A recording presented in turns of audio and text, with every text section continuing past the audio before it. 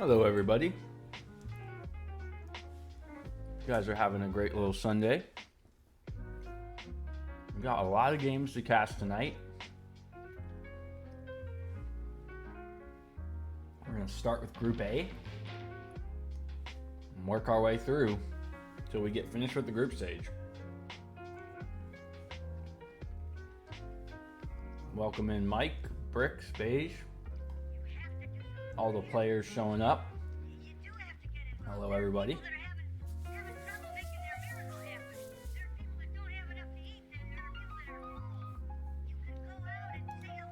I'm just snacking a little bit before the cast.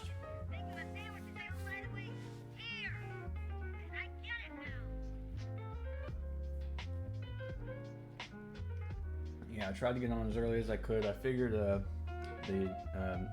apartment cup would be going on until about now. It got done a little bit early, but it was a good watch. And I want to jump right into games today, guys. No time wasting, because we have 6 total sets, which means a possibility of anywhere from 12 to 18 games. Yeah, Beige. Now for a real tourney. Now for one that we already don't know who's going to win.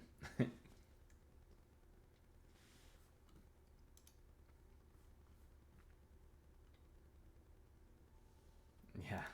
It might not be a 6-hour plus cast. What is probably going to happen tonight is I'll probably go for about 4 hours, and then I have to leave for about an hour, hour and a half, and then I'll come back, and we'll finish the last 2-ish hours probably of the stream. Because, yeah, 12 games to possibly 18 games. You got to look at the average. There's going to be 15 games. If you say it's at least half an hour a game, we're looking at long stream today. But I'm excited for it. And we're going to find out who's making it to the next round by the end of the stream. So we have some excitement.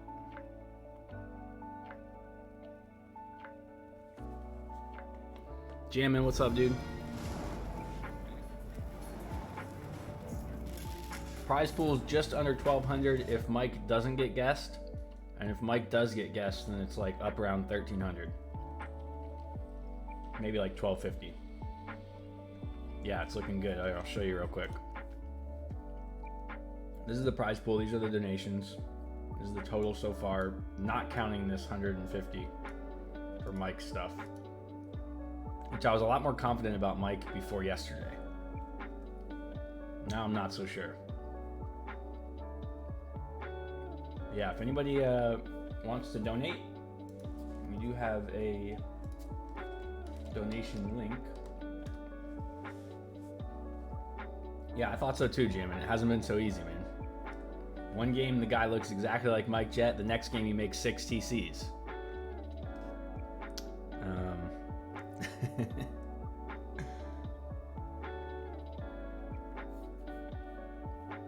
Here's the players again one more time. We have seen 2 players have been eliminated already. We don't know who they are, obviously.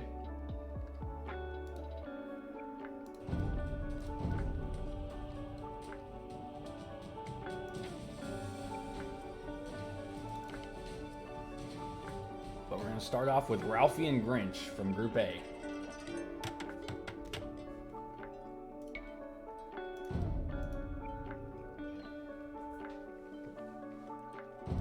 That's what I'm saying, Jammin'.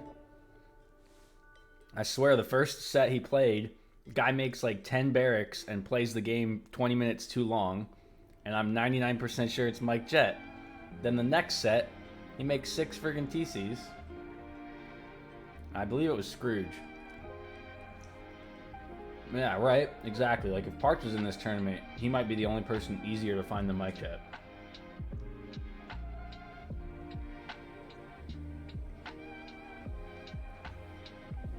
Waiting for capture age here to load up. There we go.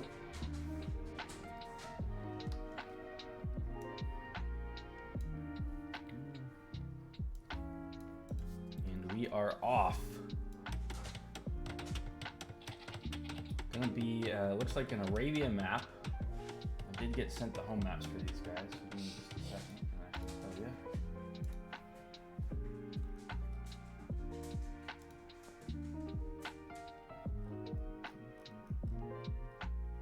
All right, so this is Buddy and Ralphie.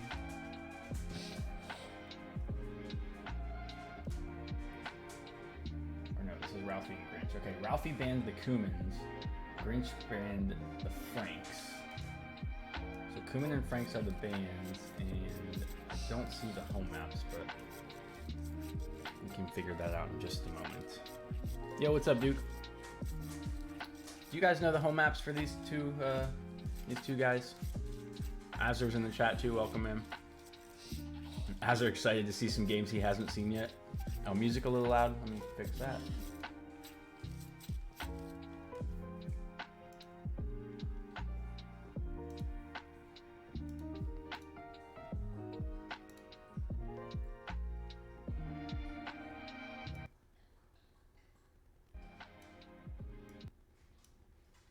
Alright, we'll just kill the music for now.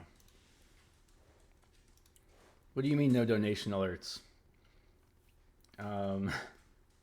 Might be something I have to fix. If you donate to the PayPal, I will put it up on the official chart there. Okay, Arabia and Golden Swamp. So I'm guessing Arabia then for... Okay, Arabia for Grinch. Okay, so this is Grinch's home map. Let's take a look at the big board real quick. We got Grinch and Ralphie. So Grinch has a 2-1 against McLean. That's all we've seen from him so far. Ralphie has a 2-0 loss to Buddy and a 2-0 win against McLean. So this is probably a game that's going to pick who moves on here. Likely.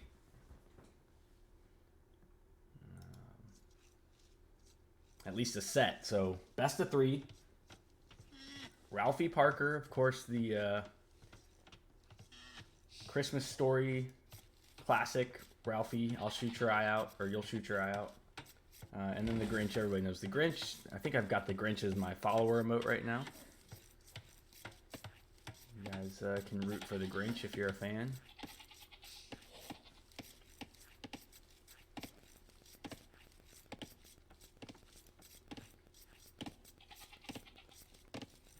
Shout out again to Azer and Duke for doing all the difficult admin work of scheduling all these games and making sure that these identities stay hidden. Jammin', if you did make a donation, man, I appreciate it, and I will definitely shout it out, despite it not getting an alert.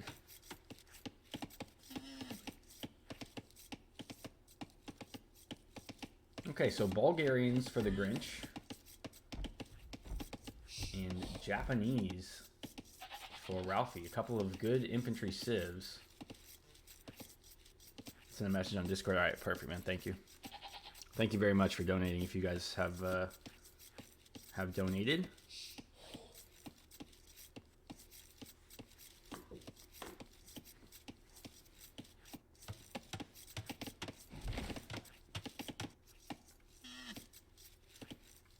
A little bit of idle time from Ralphie right off the jump as a Japanese. You don't like to see that. Didn't do anything crazy like an early mill, but we are just 2 on wood before we pull in the second boar. So Ralphie with some quick food.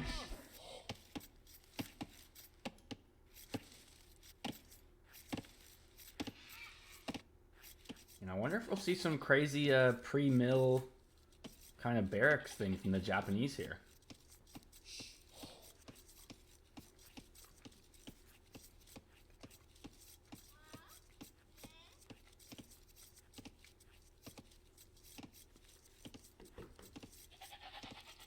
Okay, we do get the mill first. It's just a late mill. We're missing sheep. I kind of feel like something's missing there, but it doesn't look like it. Yeah, Beige pointing out the forward res. We do have our deer, our gold, our berries all out front. Grinch was a little bit better map, but he does have his forward wood lines.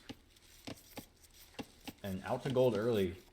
And this looks like it's going to be a Men-at-Arms build maybe. Gathering 10 gold, but I think with yeah, with Bulgarians, this is going to be even better. You're not going to need to upgrade. It's just going to be instant men at arms.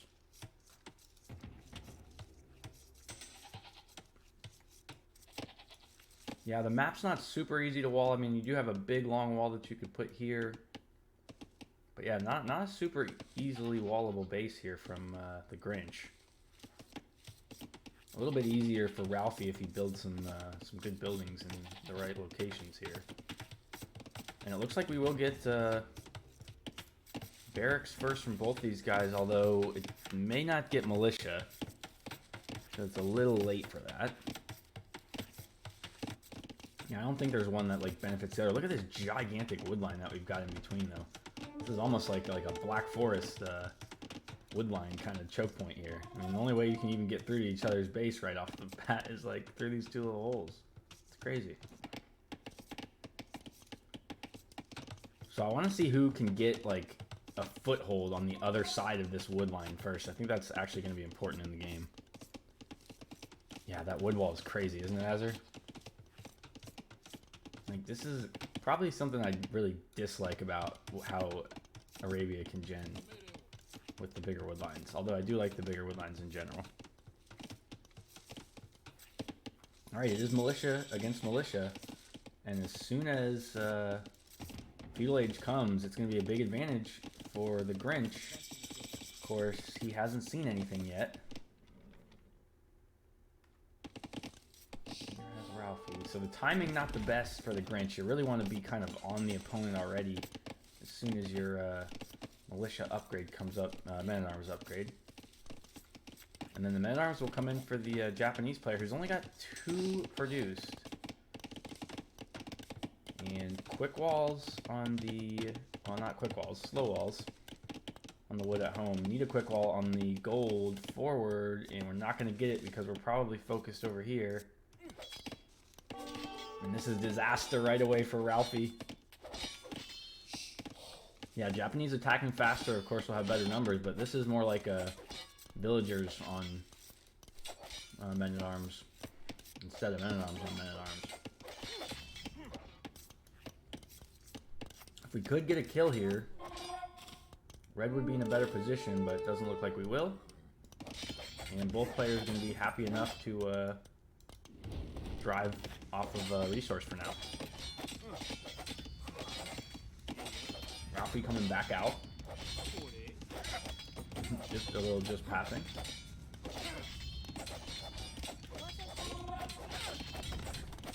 And they're actually going to snipe the scout there, those 2 villagers. Can they get back inside too? That's actually really good for Ralphie, while on the other side he attacks the middle. Yeah, going out there with those villagers was an interesting move, and he's made some men-at-arms at home. And like we talked about with the Japanese attacking a bit faster and helping the villagers, we should win this. Yeah, 2 weak militia left, men-at-arms left against 1 half HP. Meanwhile, on the other side, we did get cleaned up with the archers from the Grinch.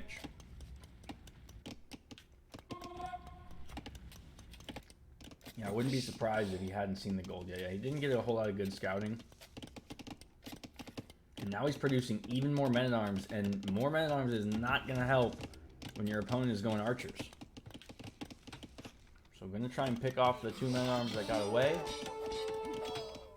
And they do that really good. Now we need to get some scouting, I think, with these men-at-arms, and we may get picked off by the archers.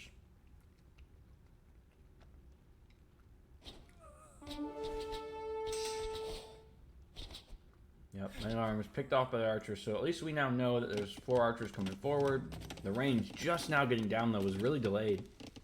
And it's going to be a forced up tower, and I don't know if that gets up. I do, however, think I remember in Ralphie's last set, I think we saw another tower like this, where he put it like right tucked in there.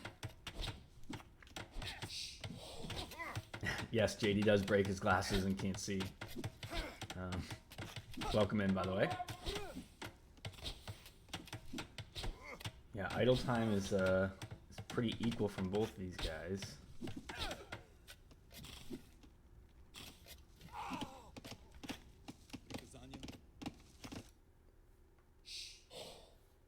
Yeah, I mean, like I said, I think we've seen this twice now from Ralphie, where he's kind of like lamed his own gold with a tower and then like walled it in completely.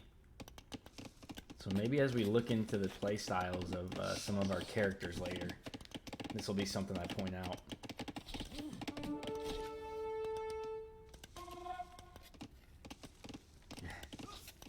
Brick's loving his Bulgarians. You do expect to see at some point Bulgarians go into stone and looking to put up Krepos. Good job chasing off the wood line. Skirmishers made, though. Should clean up the archers.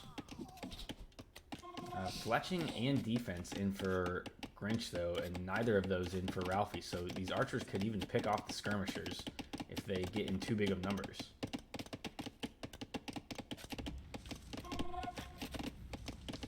Bulgarians, I think, get crossbow, don't they? Are they? No, Bulgarians and Spanish are like the only two that don't get them. But yeah, we really, I mean, we don't need, you know, crossbow. The couple of archers are just to kind of harass.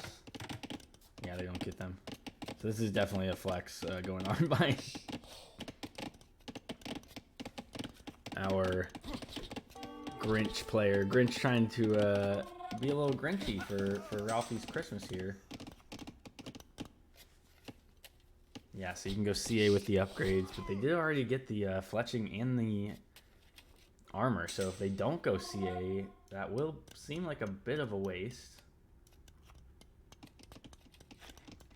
Wow, look at this gold. Look at this wood we're gonna sneak off to over on the right side.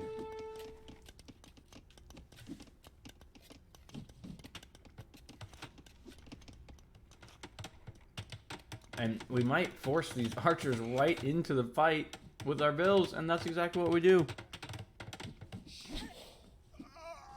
And let's see how the micro is. What do you guys think? Will we kill any vills here? I feel like a pro with fletching and defense would kill like 2 vills, 3 vills here. We will get 1.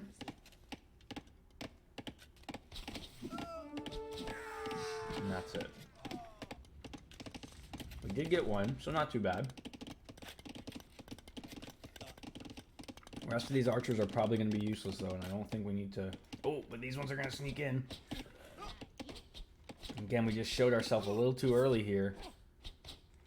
Clicked on the lumber camp, and these vills are going to get away. Castle Age, though, in for Grinch, and Ralphie is so far away. So far away. Having to make the skirm and the extra men-at-arms, and we've only got 8 farms. It'll be a good 10 minutes before Ralphie gets up in this game. What is the Grinch going to make behind? He does have a stable already. No stable upgrades.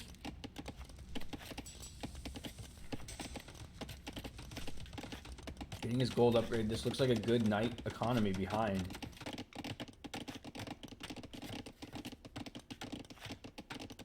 Yo, Mango Died, what's up? Welcome in.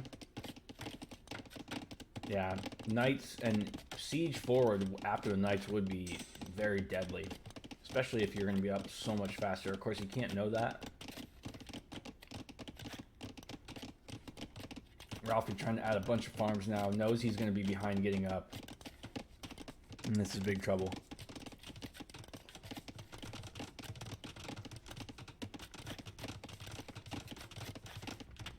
Walls coming up at home now. There's these forward men-at-arms for Ralphie, and they just haven't done anything. They are kind of camping this stone, which I don't hate. And like I said, you expect the Bulgarian at some time to go out and get some stone. That will probably be the one that he goes to also.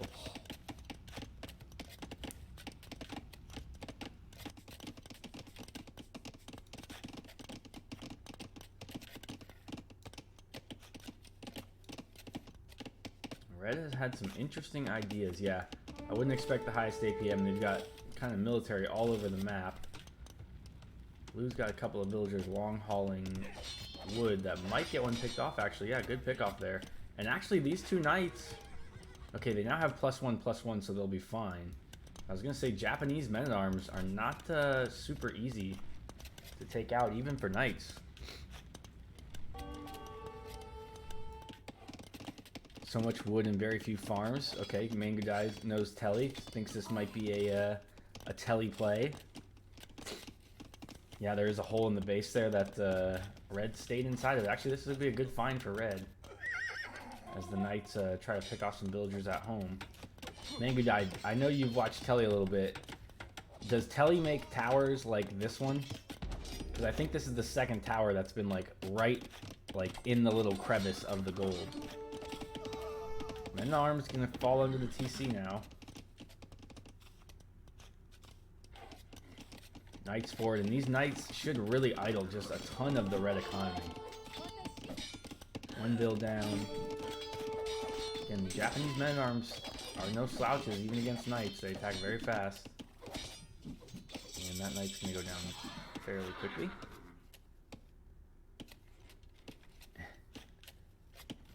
There's, again, I don't know what you're talking about, Jade. What is a Jiao mining camp?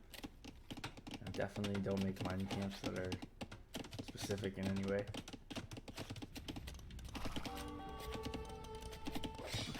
Alright, knights clearing under the TC now. The skirms are gonna die.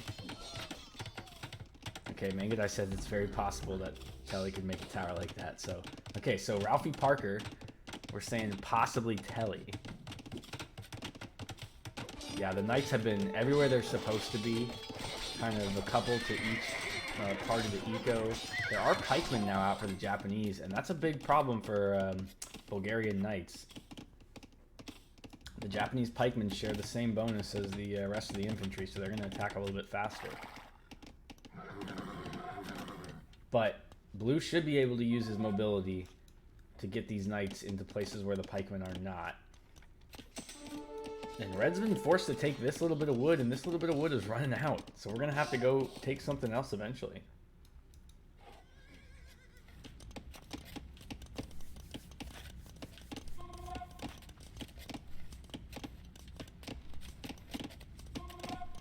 Yeah, we could even go into those CA like we talked about. He's actually going archers. So I think it's going to be... Yeah, what's up, Defender? Yeah, it's T90 farms all over the place for sure. But I mean, it could have been CA, instead it's archers. And like you guys mentioned earlier, it's not going to be crossbow because Bulgarians don't get crossbow. So I guess they were thinking, you know, what can kill pike? What can kill pike? Oh no, all I have is archers?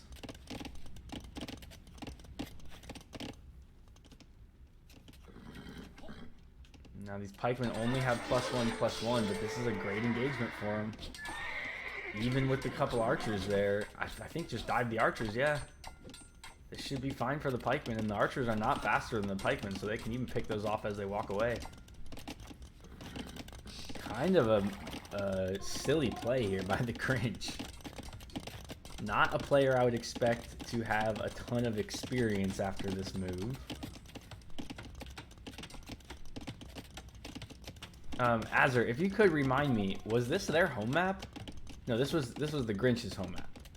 I think in Ralphie's is Golden Swamp. So yeah, this was the Grinch's home map with Bulgarians going archers. That's so strange.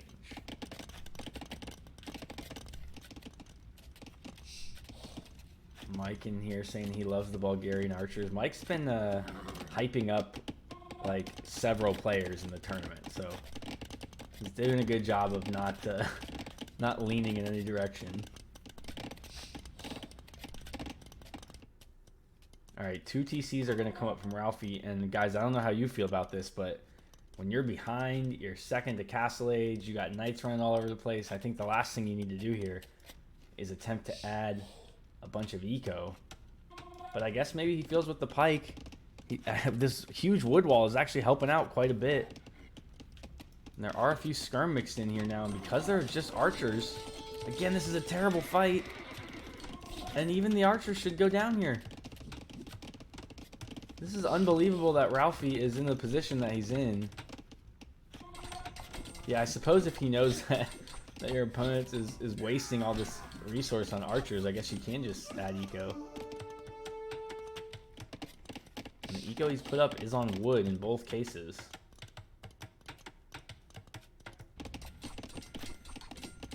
Yeah, Mango Died, it's tough, man. You see something that you think for sure is that player, and then they do something that you'd never expect from them. And I was talking about the other day, too. There's been a guess of almost every player so far, but there's like 1 or 2 players that like nobody's even said. Like DM Bent is one that I think nobody's even like mentioned it could be them. Oh man, there was like one more person too. Red getting some good map control now too. He's got pikes through this little gap. He's got a siege workshop, and this is what we were looking for from blue, wasn't it? The forward siege. And forward siege now with pike is going to be very dangerous for blue, trying to get any kind of value he can out of these knights. But the eco is now protected pretty much by red. This is why you don't patrol, because these knights that could have got kills are killing farms now. Click on the stuff you want to attack. And the pikemen will die to the TC, so those will all die easily. But there's not very many archers left at all. Yeah, there's not going to be much pike raiding. We're now going to take the gold. And Grinch is over here on the right side, taking the stone. And wow. Again, guys, scouting is such a difference in these games. If red were to see this, that would be 6 dead blue villagers. And there would be no Krepos on the way, or no castle on the way. Feels like Grinch doesn't even know that he could put a Krepos down. A Krepos would be huge help right here. Of course, so would a castle. Maybe that's what they're waiting for.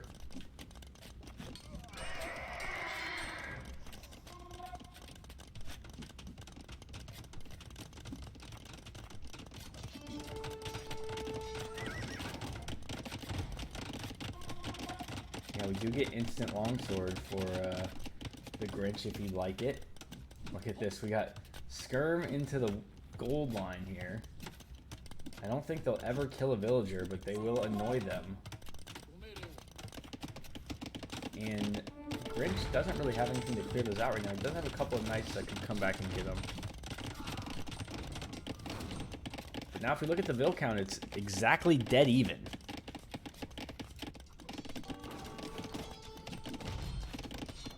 Mango pressure on the main TC. These knights come clean up, or try to clean up pikemen. And longsword knight could be a good composition, as this longsword and a few archers will clear up this mangonel.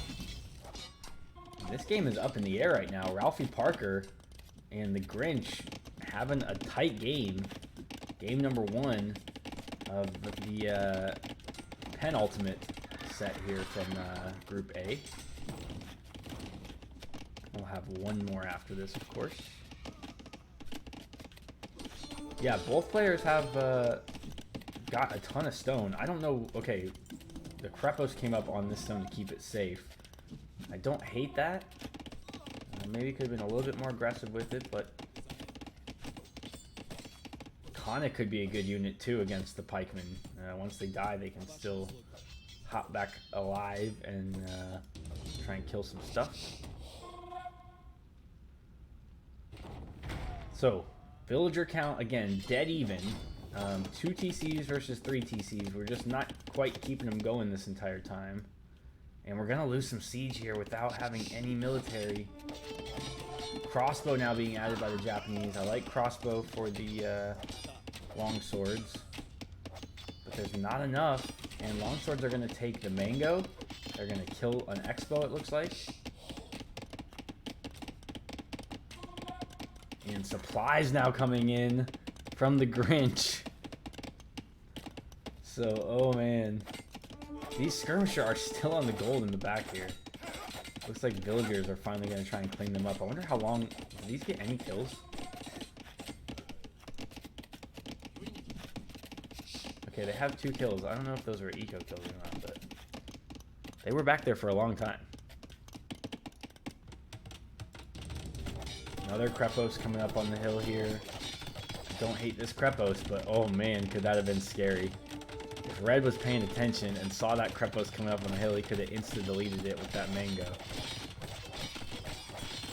As is, he has a bit of a score lead, bit of a villager lead. He's got an extra TC. Red still has skirmishers alive back here that are keeping these villagers idle. Yeah, it's going to be extra ranges and a castle of his own. I would have loved to see this castle a little bit more forward on one of these hills. But it's not a bad location. You know, a castle in one of these spots, like I said, whoever's going to get the foothold here first, I don't really count this as a foothold. So we're kind of just fighting over this middle spot. Onyx out, crossbow trying to deal with them. There's even longsword from the Japanese. So a longsword versus longsword. I mean, you'd expect an infantry versus infantry battle when you see Japanese versus Bulgarians, but who would be expecting us to see longswords versus longswords in Castle Age by the Grinch and Ralphie here. Arson in for the Grinch, who can now take down production buildings very quickly with this mass that he's got building up. Added a couple conics as well. Ton of villagers on gold here. Man, this game is hanging in the balance, and whoever wins this game is only going to be one win away from their pass to the next stage. The other player will be one loss away from their ticket home and out of the tournament. Nice castle here, right as Blue heads that direction. It's almost as if they can see the map. Good sense there from Ralphie. Right up on a big hill too. Here might be a tell for which player this is too. Who does this kind of stuff? Is this a telly move, Mango Died? Making like 2 lines of houses like this. Thumb ring coming in. Skirm still back here? No way. Alright, they finally must have killed the Skirm. Yeah, this guy's like, I'm not being house for the rest of the game. Thank you very much. And this castle already pays off. Because this would have been devastating. We just had a TC here. Now we get some early alert that this is coming. What do we have in defense, though? Do we have any military? We have Samurai. Oh, it's Samurai being made. And whoever called Telly, Mango Died, I think it was you. I know Telly makes Samurai, and he might be the only person I ever know that makes it. So it's actually, this is actually a good unit for Telly, if this is Telly, for Ralphie. But he's not going to get there in time. He's way out of position. He has the right unit composition to deal with it, but these villagers are going to go down. Okay, so Mango Died says, will they make rams? If the Sams go in the rams, then it's either somebody imitating or Telly. I like this fight a lot. It's under the tower. It's in a choke point for the Expo. You've got the Samurai there, making quick work. These Samurai are so good against infantry. They just absolutely shred. As you can see, the 10+1, 9+2 attack, but these Samurai get a bonus against infantry. They get a bonus against UUs. They already attack faster. And now what's the switch going to be from the Grinch? You've seen now that we're going to get Samurai. So it's an imp click, which I really like. But what's our unit going to be? We know that Red's got a lot of military. Meanwhile, I don't know what, what Red's going to do once the imp comes in. We really need to get this army into the eco somehow. The eco's kind of even unprotected if we can get past the Krepos. Maybe we could mass up some rams and look for some siege on the castle here. But as is, Blue actually doesn't have a castle, so he's not going to be able to make trebs. The Imperial Age upgrade is maybe going to get him Cavalier. He will obviously get the two-handed swordsman right away, but he doesn't have anything left there. And oh, we're going to lose some production here. And the Samurai are going to try and take the Krepos. No way. Samurai are good, guys, but I don't know how good they are. This Krepos. This is crazy. I don't think we have Arson. We don't. It's just now coming in. This would have been so much better with Arson. And this is a smart play to peel off a couple Samurai and deal with long swords and Conic. But watch when Arson comes in. There it is. And now watch how much faster. It just starts to melt away. And with a handful of Samurai, 9 Samurai and a longsword, we take out a Krepos. And that is huge. We now lose our access to this stone. We have got our access back to the stone in the back. What an interesting play there by 9 Samurai and a longsword. Grinch with a good idea to go forward here. But again, castle in a good spot. Army in a good spot. Nothing really out and exposed unless he can get into the back here. This game is maybe one of the most interesting ones we've had in the tournament so far, guys. It's still up in the air for me. Blue down to 67 villages, though. Lost so many villagers in that raid.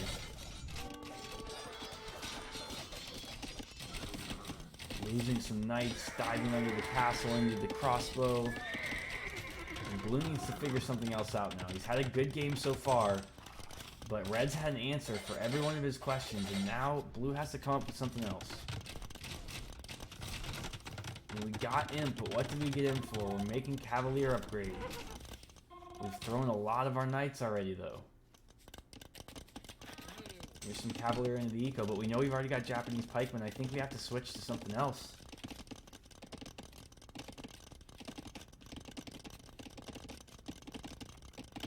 Yeah, I think maybe Scorpion. I know Azure called out a little bit earlier would have been a good addition. So many more vills going down. We have ballistics even for Ralphie.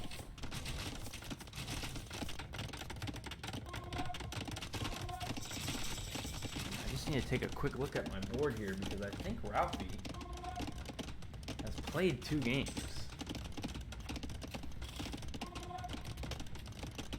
Yeah, this is Ralphie's final set, so this is Ralphie playing for his life here, which that means also that it's Grinch playing for his life. So there will still be implications to the next match, but this is essentially a decider for who goes on. Castle goes up, and that was a needed castle there in the front of his base. Ralphie pulling way out in front now, though. He's had over 20 vill lead for a long time. He's had the worker efficiency up there, and the Grinch just calls it. And I can't say that I blame him there. There was so much map control, so much really good unit composition. I mean, who would have thought the Samurai would be the unit of choice there to come in and take out a Krepos, deal with the longswords and the Bulgarian archers. What do you think? Maybe our Grinch player got a little too overconfident there. Looked like they were in a good position, and then went Bulgarian archers. A little kind of meme play. Take a look at our APMs, as we have become accustomed to doing. GG's to both these guys. Okay, so the Grinch, the player who lost this game with some of the highest APM we've seen in the tournament. 54 APM, losing to the 30 APM. 30 APM would fall in line with that Telly range, I feel like. Grinch, 54 APM and a loss.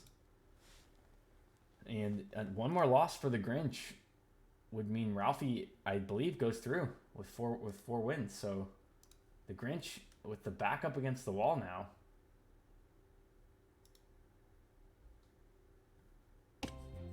Yeah, I think most of us Mega died. Most of us here in the chat do not have that kind of APM.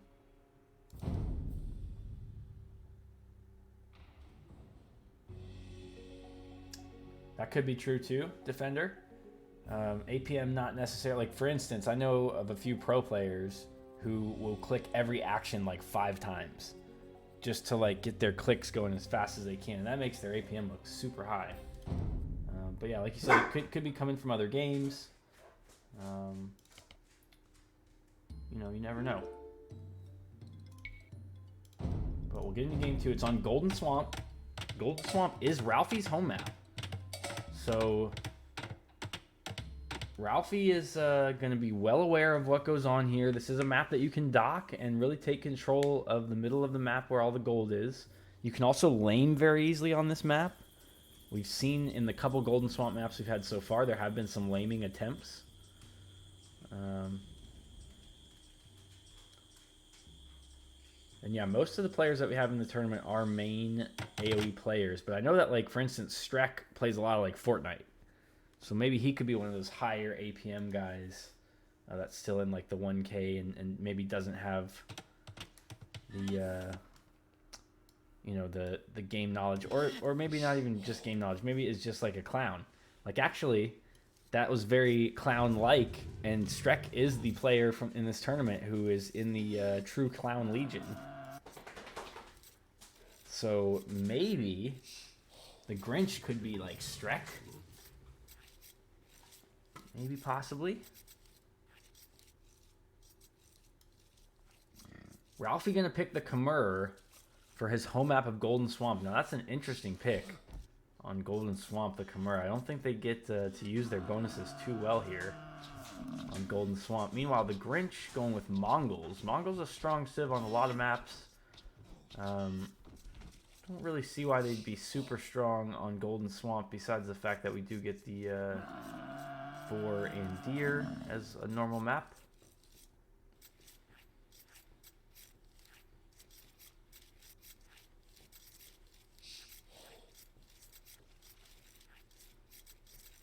Again, we're getting some early idle time from Ralphie. Only a couple seconds here, but those early idle times are interesting, especially we're even getting Loom now. So maybe not familiar with the build or just not ready to force drop in time there, getting these boars in super fast. As you can see, Blue has not even taken a boar yet. They're spending some time pushing deer. So Red should have an early food advantage, and you usually see the Mongol player take the boar pretty quickly at the start of the game to get the best advantage of that food, of that hunt bonus that they do get. So both boars, or one boar I should say, coming in from both players. Two boar in actually for Ralphie. And a couple seconds idle from both of them, but nothing too bad.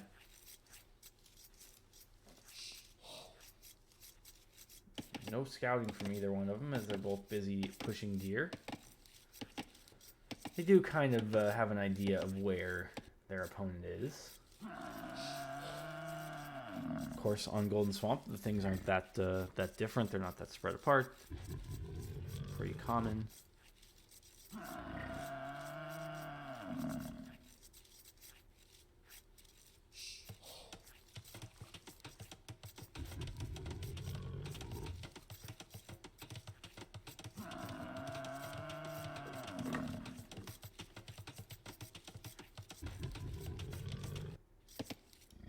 So we do have a couple deer in. Both these guys are taking their sweet time bringing in the deer with their scouts. Don't see a dock from either player, which is something we've seen in all of the Golden Swamp games so far. There's been an early dock from one player or the other. In I think one of the games there was even docks from both players. I'm pretty sure that if you watch professionals play this map, you're going to see a dock very early. Being able to produce, of course, fishing ships while you're producing villagers is a huge advantage. Yo, Iron Chef, what's up, buddy? We have got a marathon stream in for today. Yeah, you see the res collected there. The Mongols have 200 more food, likely, than the Khmer player. Khmer could catch up with that food bonus if we ever do get into a bunch of farms. But yeah, Sheffy, right now it's 1-0 Ralphie Parker. If Ralphie wins this game, he is automatically into the next round. This would be his 4th win of the tournament as he beat McLean 2-0. The scouts are still engaged with each other. Grinch is going to run away and try to find some more damage.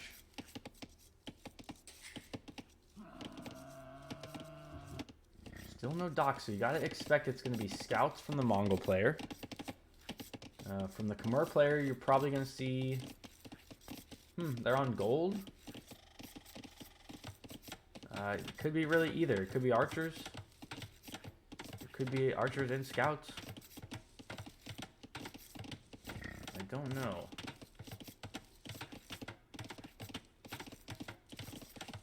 Yeah, we had an early loom from red. So that's going to be a little bit of the time difference. And then the idle, obviously, was 15, 20 seconds there. So now we're getting some scouting done from the Grinch. Let's see if he runs directly into the TC. Nope, good job by the Grinch keeping an eye on his scout, not running in there. So Fuel Age comes in exact same time. Grinch looking well oiled here, putting down the stable right away. Ralphie doing the same thing, instant stable.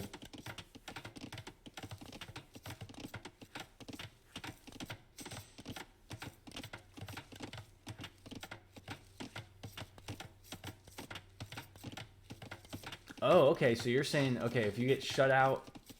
See, I was thinking 4 points was a guarantee because that means that you've beaten 2 people in the group. But I guess that's not exactly what that means because you're right, you could have lost 2-1 and 2-1 and then won 2-0. And that would give you 4 points.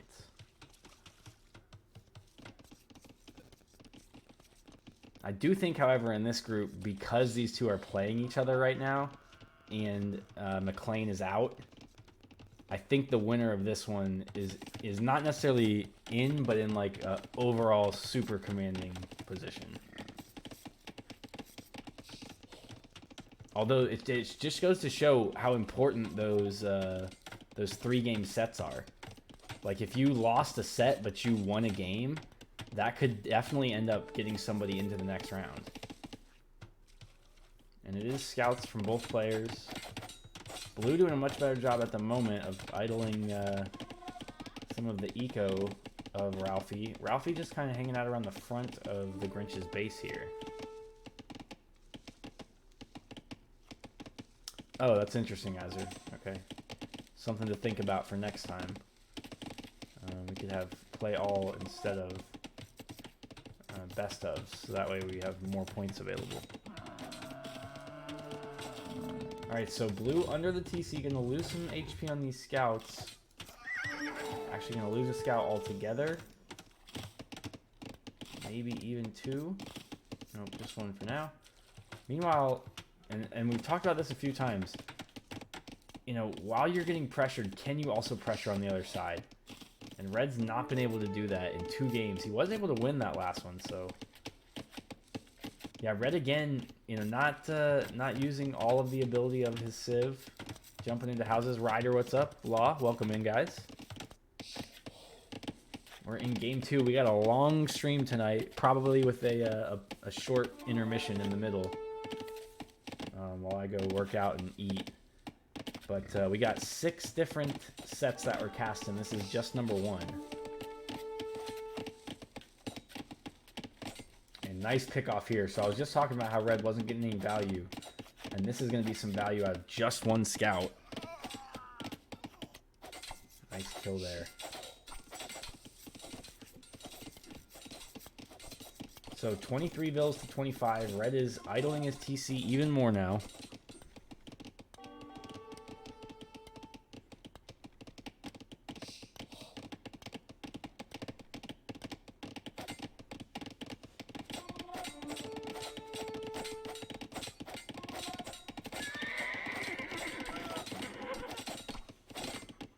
Nice engagement there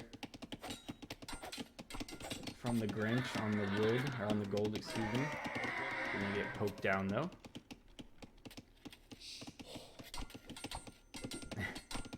Bricks is in the tournament. Of course, he's going to be here. Thank you, Ryder.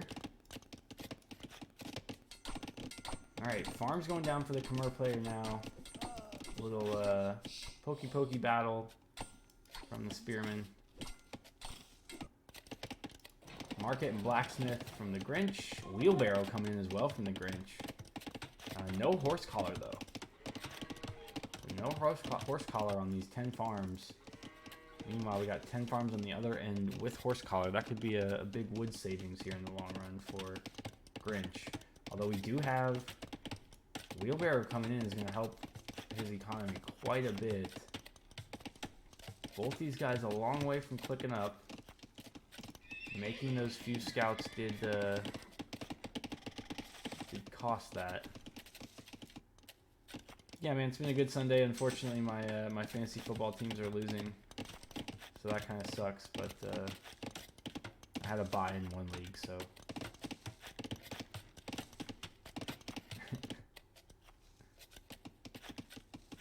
All right, so we're gonna be raiding with 4 spearmen now. 4 spearmen and 1 scout. The 1 villager on gold is gonna wall herself in. Very nice. 4 villager lead now, 5 villager lead for blue. Still have not seen a dock on a home map of Golden Swamp. You know, Ralphie just... It's just confusing. Your home map is Golden Swamp, and you don't dock. And a good job of, like, peeling the pikemen back towards the TC. I mean, demos are nice. Even, like, think about galleys. Like, galleys would range these farms, this gold. You could kill his production. As is, we've got pikes raiding.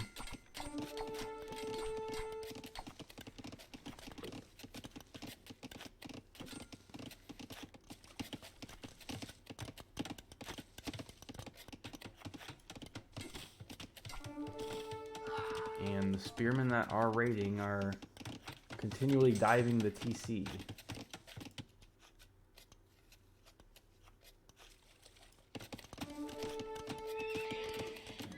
Stable popping up. So 2 stable, and it's going to be 2 stable knights again, I think, from Grinch.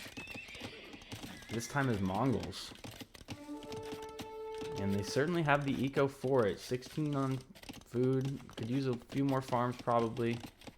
But you can see these farms already exhausting, and we don't have the wood to replenish because we don't have horse collar.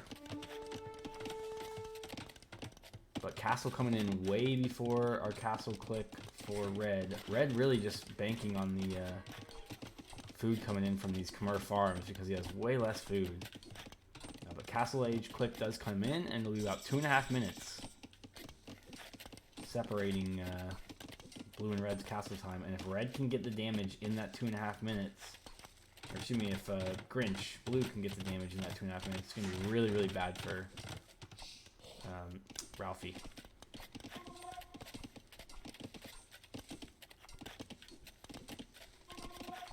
He's making archers. So I don't like this at all. Khmer archers. I suppose he's seen the spears, and that's what he's making. When it's not going to be knights, it's going to be step lancers. So step lancers I really like out of Mongols. They have a few more HP. Although his eco, he had more gold than he needs for step lancers. So I would have liked to see like half of those gold villagers on food if step lancers is our play. But if we're going to make archers, step lancers is literally perfect. And this is big trouble, I think, from Ralphie on his home map. He's going to be getting raided by step lancers all over the place.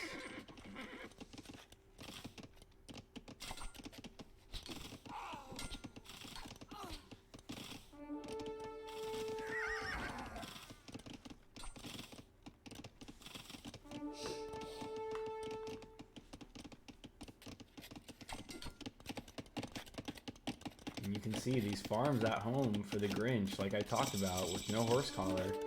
We didn't have the wood to replenish them, and now we're, we've gone other places. We've got a few idols standing around. And these step lancers, all they need to do is engage properly.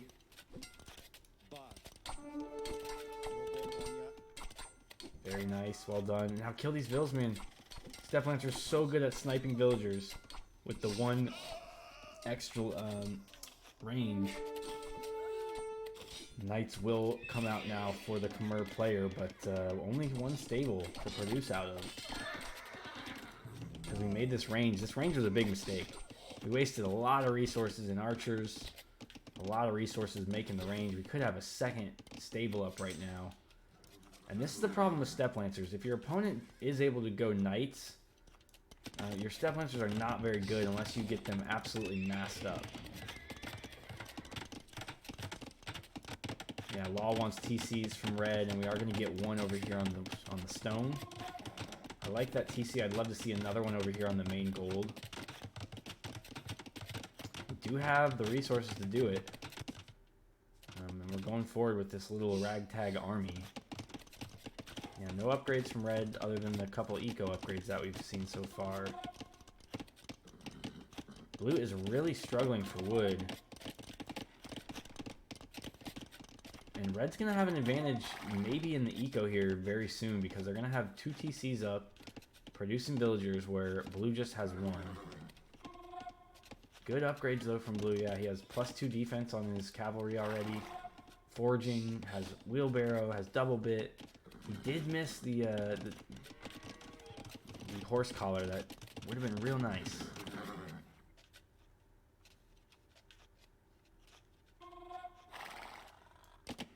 Yeah, Law says TC and monks would be nice here. I think I agree with that. If you know you're just going to kind of defend from Step Lancers and Knights, you know, hopping in and out of the TCs with some monks would be very nice. You could also snag these relics while you're at it, and then it wouldn't be nearly as important to get the foothold on the middle island. But we've seen a couple of games in these series already where the control of the middle island doesn't necessarily mean control of the game. There's a lot of gold on these main kind of areas. So unless the game gets super late, that doesn't always present a problem. Yeah, blue missing bloodlines. Yeah, we're not gonna. I don't think we're gonna see a CD from blue because we have no stone at all. Meanwhile, I do think red has kind of ambitions on stone. This is a great fight for blue. Choke point with Step Lancers, even against Pike, is really nice. Yeah, 1,200 wood floated from red. It's also a common problem I think we've seen from Ralphie in this tournament. He's floated wood a lot. Great pickoffs here on the gold. And the Vill count, guys, you're going to see it get absolutely even worse now. A couple more villagers trying to build a house. We finally do jump into the house. So we saved a couple villagers into the houses. Of course, Khmer can do that.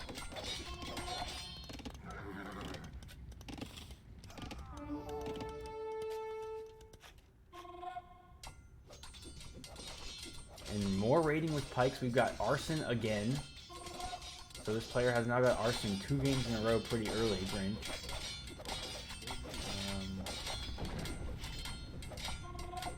Yeah, red does not have that 3rd TC. I think they're saving up that stone for a castle. I think they're a little panicked at home. And they should be because they're not making any military. I mean, these archers are not going to do anything for you, man. They're making cavalry. There's Step Lancers. There's Knights. You don't have to worry about the pikemen. You're worried about this stuff. But archers is the play. 300 food bought from the Grinch. We'll keep his production going. Blacksmith goes down. The stable should go down too. And once that goes down, we have almost no production left. Oh, blue's going to decide to leave it. Oh, and this is also all 3 of the golds.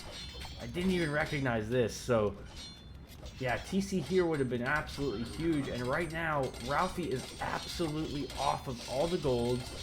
And is going to have to dive this castle. And this is a John McClane-esque castle. No, he left half the eco over here. If this was a John McClane castle, it'll be down. It could be deleted now.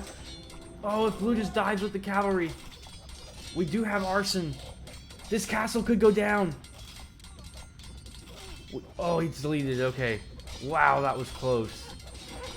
I think if the cavalry jumped that with the step lancer, it was absolutely dead. Even like it is, though, we may just be able to take the TC.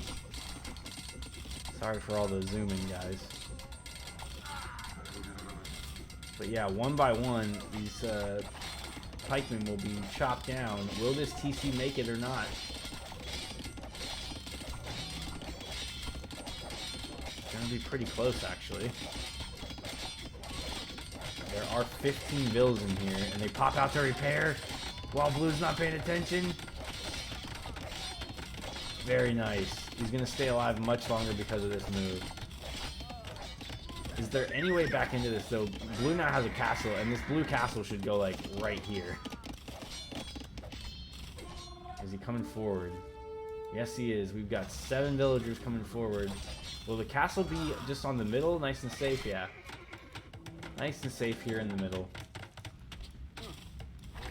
Meanwhile, 28 vills now to 54. All the military dead from the red player. And the Grinch is going to make this a series. Red now going to force down that original castle. And this castle is an absolute must because it keeps your gold safe. But it was an absolute must before you got down to 27 villagers against the soon-to-be 60 of the blue player. Blue now knows he just has to kind of mass up. He can just keep... He can continue to pressure this gold. And be in great shape, so...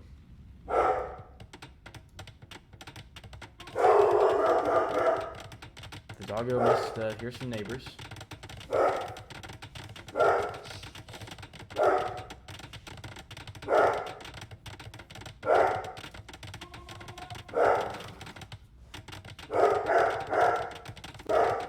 Alright, so where are we headed now? Oh, it's fireworks. Damn it. Sorry if you guys can only hear the dog bark right now, but there's fireworks where I live, and this is what he does when there's fireworks, so.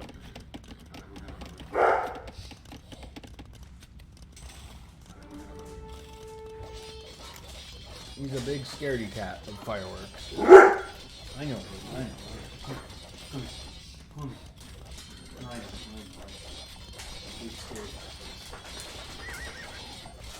He's Thunderbuddy, yeah.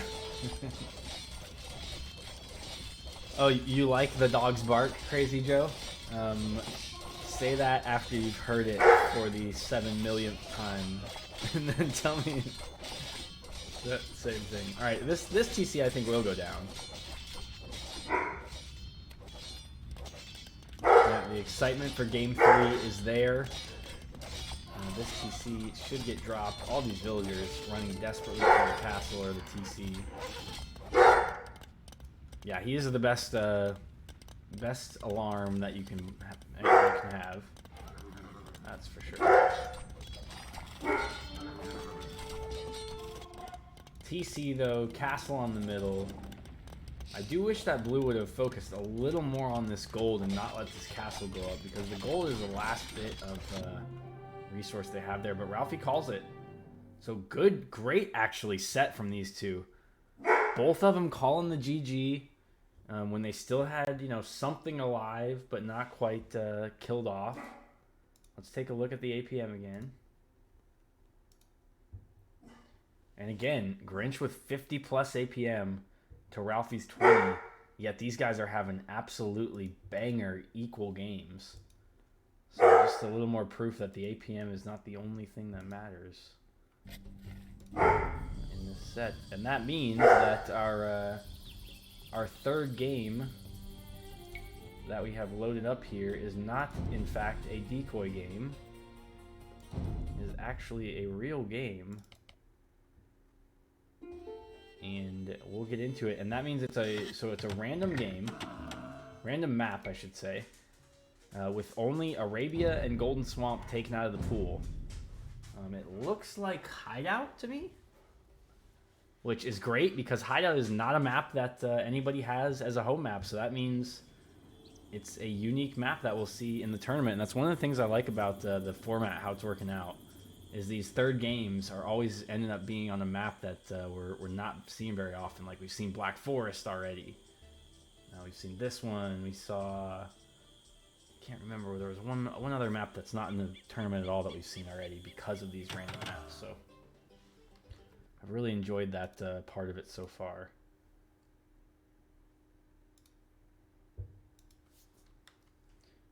Yeah, Hideout.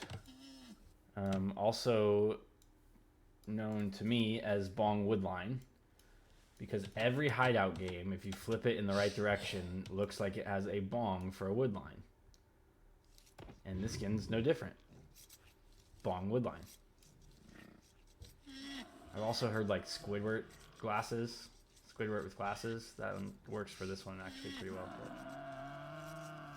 But... Okay, Bulgarians and Malay. So we've seen the Grinch play as Bulgarians already. Ralphie gets his turn with them this game, and the Grinch is going to be Malay. Big Mushroom, yeah, I can see Big Mushroom for this one too, yeah. But they don't all look like Big Mushrooms. They all look like Bong Woodlines, though. But yeah, anyways, yeah, Bong, it's like a big smoking lamp. What's that movie? I think that's from Grandma's Boy. Oh, is that an expensive piece? He throws his bong at him. Breaks all over the ground. The law says limp dick. Hey, that might be an insight into your own life there, Law. You know, like when you get like search results based on what you're already searching. It's like it only matters what you're concerned about. But yeah, we got Malay, so we may see some crazy elephant stuff, which is always fun. You know, meant to pick Magyars as the fireworks start to die down here a little bit. Don't ask me why we're having fireworks on a Sunday in the middle of December.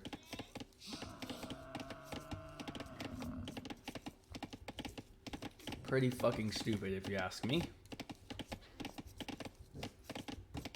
But we also have them 2 days a week in the summer, all summer, so maybe it's just something people like to just watch. And I'm being a bit of a downer.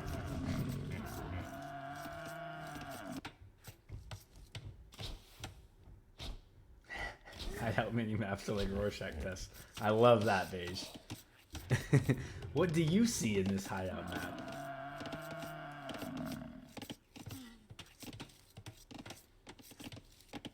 Okay, so Blue doing some scouting early. Wants to find out where his opponent is. I always love to see who goes and does the early scouting in Hideout, because it's usually the person who has some ideas about what they want to do.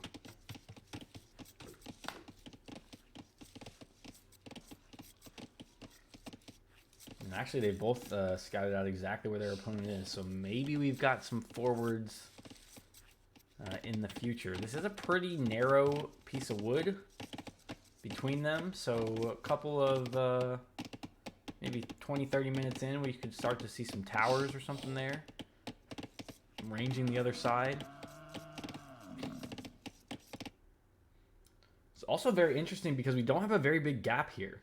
This is the shortest way around by far. If you walked around this way, that'd be a really long walk.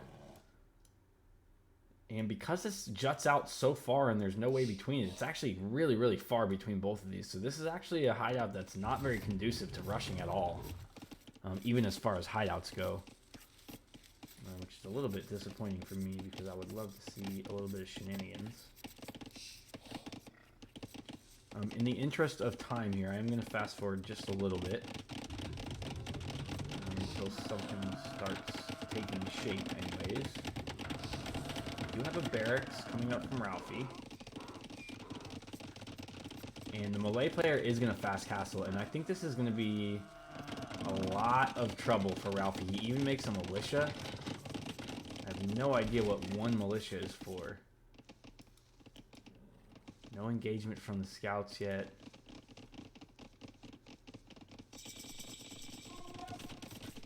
Feudal Age comes in.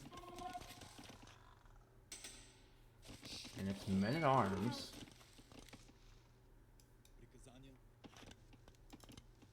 do have 3 men-at-arms here. Looks like we might try to attack the scout. Yep, good engagement there on the scout. Got a lot of HP gone, and because we're in feudal age, we should kill it off. But blue, as the melee, is going to be up to feudal very, very fast, and all they need is a little bit more wood, and they're going to be able to drop a market and a stable, or a blacksmith and a stable. Although they are being forced to put some house walls behind this gate. So that's wasting a little bit of wood, so it's going to be delayed just a little bit to Castle Age. Stone also being mined, so... Oh, and the house goes down quickly. So I did not think this would get any value, but Red actually doing a great job and good micro there to kill the villager. Great micro from Ralphie. What a game 3 we've got here, guys. This is a little bit of a treat for us in a group stage to get such a great set. The Grinch and Ralphie giving us a show here. Another villager should go down if Ralphie can get a good attack there. Gonna try to block the villager. Doesn't quite get the block, but a couple HP off. Stable does come down. And yeah, we're missing 2 buildings though. I mean, this is not enough to get up. I mean, this is the timing could not have been better for Ralphie to get in here. And it was just this one weak house. If we just built the house a little bit more, we'd be fine. Gonna sneak back into the gold. I really like this. Although there is a hole. Okay, good wall there. Need to get this front part walled. And a good job from the Grinch to squeeze back in there. But he needs the wood desperately. He's trying to gather all the villagers inside the TC. And he finally does have 150 wood, and he will drop the barracks, I think. Maybe right here. Ralphie's been terrific with his micro.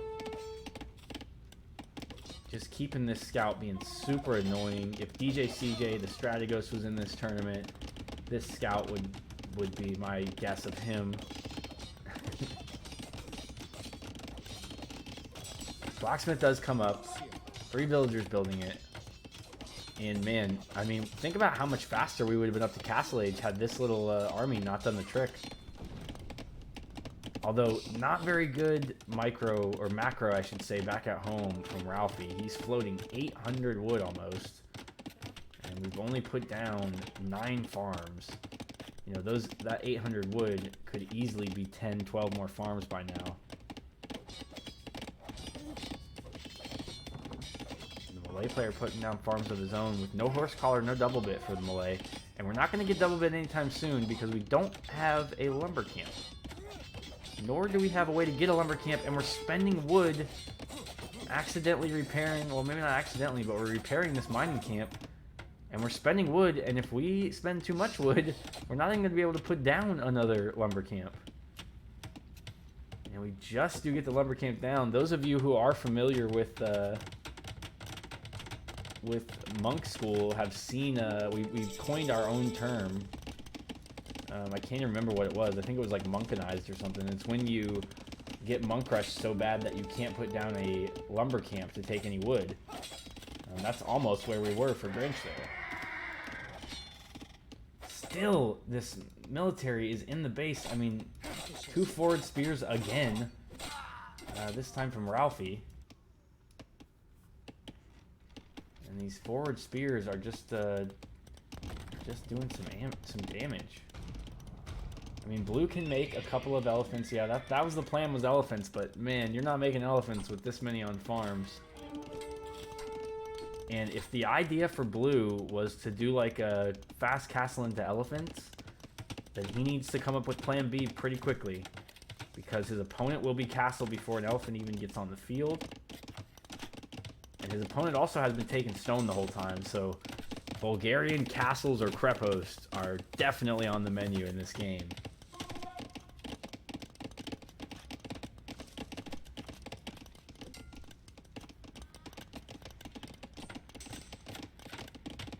This is going to be really tough for the Grinch to pull out here, I think, actually, with the melee.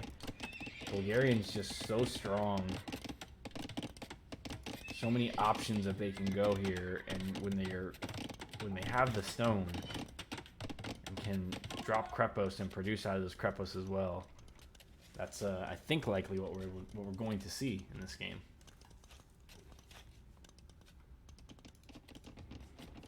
So a bit of a forward building here in the barracks for Ralphie.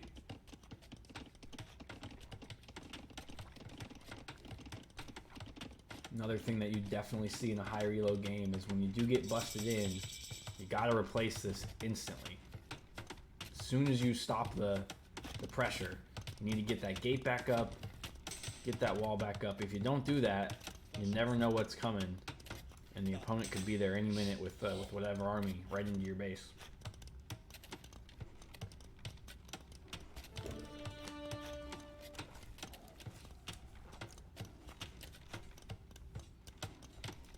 Second TC coming up from Ralphie on the wood line.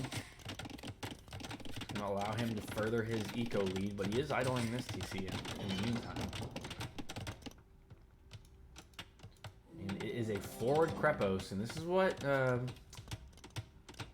you know, I was a little bit worried about for Grinch, is we get the forward Krepos here on the gold. If we get eventually over to this side, we would take away the gold and the stone, and then even though you have your hideout kind of safe, you know, the Krepos crawl around your base. It's almost like an old school tower rush that you'd want to just put in a circle around the TC. You know, you can Krepos all the way around the hideout. And then you have production buildings right there. You have, you know, buildings that fire. You have great strongholds.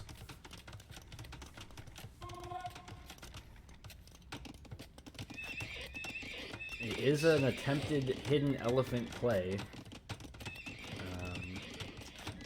by the Grinch, and it's too bad because if he had done some scouting, maybe he catches this army and this Krepos going up, and you know, 7 or 8 elephants catching this would have been a nice swing in the game.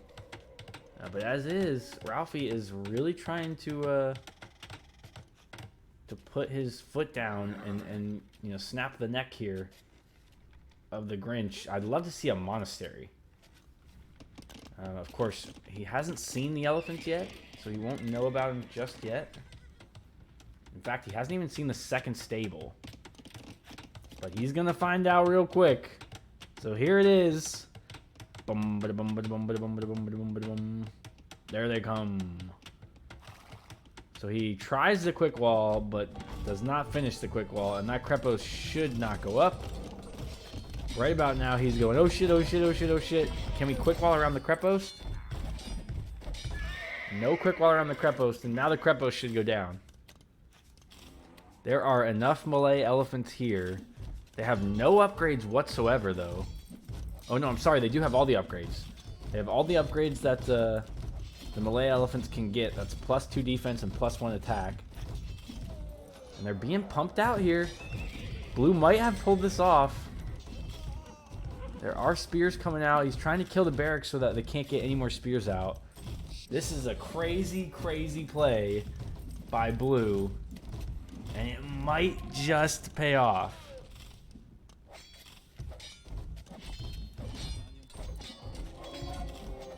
Blue now adding in knights as well.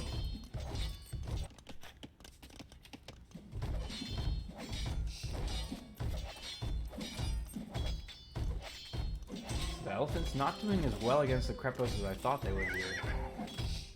Oh no, I'm sorry. Blue does not have the upgrades. Red has all the upgrades. Blue has none of the upgrades. So these Malay elephants, even though they are chonkers, Blue's even got murder holes. Yeah, I mean, Red's got murder holes. And that is huge because these elephants would easily have killed this Krepos without murder holes. With murder holes, these things are going to go down one at a time. And I don't think this Krepos even goes down. And what a waste now for the Grinch. So much food and gold down the drain to murder holes. A tech that we so rarely see make a difference in games. And we've got pikemen coming from back home.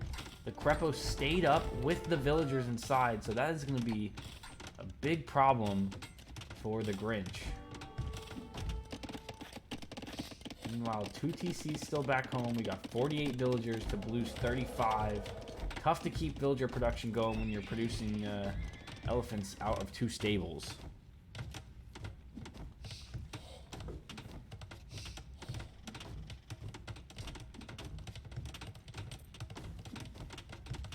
These pikemen gonna chase down the last couple of elephants here.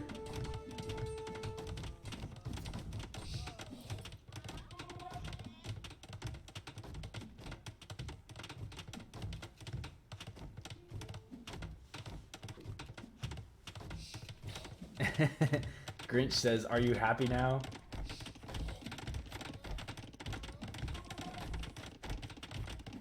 He didn't let him pull off his elephant stuff. Are you happy now? Is that a tell in any way? Monk's now being produced from Ralphie.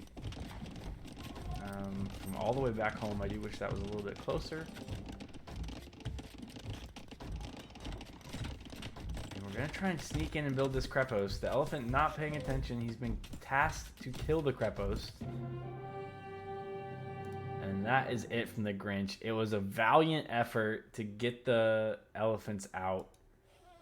But the elephants could not do the trick. And Ralphie Parker,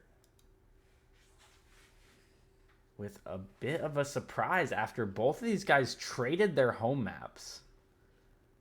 The Grinch lost his game on Arabia, his home map. Ralphie then lost his game on Golden Swamp home map. And the Bong Woodline win for Ralphie Parker here on Hideout. I'm guessing that our APM is going to look about the same. Blue slowing down a little bit here. Ralphie's still in the 20s there. So really, really good game from both these guys. And that almost closes out Group A. We've got one more set that we'll get to here very shortly. I do want to bring up our results, though. Matches here. That was the Grinch and Ralphie. Grinch with 1 and Ralphie with 2. Fun fact, Malay Elephant costs about the same as Knights, but slightly more food and about half as much gold almost. That's like 3 pseudo facts.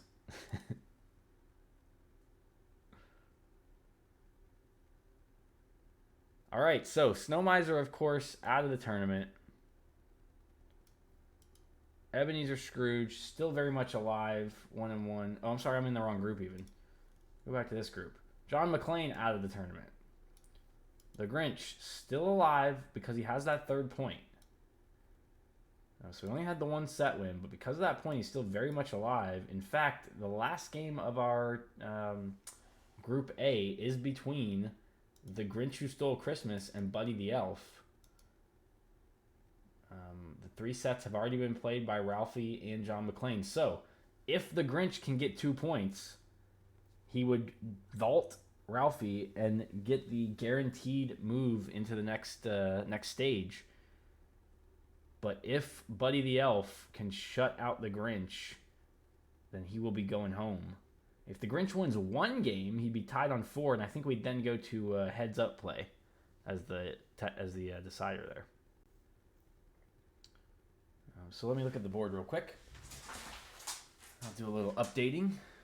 Let's see, that was a 2-1 Ralphie over Grinch. Try and make this a little bigger so you guys can actually see what I'm doing.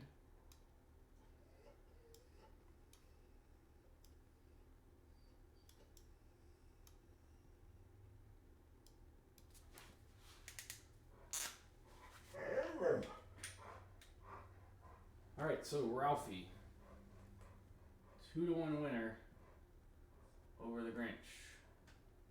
Oops, not that one.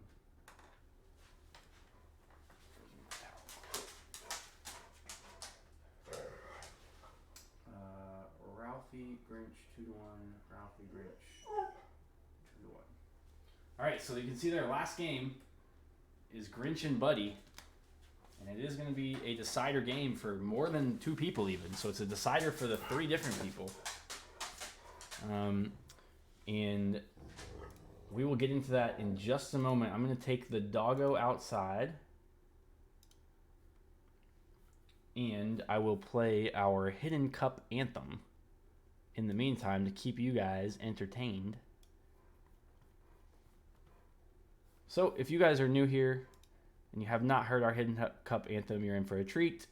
If you are like Beige in the chat and you get the Hidden Cup anthem stuck in your head, then spam your dancing emotes and enjoy this tune while I take the doggy out and we get the next set queued up. We'll be right back with the conclusion of Group A.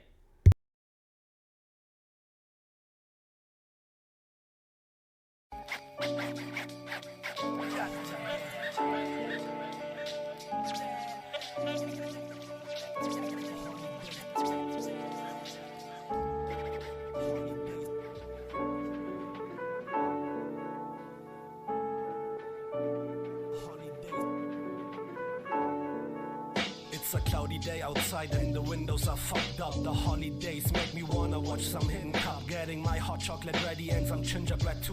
HHC by Capture Nine's gonna be something for you. The players' identities are hidden, so you never know who you're going to face in this scenario. This will be an everglow. Let's play some games, enjoy the Christmas time while watching some H. It's a hidden holiday.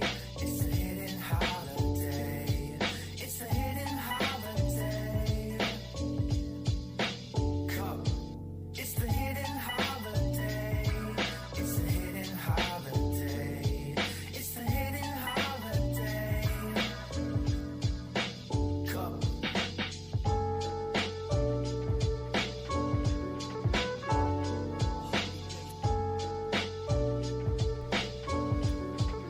Yeah, we might do that, guys. We'll see.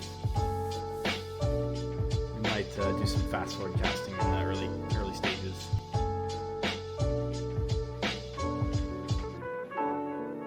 The whole month of December we'll be casting some games. The only difference is that we won't know the names of the players. Only secret identities. Let's see if we can turn friends into some enemies. And then when we are done, from 12 characters we'll be left with one.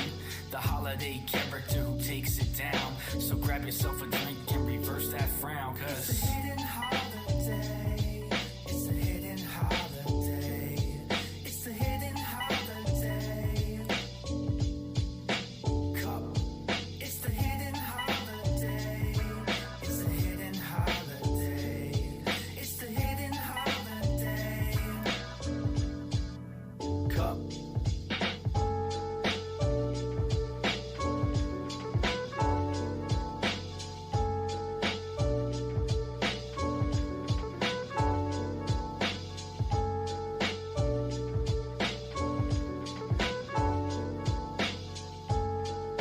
All right, guys, we're going to be starting up Grinch and Buddy here as soon as I can find it and get queued. So prepare yourselves. Couldn't find it because I called it New Patch, Grinch and Buddy, because it's on the new patch.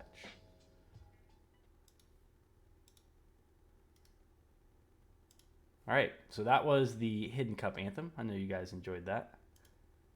We'll probably hear that at least one more time before the end of the night. Yeah, guys, if I will use my discretion, if like for instance, if we get a game that doesn't matter, like it's already somebody's already out of the tournament or somebody's already on to the next round or something like that, I will definitely use my discretion to. I will still cast it, but I may fast forward through at least bits and pieces of it. But okay, we should be ready to go for this deciding set of Group A. And we didn't plan it like this. Azar and Duke did not send me the games in any kind of certain order. I just kind of cast them willy-nilly And this one just worked out perfectly where the last set is going to make the complete decision on who wins the group.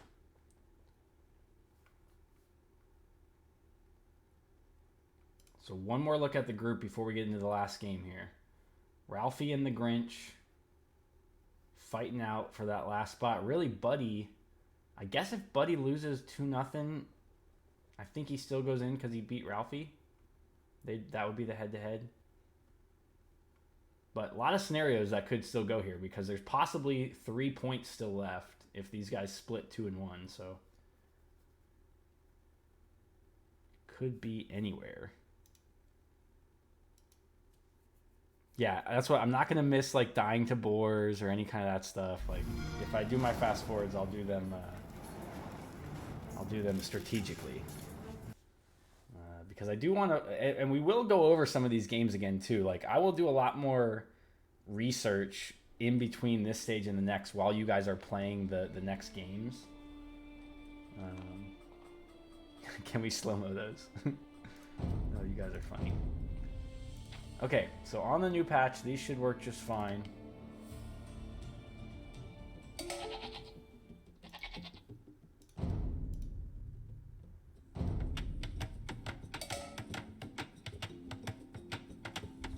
And this is Buddy the Elf and the Grinch. And we know that the Grinch home map is Arabia. So, yo, JR, what's up, dude? Welcome in. You're here with us for set number 2 of our marathon-like cast tonight. We're going to cast the entire rest of the group stages. Group A is almost finished, though. All we need to do is finish this one group. Or this one set, excuse me, and then we're done with Group A. And it's actually turned out to be a pretty exciting group because this one set between these two players is going to decide which 2 of the 3 move on. And will put one of the players in a very good position to get the bye also. So, first game on Arabia, that's the Grinch's home map. I'm going to have to change my casting overlay here. This is not Ralphie, this is Buddy.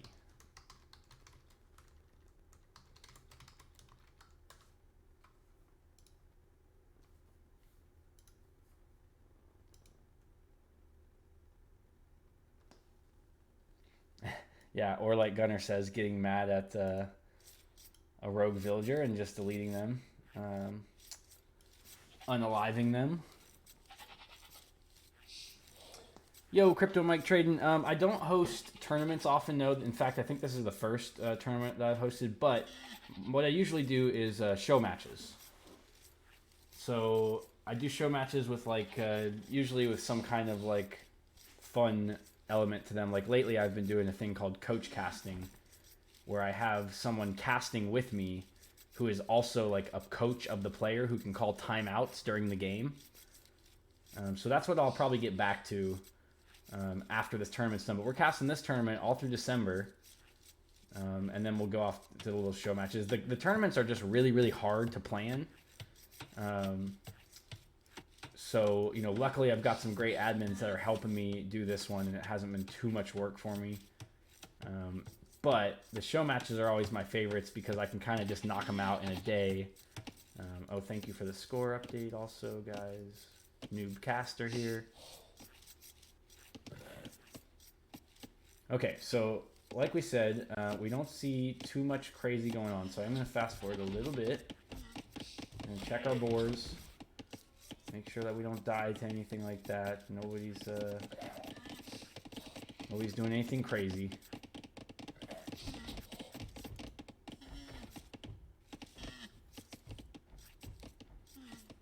Gunnar, my Discord is not public. But if you are a fan of the stream and you want in the Discord, just shoot me a message on Twitch, and I will invite you. So yeah, Crypto Mike, if you want to jump in there, man. I have updates on the show matches and all kinds of stuff going on in our, it's actually called the Toxic Trash Discord. But yeah, I do like keeping that Discord private just so that I know there's not any like bots or solicitors or anything in there, because I hate that about other Discords. Shooting the boar with the TC for red, but keeping it alive. We've seen Buddy do that in other games. Buddy has looked very, very strong. Deleting idiots results in overall higher IQ. Okay, if you say so. Yeah, Buddy's 4-0 in the tournament. He's one of the few players that has not lost. I think there's 2 players that haven't lost a game yet. Yeah, Buddy and Heat Miser. Maybe Kevin too. I'm giggling at it because it's kind of ridiculous. But yeah, it's the Toxic Trash Discord. Fun fact about the Toxic Trash Discord: when I made the Toxic Trash Discord, I called it the Toxic Trash Lair. Like a lair for like an evil genius, but I spelled it wrong. So I spelled it like cake layer. So for like a couple hours, it was like the Toxic Trash Layer with a Y.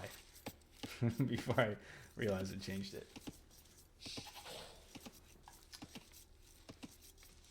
Scouts fighting with each other. Who's going to get up to feudal age first? Looks like the feudal age will come in for Buddy first with the Ethiopians. We've seen Buddy also with the Ethiopians very often. So I did see Hairnooks in here a little bit earlier. He's one of the people who we kind of thought may be Buddy the Elf. We're definitely going to check out some of the last games played by some of our higher Elode players and see who's doing Ethiopians all the time.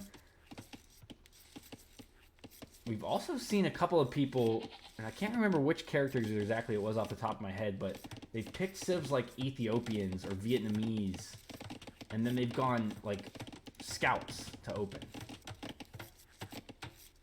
So a little counterintuitive, but it's worked, I feel like, in most of the times that they've done it. So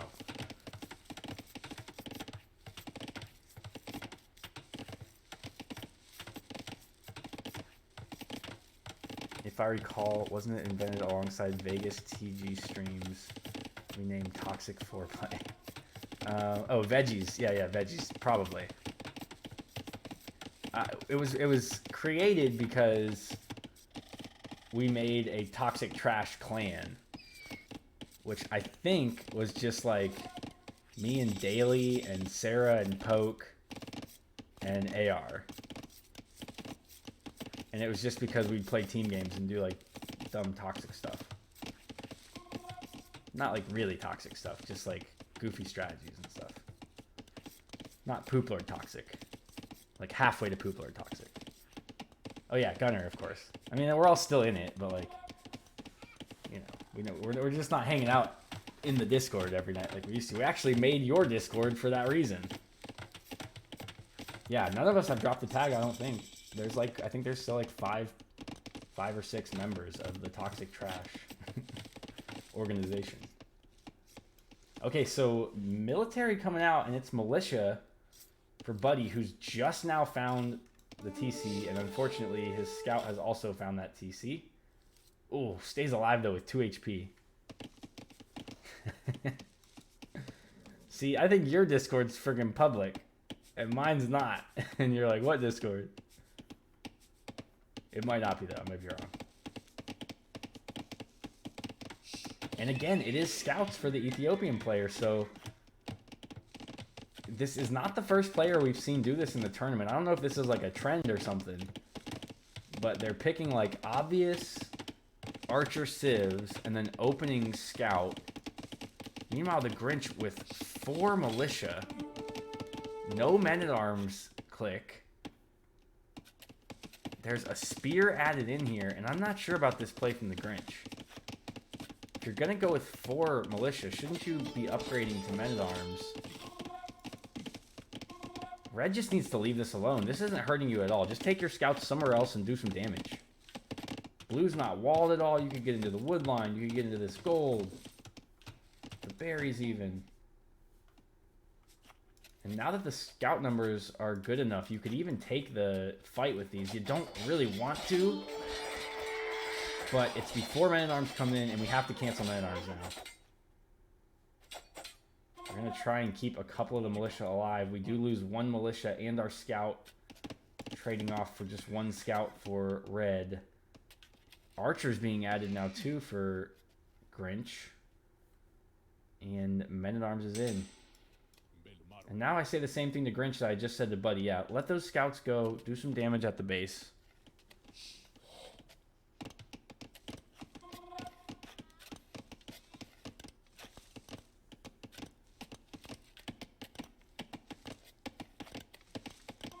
And these scouts should find a couple of Vil kills. One should be immediately here on the archery range. Second one possibly going down. Blue not really reacting very much to this. He's trying to stay alive inside the base here. Has kept 2 men-at-arms alive, so the villagers can't really fight yet. But diving under the TC, and that's going to be really bad for Grinch. Same thing at the same time, though, on the other end. And how often do you guys see this? If you're a sub 1300 player... Yo, Crypto Mike, thank you so much for the sub, man. I appreciate it. We're definitely going to have your money's worth this month. So a good month to be subbed. But yeah, if you guys are under like 1300 elo, how often does this happen to you? You're like, you know, oh, I got my army here. I'm doing great. Oh, crap. Something's going on. Oh, I'm going to get his army. And you get so happy that you just got him to like dive under your TC. And you're like, yeah, all right, let's go back. Ah, crap. And your army's gone. Because I know I play about a 1400 level, and I do that shit all the time. You do something great on one end, and then you look back, and you're dead on the other end. Scout and tower now. Nice preemptive tower from Buddy. And this is Buddy giving a little respect. We haven't seen Buddy the Elf, I think, be this defensive yet. I mean, look at this compact base. This is very, very tight. Yeah, all the time. Right. I think most of us are there. No upgrades at all for the Grinch again. Second time we've seen this in for... Yeah, I mean, even hotkey control groups don't, don't take your attention away fast enough. Like, I don't use hotkeys, but I know how to click on the minimap. Like, this is how fast you can get from one side to the other. It doesn't take a lot of time. It's not that, it takes me so long to get there. It's that you lose your attention. Yeah, Archer's on the back of the wood line, JR, and he even, he knows all about it. He went to this side of the wood line. Just camp, 1 or 2 archers back on this back side. And yeah, tons of value there. Scouts now coming forward from Buddy. Still got 2 eco kills to none. Grinch has lost 2 villagers, even though he's had less army forward, and this will be the 3rd one going down. And there we go, JR. We did get at least a little bit of pressure here on this backside, and this market has been denied for now.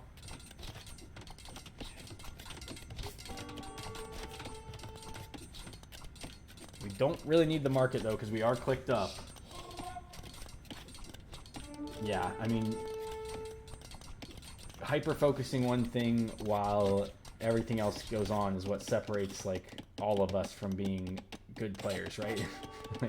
There's a few people in here who are maybe, around 2K who can do these things simultaneously, and then there's the rest of us plebs that just try as hard as we can. Splitting up to get away from the spear, but once this Castle Age comes in, the macro just has not been good for Grinch in really, even the last set where they took the one victory, even though they lost a set. The macro just wasn't good in that one, hasn't been great in this one, but the pressure's been good. A good aggressive player, but struggling a bit in the macro area, someone after my own heart there. And the Castle Age click does come in, so.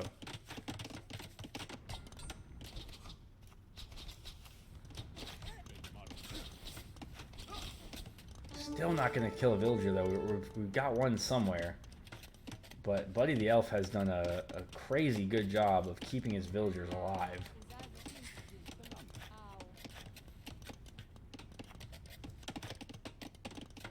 Other end, we're stabilizing a little bit now. Defense comes in.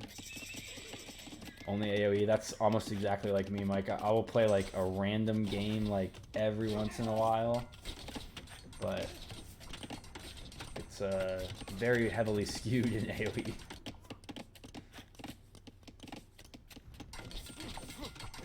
Yeah, JR again. Look at the area we decided to hit to get into the wall. How about over here? Like we could just completely idle all the wood, and that's what Buddy is having trouble getting. But look what he's done here. He snuck out to the far right, and guys, I think I've said it now 5 or 6 times in this cast already. It's all about the placement. The placement and the scouting. Red putting the lumber camp over here. Okay, JRE, I'll check in between these games. And Blue not finding this little bit with his scouting. How different could this game be if these archers got to this wood line? A very, very risky play from Buddy, but it is paying off huge. And look at the amount of knights that we have. The timing is perfect. He goes exactly when Castle Age comes in to make sure that he's not against Pike and that he's not against archers. And those knights get a clean clear up, and Buddy the Elf is looking like an absolute beast in this tournament. If this was T90's Hidden Cup, we would have 1,000 people in the chat right now going, Viper, Viper, Viper, Hera, Hera, Hera. This has got to be the best guy in the tournament. But that's also, I think, some of the charm of this tournament is that we don't even know who that guy is. You know, is that Hernux? Is that Seba? Is that Beige?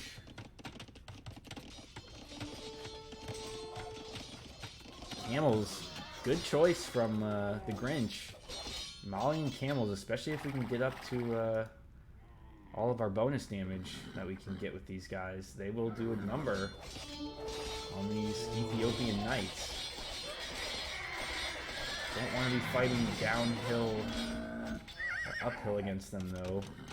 And we really need to actually get a little bit of a mass of them before we start to fight. I really like this, though. You're a little bit faster, so just run away. And Red, Buddy really smartly not taking the bait and running after the camels, going straight back to the base. And this quick wall is going to get up just in time, but I think there's a hole in here. I think there's a hole somewhere in here. Maybe not, but this wall piece is weak. Can we get it in time? Another quick wall comes in. This is great stuff from the Grinch to just really hang on at the moment. TC's being added, or ATC being added by Buddy off to the side there.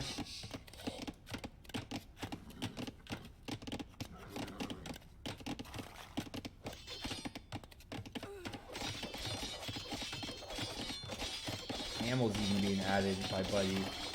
It's going to be even better to counter these defensive camels. Yeah, great close of the quick wall here.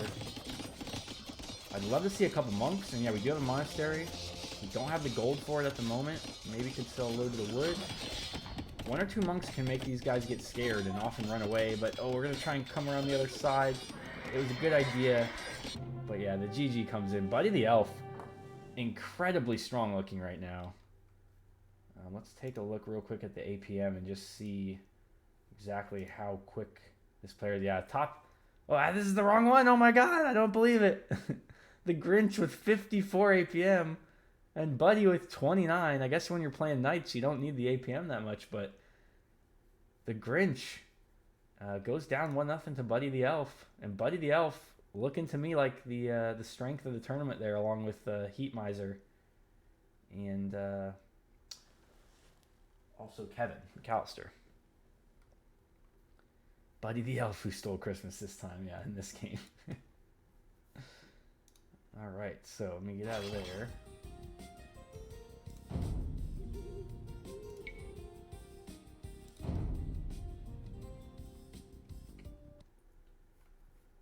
And let me do some maintenance real quick.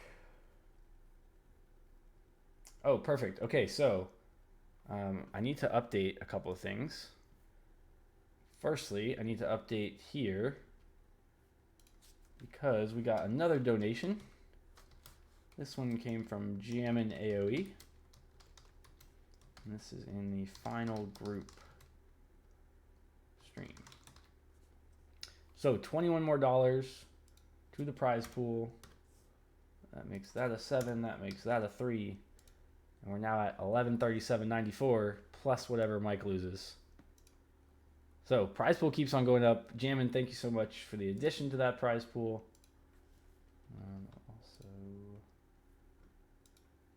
JR, yeah, I will have a co-caster. I'm trying to cruise through some games first and get to like a spot where I have a good like I guess a good like jumping off point. So I'm doing a ton of fast forwarding and stuff. So for now, I'm just kind of going by myself, but I will. I would love to have you join me once I can kind of cruise through some of these. Game number 2. And yeah, I would just have you join me, but because I'm fast forwarding as much as I am, it'd be really hard to like coordinate the timings and stuff. So.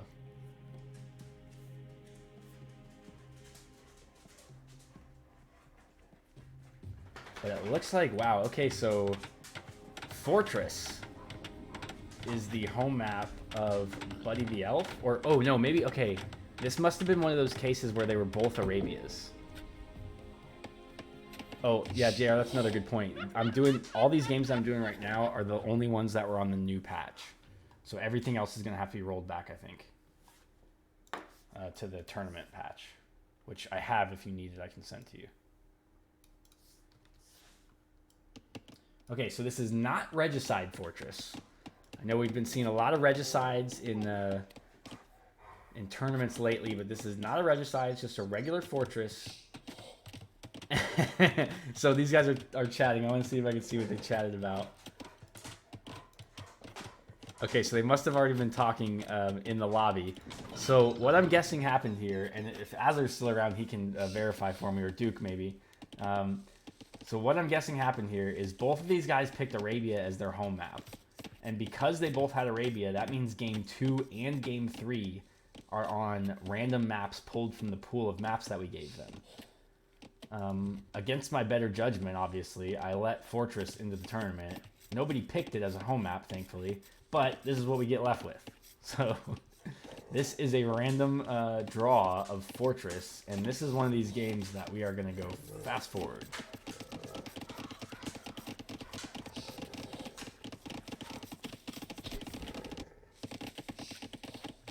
Probably not that much happening. We do have Khmer for the Grinch and Buddy as the Byzantines. This is a game that Grinch has to win now. If he gets shut out 2-0'd, he is done, and Buddy the Elf would move on undefeated as one of our, I believe that would give him a guaranteed bye. Unless the other two go completely undefeated, which could, I guess could happen. Then we have to vote on who goes through. But we're going to keep an eye on the res collected as Blue pulls a little bit out ahead because of his farms, I would guess. Keep an eye on the Vills, too. We got a lot more Vills.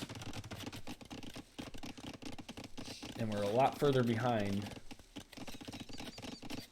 So maybe, like, even a fast imp play. Mike Jet's feeling very confident that he's getting the bye. I don't know, Mike. Scrooge didn't do too hot. He's not the guy that's 4-0 in that group.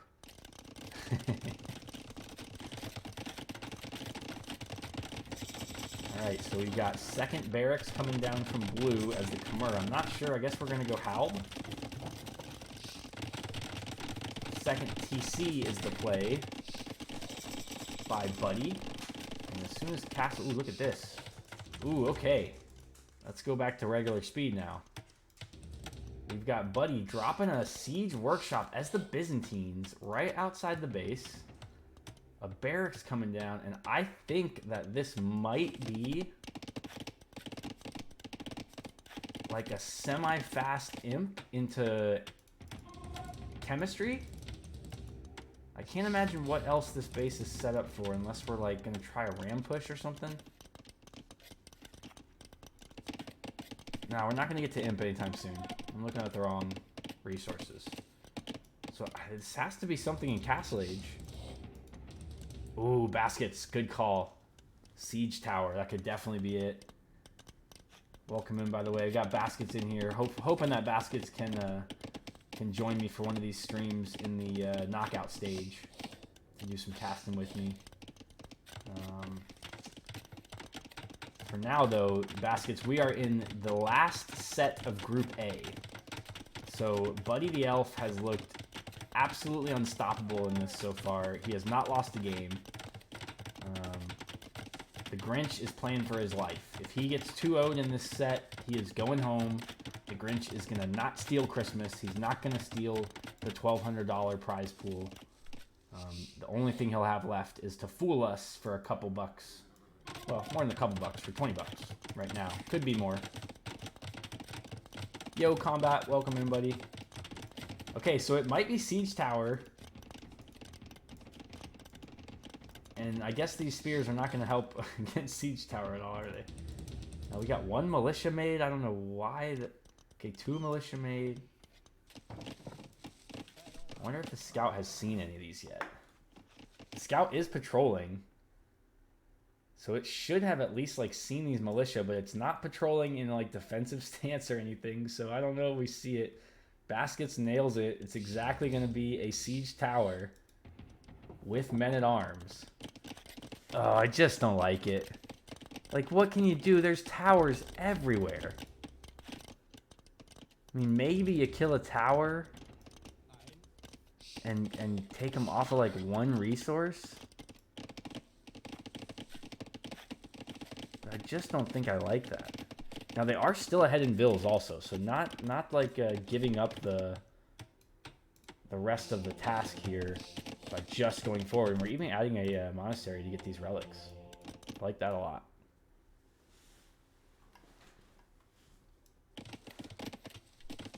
Alright, let's get just a little more fast forward here. Keep an eye on our siege tower, and that'll be our cue. Blue hasn't made any other things. We have no military buildings. We have no military. We do have... Ooh, okay. We have a couple of Khmer choppers here. So I like that these guys both have like a winged plan here. Like, they were told what the map would be probably like at game 1. So they've had like 3 hours to think about what they can do here. And it's already long swords, but oh, look where we drop off. Couldn't have been a worse spot, I don't think. Under the TC, under the castle, and goodbye long swords. Now, we did show our hand a little bit that we've got these ballista elephants out. But even with the ballista elephants out, there's not really...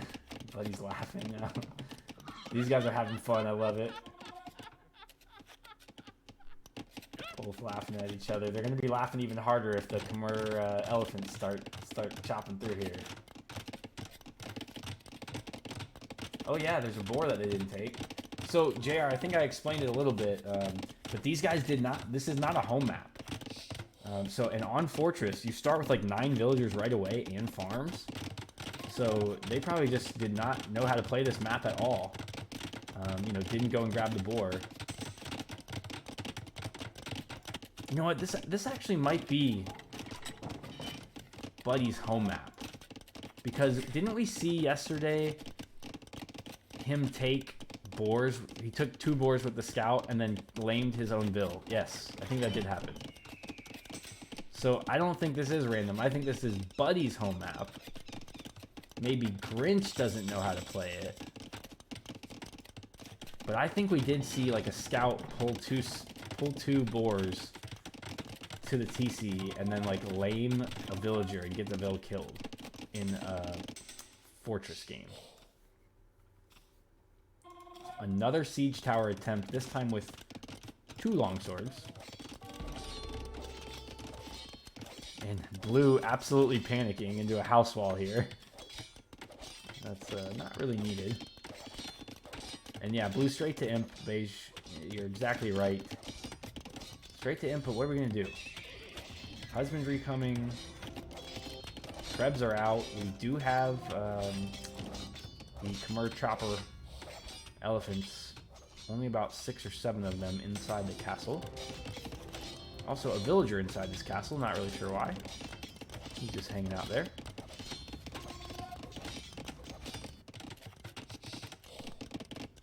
Yeah, combat, we're probably going to be going until like early morning time, like Sheffy stream times to finish this thing. So for those of you that are on the other side of the world, you guys might actually get like a midday stream or something like that. I know it's Monday for you, so that might not be very helpful.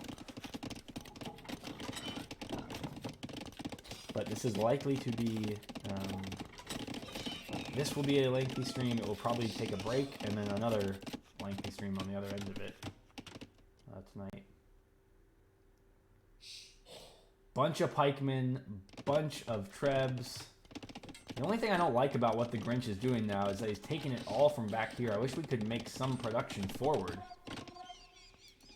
Another siege tower just running around, you know, just checking things out.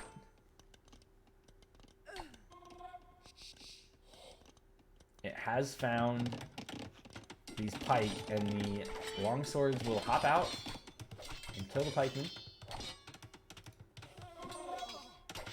The elephant turns around and will try to take out these longswords, but these shots are going to miss, and the longsword should be able to kill the ballista elephant too. Okay, we've got stand ground, no attack stance here. You guys know how much I love stand ground. It's like my favorite thing of all times. People do. Trebs are out. They're attacking this gate, and I actually hate this too, because you know that there's a castle inside the base. If there's a castle inside the base, treb the castle first. Don't treb the gate first. You're just gonna run in and get all your shit killed. Cataphract now the choice for Buddy. And these are Cataphract with good upgrades. There's a lot of pike here though, and a lot of ballista elephant. I don't think this is the fight you want to take with these numbers. Cataphracts are strong, but they're not that strong. He's gonna try to take the fight on the ballista elephants. Maybe dive the treb. Maybe that's worthwhile. Okay, that's what they're gonna do now, but waited too long, and the treb is gonna stay alive. And everything dies for Buddy, and could this be the first loss of the tournament for Buddy? He's still in a good Vill lead. But he's in Castle Age, and these trebs need to get forward right now. This is the moment for the Grinch to get his win and keep himself alive in this tournament. He's got to do it right now. If he waits too long, lets Red continue his eco lead, then he's going to lose the game. But he's got the opportunity right now to go do it. Can he go take out the production? Can he take the TC? Again, he's not going after the castle. I got to see him go after this castle first. PC will go down there, and we're also, like, there's no raiding going on. Yeah, Grinch played it pretty clean, got all the way to Imp, but there's no raids. The villager count is way heavy in Red's favor now.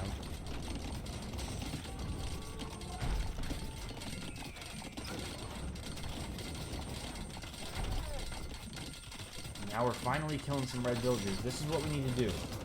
The build count has got to even up a little bit. We are making our own builds. I'm going to take down another TC. Red had 4 TCs put up there. The second one is going to come down now, and the score is heavy in favor of the Grinch. Can Buddy hold on and pull this one back? He's making his own pikemen. He's got a couple of longswords out. He's got this monk that has 3 relics gathered into that monastery. Again, there's just no forward production from the Grinch. That's the only thing I would like to see from this player is a little more forward production. And now we just have to protect the trebs. And Buddy calls the GG. The Grinch gives the first loss of the tournament to Buddy on what may have been his home map. I'm going to have to double check that, guys. Man, what a great set this one was. And we've still got a game 3 that's coming here. So again, the game 3 sent to me by the admins is not a debate game 3. It's an actual game 3. And we're going to jump right into it right now. Because that was not the way I was expecting that game to go. I thought for sure Buddy was going to wrap that one up. Oh, and look at this. I love the map too. So this one is guaranteed a random map. Neither one of these guys will have picked this map. This will be a map that they got. They know what this was as soon as they got their assignment of the games, though. So they had a little bit of time to know what the map was. Not quite enough time, like to really like go plan and study for it, though, because it was the random map, not the home map of their opponent. And Enclosed. I can tell you that I don't know that I've played more than 5 games on Enclosed total in my life. So I can imagine that these guys have not played a ton of Enclosed games, which is great. I love to see games where people have to think on their toes. Of course, Enclosed, you have all this food in the tight little space here, a lot more food out past this unbuildable little ring around the map. Let's take a look at the civs. Buddy the Elf has the Berbers, and the Grinch one with Mayans. So really different civs there. We saw Buddy the Elf like to play with cavalry, and the Grinch maybe a bit more of a archer player.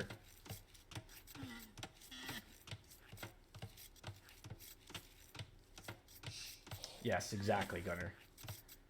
That was kind of how it was supposed to go. It was, you get the home maps of the other player a little bit in advance, so you can kind of plan something for that. And then you get the random map just before you select like your civ bands, and you pick your civs for who you're going to play and stuff like that. That was how we hoped that would work out. I can tell you that right away, the Grinch is not taking his boars early, which is the meta for this map, I think, because you want to get that early fast food. And that's what Buddy is just started doing with his first boar there. It might even been his second boar. No, first boar.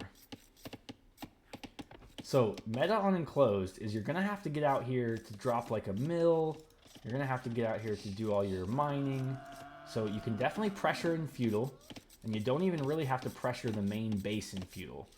You can just pressure all this stuff. If you do get in to this wood line with some archers or maybe even some villagers in a tower or something like that, it can be absolutely devastating because there are only these little patches of wood on the rest of the map. Of course, I guess you would go out to the side, but if you're under pressure there, you're in danger. Hairstyle says, it's not my favorite, but I like it better than Socotra. We did have Socotra as a home map for somebody in this thing, so we've seen a couple of those games already. But yeah, I really, obviously this is the first time I've done this tournament. It's the first time I've done a tournament like this. Going to do just a little bit of fast forward, guys. But I really, really like how this has worked out with the random maps kind of being added in as like the decider game. I think it's made for some very interesting final games here. So let's see what happens with Red Scout. Are we gonna run directly into the TC? Yes, we are. And a little bit of good pathing there for the villager, and that is a rough one. Because now we've got an unchecked Mayan Scout, and this Scout really could even start messing with villagers. It could...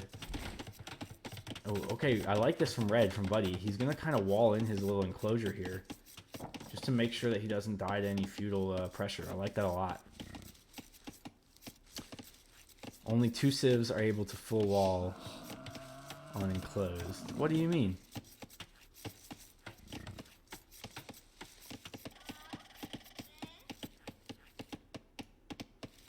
I'm not sure what you mean by that. Combat?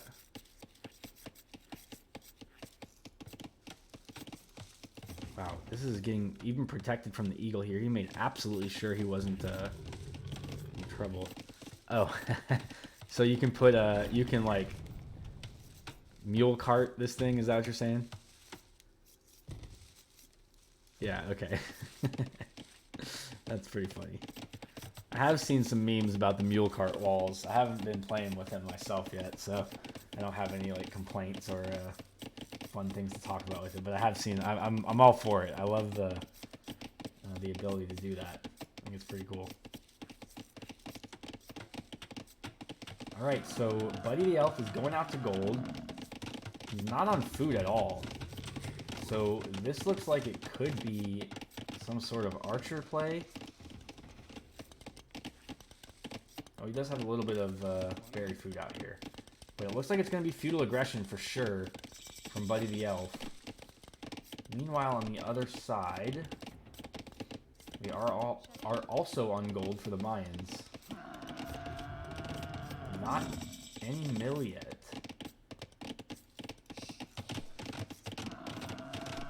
Yo, Norsen, what's up, dude? You've come in for a perfect game. Game 3 on a random map that these two got at the very beginning of their set. And they're both pretty much doing the same thing. Oh, look at this. Buddy, could you be more scared? And I'm shocked. Buddy hasn't lost a game in the tournament until the last game, and then he loses one game, and all of a sudden, it's frightening.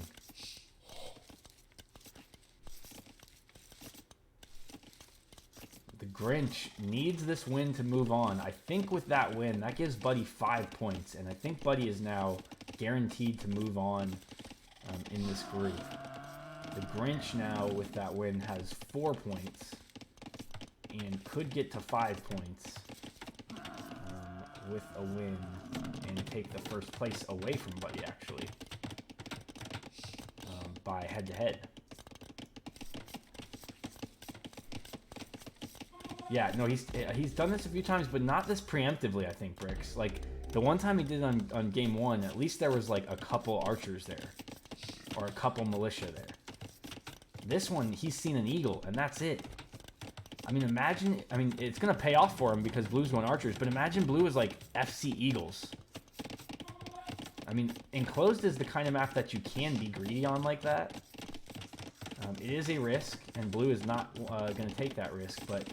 I think this is really greedy play, or really scared play, I should say, by Buddy the Elf, and it's completely unnecessary. Then again, though, we could see Blue walk around this direction and end up, you know, right in the thick of this. So, and Buddy again has jebaited the Grinch. He did it, I think, in game 1, and then in this one, he's got him building 3 spears. Because he thinks the Berber player is going to go scouts. And he did not go scouts. He went archers. So those spears are going to be wasted resource. I mean, that's 100 food and 75 wood that is just gone. I also don't like building farms outside here when you still got so much room inside. This is where the pressure is going to come if it does come. And it will be the Grinch running around to the right side while Buddy comes around to the left side. So these guys are going to kind of go around like a clock here. But nothing left at home for the Grinch to defend. And Buddy at least has this tower and the walls up. Grinch not full walled here.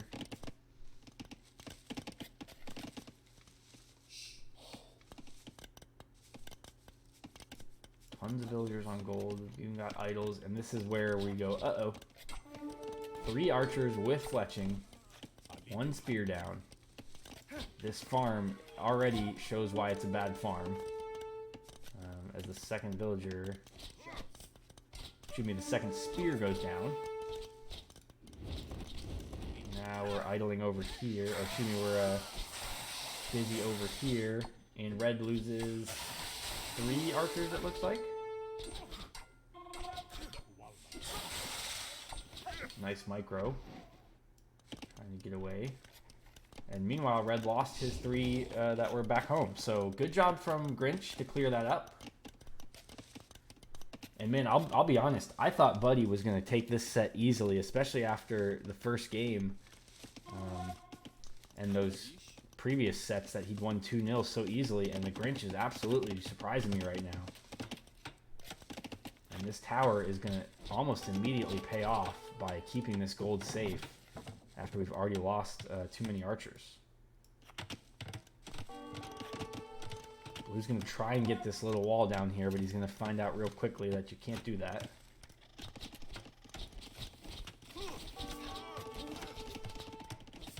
And for blue now, I think you just try and get any kind of damage you can. Maybe try and get in on a wall piece here. Get into the wood line. Maybe even walk around to this side. And you'd actually get lucky if you did that and find this mill out here. Alright, so fletching from Buddy. But meanwhile, fletching and defensive upgrades from the Grinch. And even though there's some extra micro going on from Buddy, the Grinch does just fine there with his upgrades. 32 vills to 35. Buddy is in the lead villager-wise, but they've forced into making skirms now.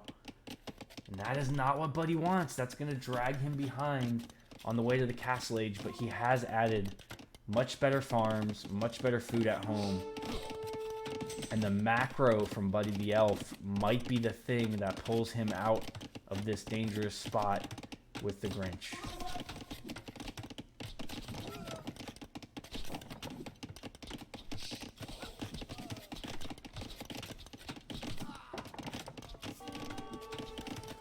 See if the Grinch beats. Okay, the Grinch lost to Ralphie. So Ralphie currently has 4 points and Grinch currently has 4 points. But since Ralphie beat the Grinch, Ralphie would move on if Grinch loses this game. So this game is a decider between who moves on, either Ralphie or the Grinch. For Buddy, it's a decider if he ends first or second in the group. So Ralphie can be watching this one, BB gun in hand, praying and hoping that the Grinch is knocked out by Buddy and he can move on.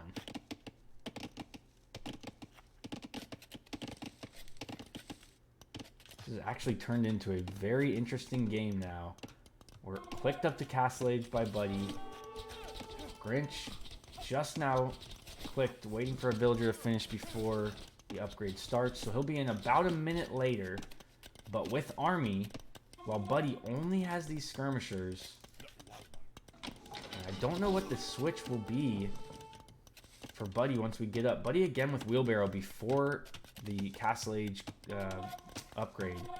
And I think that's been something that he's been pretty consistent with, and I think a lot of pros will tell you that you should be getting wheelbarrow just before going to Castle Age. So, oh, I hate this from the Grinch. No, no, no. I mean, you kill one villager, but you're gonna throw all your archers. And maybe if the plan is not to go crossbow and to switch into eagle, I don't mind throwing your archers a little bit. But if your plan is to continue on archers and go to crossbow, then I really don't like that decision. Elite Skirm, instant +2 upgrade coming from the Berbers. Buddy the Elf is scared a little bit of these archers from the Mayans, and should be. But since, what is the Grinch doing? He's making spearmen, and again he's been jebaited by the Berber pick. He's added spears in feudal. He's now adding spears in Castle Age. And he's going to get a rude awakening here and see Elite Skirm, which, you know, normally Skirm you don't have to worry about killing villagers. But these Elite Skirm with +1 are going to kill villagers in these numbers.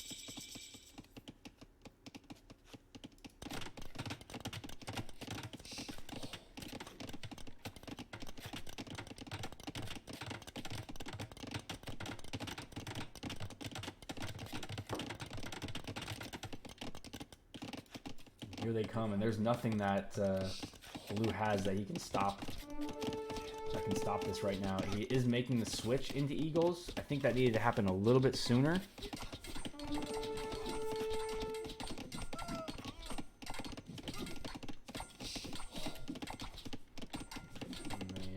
Spears trying to ting a couple of skirms down. Nice spread stance there to kill the spears. And we should be killing a lot of villagers and a lot of army here. Look at what we have on this outside. And this is where you need a TC. You can see Red adding it right now. You really want to have a TC out here because all these villagers in danger now. A couple of Castle Age Eagles. And these are Eagle Warriors already. Will do a number on these spears because they do such little damage on these skirmishers, excuse me. They just do such little damage, and the Eagles will clear all these because they're so far out of their base. And a mistake from Buddy, a good play from the Grinch, is going to even this game back out. Crazy set from these two. Swinging back and forward the whole time. I mean, all these... Well, where's he going? He's running away.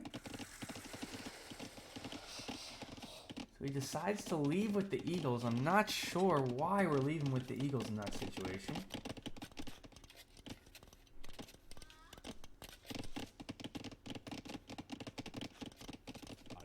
Ring coming in for Buddy. And he now has Crossbow. Crossbow also not the best unit to be fighting Eagles. And I don't get it, man. Grinch is teching pikemen. We've not seen a stable. We've not seen a scout. We've not seen a knight. The Grinch is so convinced that Buddy is going to go stable units that he's gone preemptive pikemen.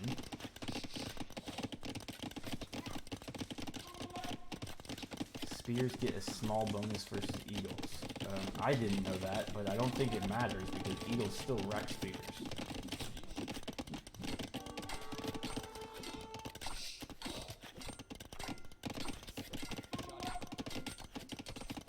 Needs to get, yeah, there's the +2 upgrade. That's an important one for these Eagles. And it'd be very nice if he could get more Eagles out. He's making a bunch of pikemen. I just don't understand the pikeman edition.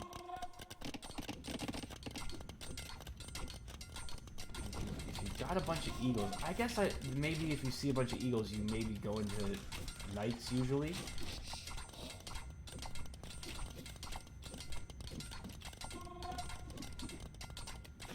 Yeah, so they both do nothing. You know, I mean, Eagles have 55 HP. If you're doing 2 damage per hit, that's quick mass 26, something like that. And I don't understand why the Eagle player is making any pikes because we've not seen even a stable. And that's all he's making. I mean, he's making pikes and Eagles. The Eagles should have been coming the whole time. Now he's just waypointed his Eagles and pikes. And these crossbow are fully upgraded. Even with ballistics, and the Eagles are going down one by one, you're going to need siege, I think. Maybe you can come in from both sides with a couple Eagles. You know, 7 or 8 this side, 7 or 8 this side, and maybe get a shot. Oh, we're going to run into the eco. That's really nice from the Grinch. And yeah, Red has to leave his wood line completely. Meanwhile, the wood line is getting almost close enough to tower.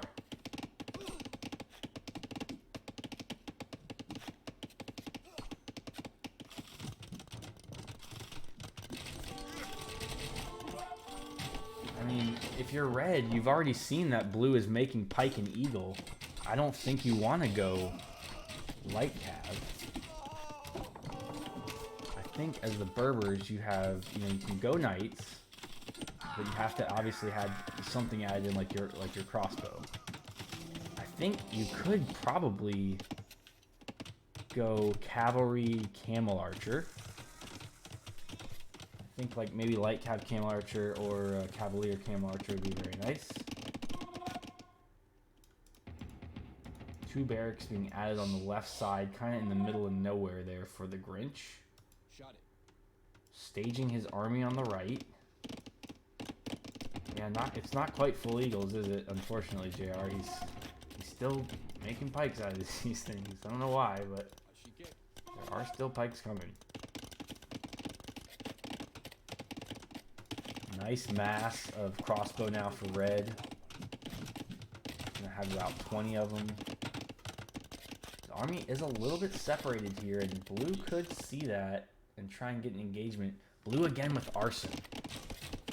We've seen Arson a lot out of this set, and I don't think we've seen it once in any of the other sets.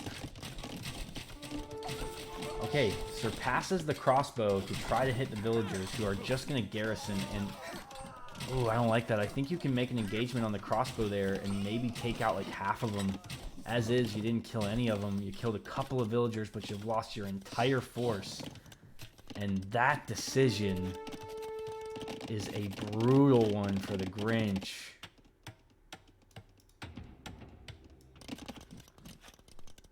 Absolutely brutal decision from the Grinch. He's again floating almost 2k wood.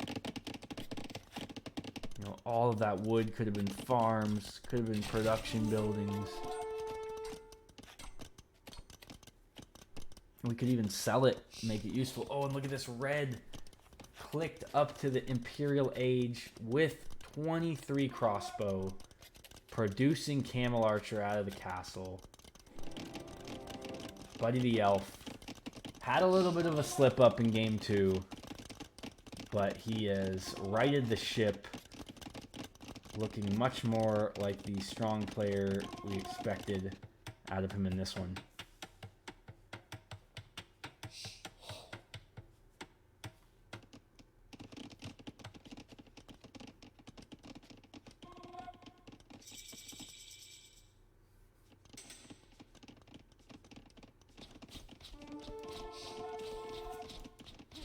Comes in, Camel Archer not being paid attention to.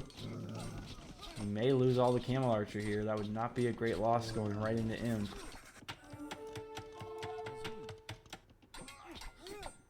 Yeah, we're going to lose several of the Camel Archer.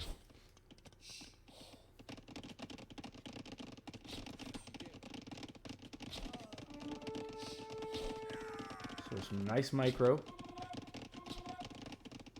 Like I said, we do already have ballistics. Or red.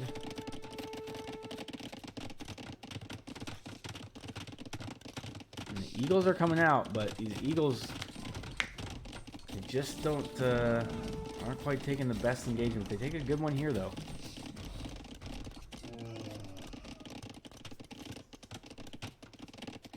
Yeah, I think the mass that we have of eagles or of Expo is just gonna kill eagles in one shot. So. Chemistry coming in, Cavalier coming in. Yeah, I mean, we need the numbers to equal out here. If you're talking about 30 Eagles versus 30 Crossbow, the Crossbow are dead. But if you're talking about, 10 Eagles against 30 Crossbow, I think that trades a lot more evenly. Not to mention, we do have some skirms here. We have some Camel Archers here.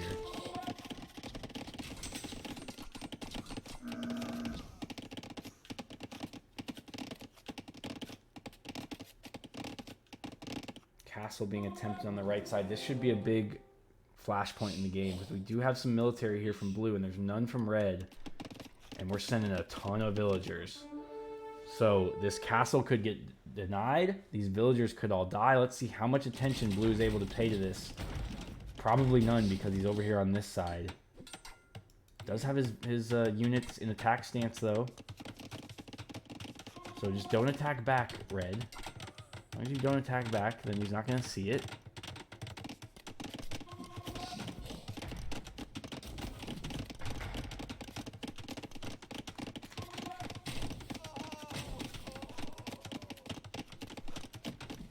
Yeah, JR, I think I agree. The Eagle player threw a whole lot of army trying to get bill kills that didn't really work out. Meanwhile, Buddy has kept this army alive, sniping the Scorps, sniping the Eagles, chemistry, ballistics, all this stuff.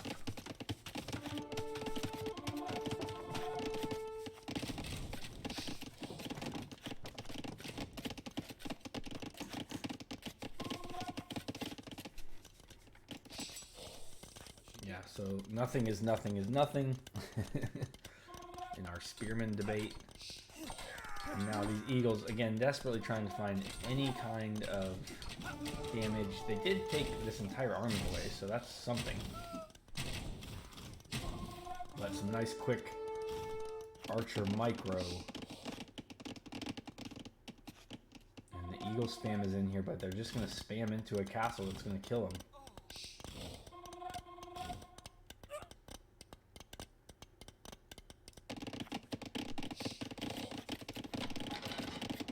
The Grinch does have a lead in the villager number and is now imping. They don't have a castle on the field though. And again, these eagles. I wish I had a count of how many died. I mean, there's been 14 kills on this castle already. 34 kills for these archers.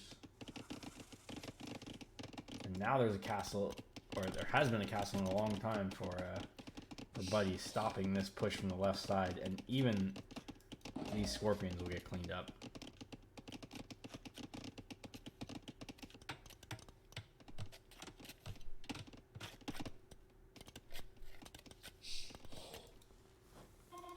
Slow little push here with the Treb and 4, 5, or 6 camel archers. There's our archer mass. Okay, archer mass is going to go forward. Blue's done a good job of keeping like a little bit of pressure this game. Something that I kind of criticized them for earlier, so I like to see that. Mike says camel archer is a total waste for some Mezzo Civ. I would agree with you, except the Mezzo guy has been making a bunch of pike. Can't use any bonus.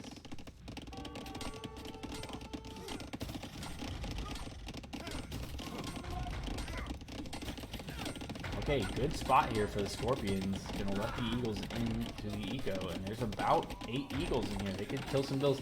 Panic castle. Kill the castle, man. Oh, can we kill the castle? Okay, the villagers are still on it. Sometimes when the villagers hit once and then run away, there's like 80 HP left on the castle, and people miss it.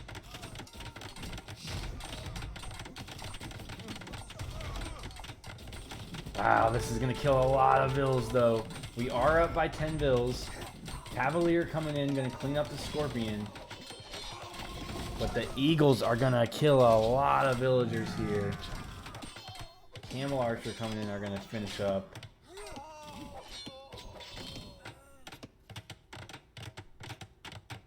And that is the end of that blue Eagle. Oh, and look at this!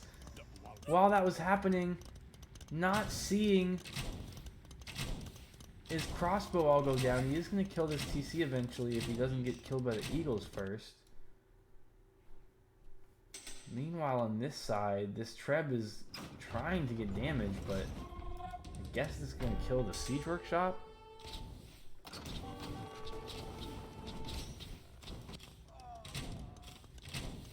TC now garrisoned, and the crossbow, how many crossbow? 16, 17 crossbow? Have died to this castle and this, wow, 20. More than likely have died to that TC.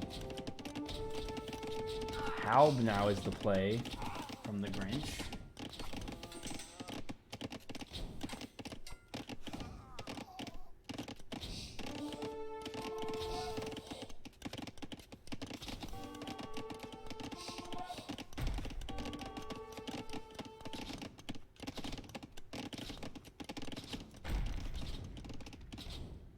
He is microing a little bit with the camel archers, so trying to get the value that he can out of it. But this one Treb, I just don't know that that was a very good value play there. I mean, let's get something forward. We have all this army back. In fact, there's really not anything happening right now. I'm going to fast forward a little bit. This guy's probably pretty tired. They played a third of this 3-game set now, and probably confused at what to do, how to go forward. Both playing very defensively in this game that is a must-win for the Grinch, and a must-win if Buddy wants the first place bye.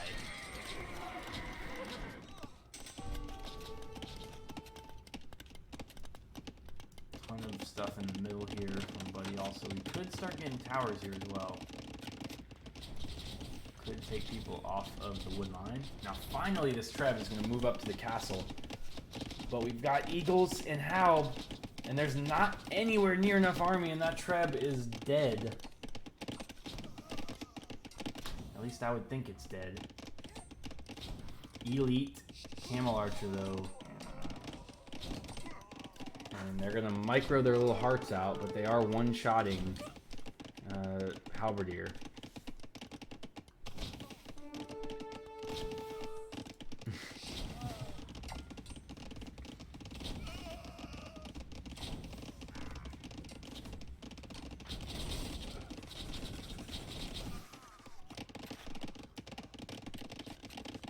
Yeah, coming down to a really, really close final game here. You hate to see the Grinch go out of a tournament on a game like this, but I think it's going to happen because look what's coming forward. It's 40 Berber Cavalier. They have +2 defense, +2 offense is going to be in 40 seconds. There's still nothing to protect all of this eco. And without even needing to kill a TC, we have still the Camel Archers on the left side. We're running in now with the Cavalier on the right side. And the Grinch has not been one to play out the game super long. When this TC goes down, I think we may see a GG call. And there's no way they can get out enough Halb in time to save this TC.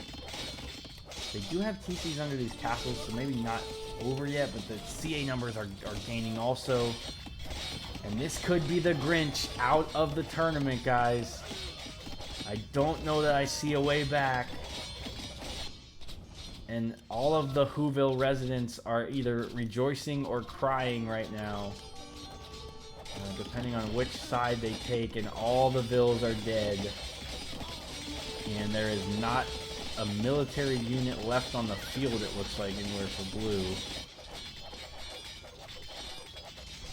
That was a devastating attack.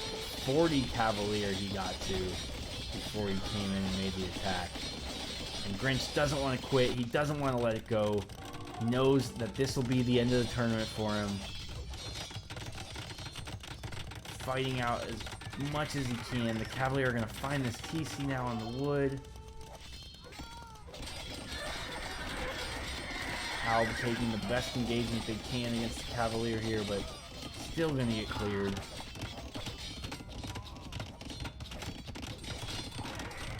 These Camel Archers are involved in this fight would be even worse. But yeah, we just got to see the GG now. Buddy the Elf murdered the Grinch. Christmas story from our childhood, right? Well, Buddy the Elf doesn't take his perfect record into the next stage. He will take 6 wins. And look at this castle he's dropping.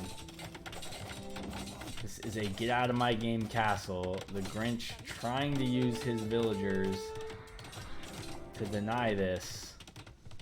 But this is a 100% get out of my game castle. Look at the quick wall from the villager. The quick wall from the villager. And the 2 villagers left alive are gonna build this castle. And the Grinch hopefully would get a GG. Well played. Good luck next. And there's no salt in this one because this is a fun little ending here. Castle will pop up. There's the GG. Well played. GG comes in from Buddy. Castle goes up. And can you do me a favor?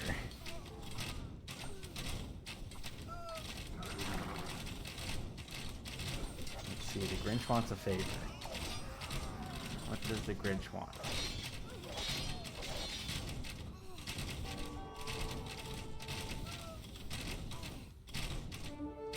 Now this is where there could be some serious... Okay, please destroy Ralphie. So I wonder if the Grinch thinks he knows who Ralphie is. Okay, so there's been a little bit of a... yeah, welcome in, Vic. There's been a little bit of a bounty put on the head of Ralphie. Consider it done, says Buddy the Elf, and little does the Grinch know that it is done. Buddy the Elf did destroy Ralphie 2-0. And I think I got to get confirmation on this. Let's look real quick at the APM.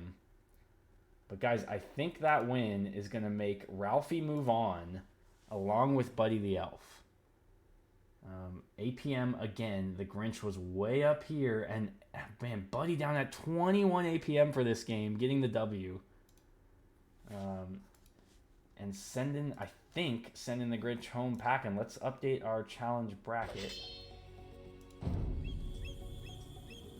Yeah, winning 3 sets has to move on, of course. But Ralphie did not win 3 sets. That's what I'm. It's gonna be close between those two. I think it comes down to the head-to-head between Ralphie and the Grinch.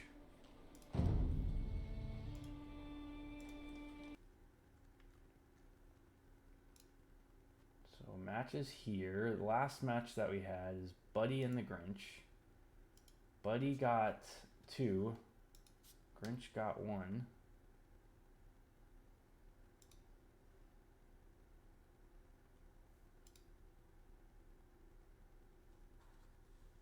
Yeah, so 4 points each. Look how that worked out, man. That is so crazy. So Buddy is into the next stage with 6 points.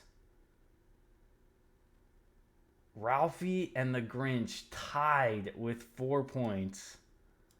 But Ralphie with 2 set wins versus the Grinch's just 1 set win would get him on. Also, Ralphie did beat Grinch in their set, so that would have also taken him through.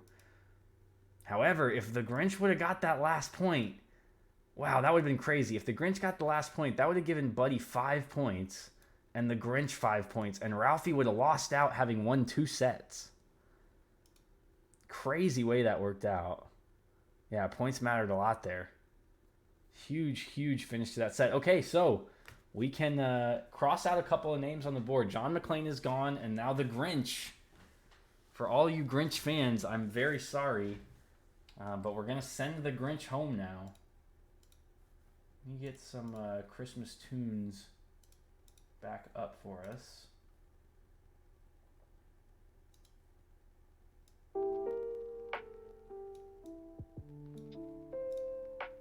While we kind of update here a little bit.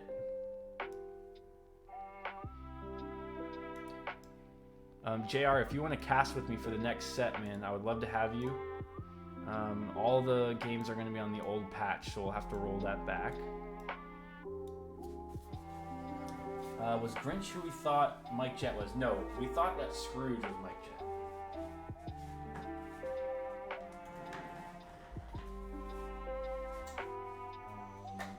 That one goes. I hope you guys can see at least a little bit the board here. A little closer. That one went to Buddy 2-1 over the Grinch, and Grinch loses 1-2. Right. So man, the Grinch has the most exciting sets of anybody in the tournament so far, having 2-1s in every single set. And Group A is going to be done now with Grinch gone and McClane gone. Buddy goes through as the number 1 seed, and Ralphie as the 2 seed from Group A. We're going to get into Group B next. As you can see, we've got 2 games from Kevin. Kevin is 2-0, went 2-0 against Snow Miser. He's going to face off against Scrooge and Gizmo. Those will be our 2 Group B games that hopefully JR can do with me here in just a moment. Yeah, there's going to be more too, Azar, because I'm going to do the cork board is coming for the next one. So we'll have that. We're going to have a little bit of everything. Of course, Azar's did a great little info thing for the tournament. If you guys check out the Adobe there, we also have obviously the Challenge Cup, the Liquipedia's going. The Liquipedia, unfortunately, I can't find anybody to update it with the scores and stuff, but it is there.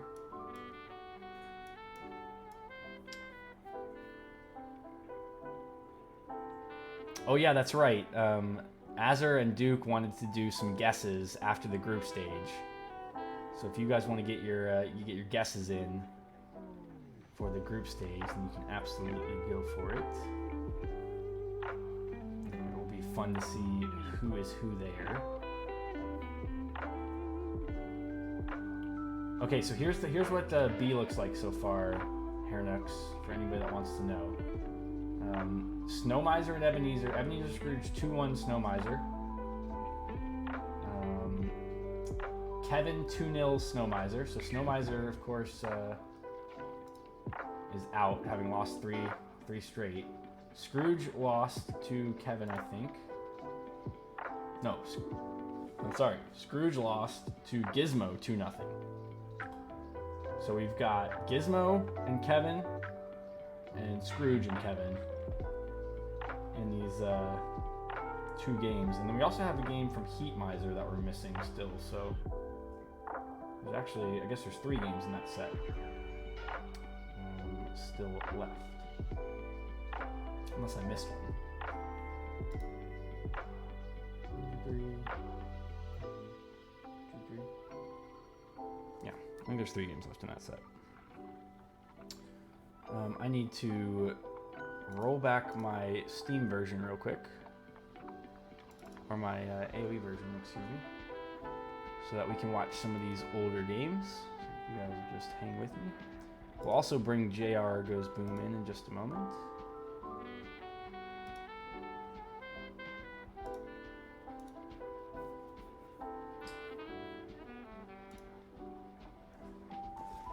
Try and do that now.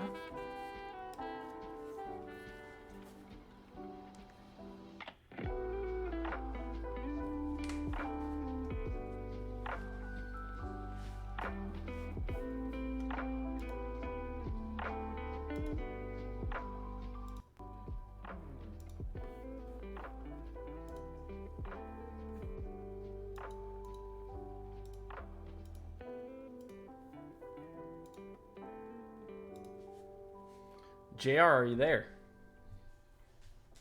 I am. How are you guys doing? All right, I even remembered to turn my audio onto the correct thing this time, so we can hear you on the first time you speak. Welcome in. You are no longer a noob caster, Zhao. You are rising in the ranks. Yes, rookie caster now, maybe even. That's yeah. awesome. So JR, I am rolling back my games here, and I'm looking for the game that we need for Group B. So we need Kevin and Scrooge, or Kevin and Gizmo to start.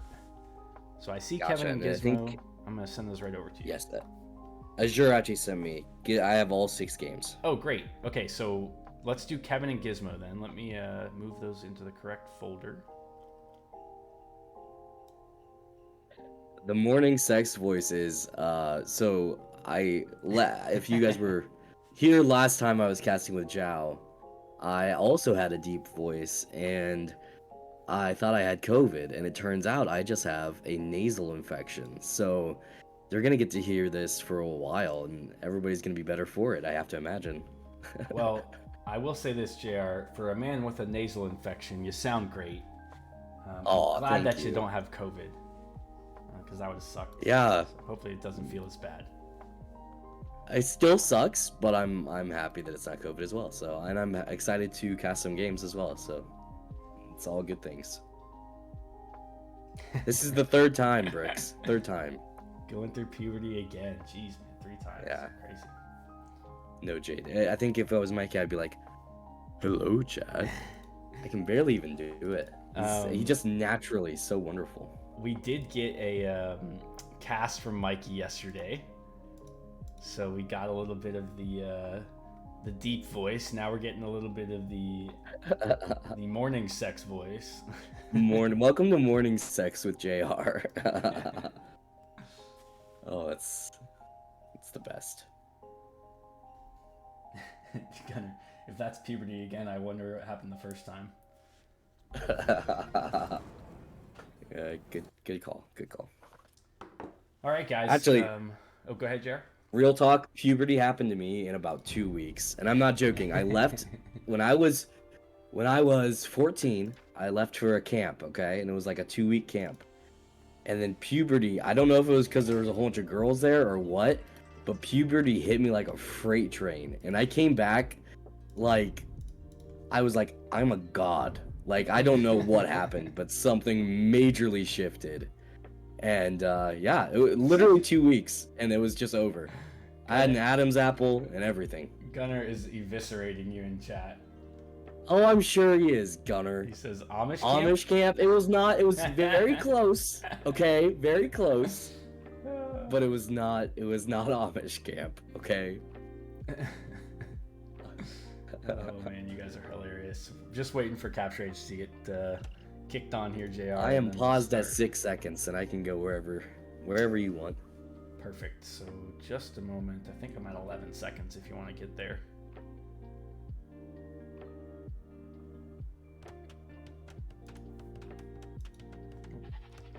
Actually paused at 14 seconds now. Let me get there. Wood whittling camp. That's that's awesome, actually. All right, so just to make sure, we have Gizmo and Kevin. Yep. Okay, perfect. So Gizmo and Kevin. It's looking like game one's on Arabia, which I believe was Kevin's home map. If you guys can verify for me there, Azure. But I'm at 14 seconds whenever you're ready, JR. I'm ready. All right, let's go in 3, 2, 1, go. Yes, Rolex. It was puberty camp. Yeah, you go there specifically to experience puberty in a handful of weeks. JR, you gotta stop talking on my stream like this, man. These guys are absolutely murdering you. Like, what did you do? I love it. It's well, first of all, Gunner is the one who mainly does it, and Gunner's been doing that ever since I've met him, so I'm okay with that. Hairnux is just picking up the cue from chat, running with it. I love it. Okay, so Arabia is Kevin's home map. Kevin has looked great in the tournament so far. He's 2-0. And he is playing as the Hindustanis against Gizmo's Japanese. Japanese is one of those civs that is Telly's favorite. And we've now seen, I think, maybe 2 players use them so far. So I'm definitely expecting Telly out of one of those 2 players. See, I'm just allowing everybody to express their own puberty stories. Hornix also went through this. I love it. Ooh, I hate this lumber camp from Gizmo here. Zhao, can you walk us through how do they select civs in the group stages? How did that go through? It's just an open selection. So they do have one global ban that they can use. So each of these guys did have a global ban. I haven't been telling you guys the global ban, but we will look more into like what people did do global bans of as we get into the knockout stage and start making more guesses about players. So it's just one random, or not random, one ban that they get to make that's a global ban, and then a free choice after that. So there's no repeat civs, but you can use whatever civ you want, as long as it wasn't banned by the other player or by yourself. Okay.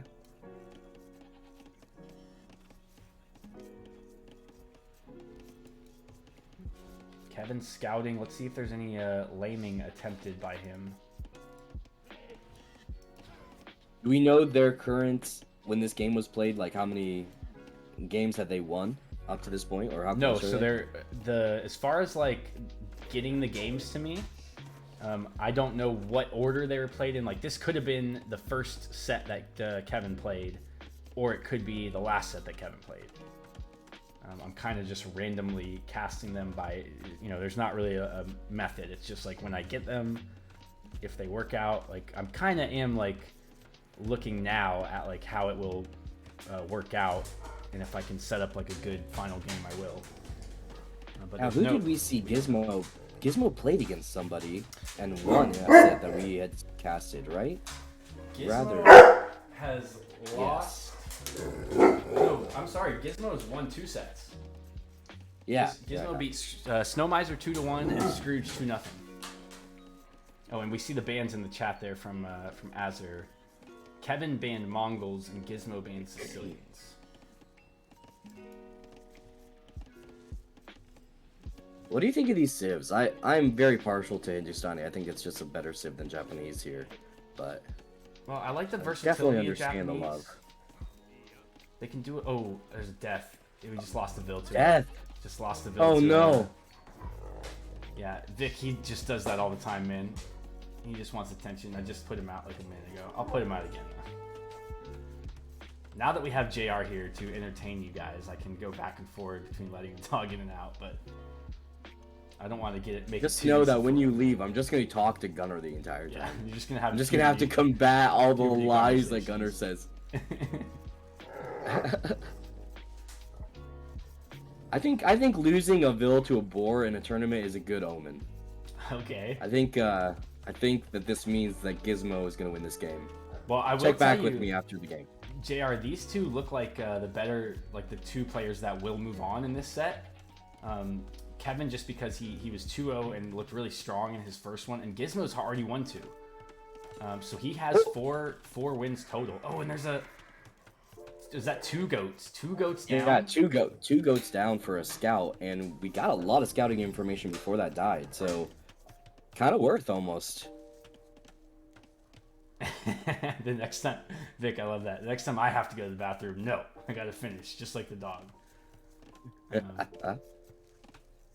Yeah, and we do have a villager lost and 2 goats now down from the Japanese player. He adds in a farm right away. He does have his scout though, so he can push the deer, and that's what he's gonna do. And blue no longer has his scout, so deer not coming in for him. I think something I've been doing while watching these sets is just I've been paying attention to these builds. Like, Hindustani player does an 18 Vil build, and I'm assuming this is going to be going into archers. Like, that's a pretty solid build for around 1200. Yeah, we're not going. And I into feel like archers. a lot of the builds have been pretty consistent from some of these players. Well, you can tell the builds are good, but you can tell there's a ton of mistakes in the builds. Like we just saw in that last game, if they could have fast castled, it would have been a lot nicer. In this one, they don't have the wood for the range. If they are looking for, and there it is. So just a little bit, these little things that you'll see are differences even in the same build order. Yeah, blind spear against Japanese, who's not even up, by the way. I don't know why you'd be scared of a scout in that situation. JR, you know what? I am. Vic just got me talking about going to the bathroom, and now I do have to go to the bathroom, and I want to let the dog out. So let's pause at 10:45, which is like 10 seconds for me. It'll be right around the time these militias start finding the damage. Actually, 10:50. I got stopped. Yeah, shut up, Vic. Okay, You sounds fucker. good. All right, so I'll be right back. You can have this conversation with Gunner. So I'll be right Yeah, that's great. That's a great idea. I also just want to say that it's hilarious that apparently Zhao is like Pavlov's dog. You just start talking about the bathroom, he has to go. That's kind of awesome. Didn't know it. Didn't know that was a thing. Also, Gunner, I don't have time to go through the chat. I can't be bothered. But if you must know, it was a drama camp. Yes, a drama camp. Yeah, he's got that Capri Sun bladder. Don't worry. My grandpa had the same thing.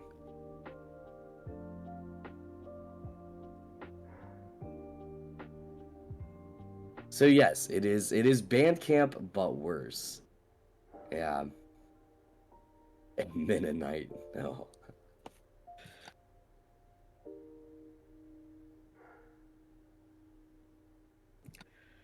Gunnar, when you say you did stagecraft, it really makes me think you're doing witchcraft. Stagecraft. That's nuts.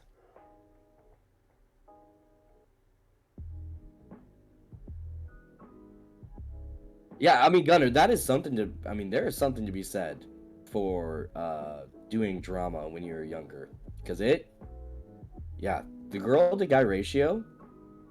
Apparently, it's strong enough to make you go through puberty in 2 weeks, actually. Is the full strength of the girl-to-guy ratio is puberty in 2 weeks. Oh, that's cool, Gunnar. I see. I appreciate that. Listen to us. Just a bunch of nerds.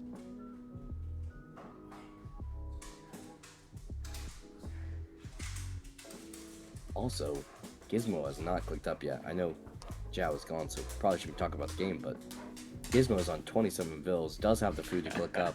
Oh god, cheer and has camp. not clicked up.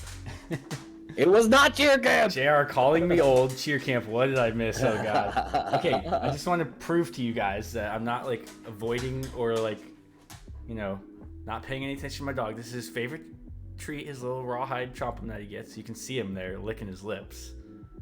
He looks like he wants it, right? Ah, get out. Okay. Okay. Good job. All right. That poor doggo is getting teased. Give the doggo the treat, I'll Jao. take care of him for at least like 5 minutes. That poor dog. Okay, JR, we're at 10:50, right? Yep. All right, let's go in 3, 2, 1, go. Gizmo has not clicked up yet, Jao. Yeah. 27 vills? And he stopped at 3 militia too. I thought this might be like a crazy, ton of militia play. But he stopped at 3 and is now clicked up. But it's behind Loom, so it hasn't even really started yet.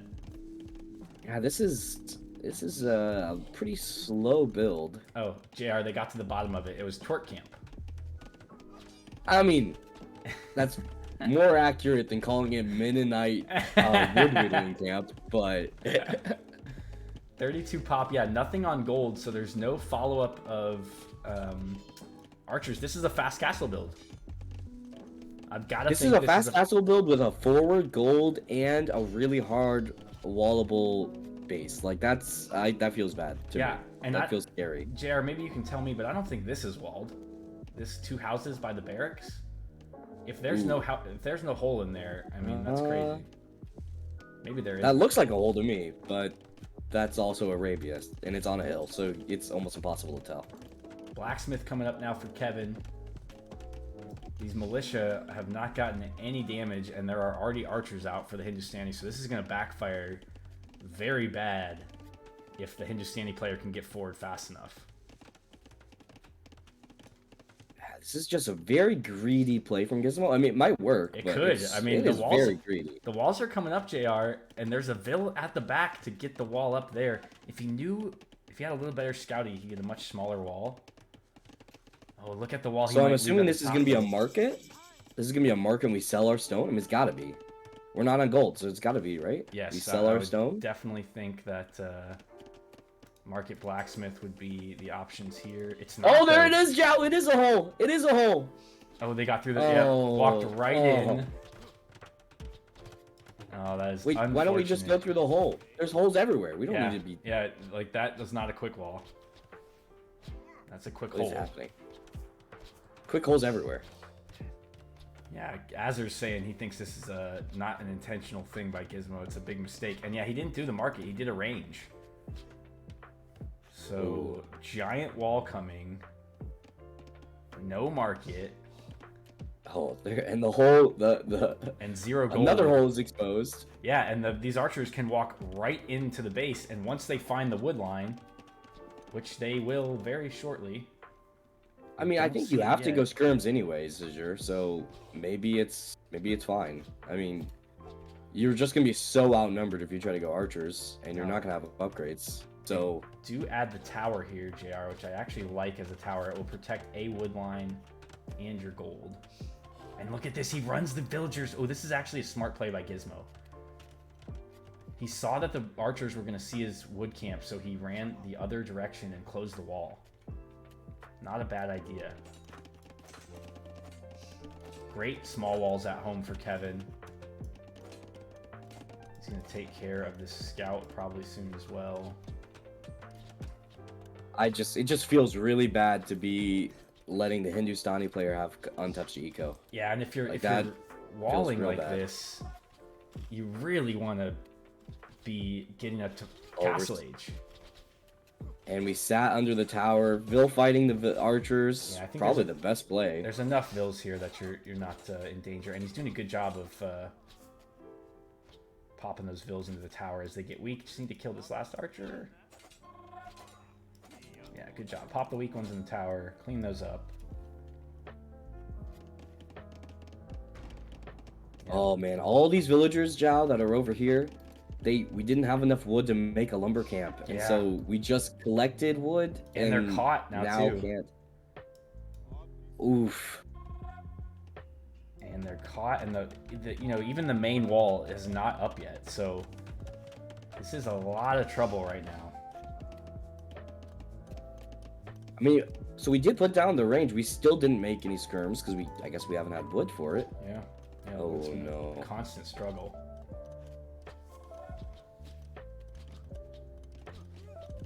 Meanwhile, Kevin's got 12 farms back at home. He's on gold. I mean, the Hindustani Eco and the cheaper vills, it's gonna be rough. Yeah, Gizmo's gonna struggle for the rest of this one. I mean, you can see the attempted wall that he wants to put down.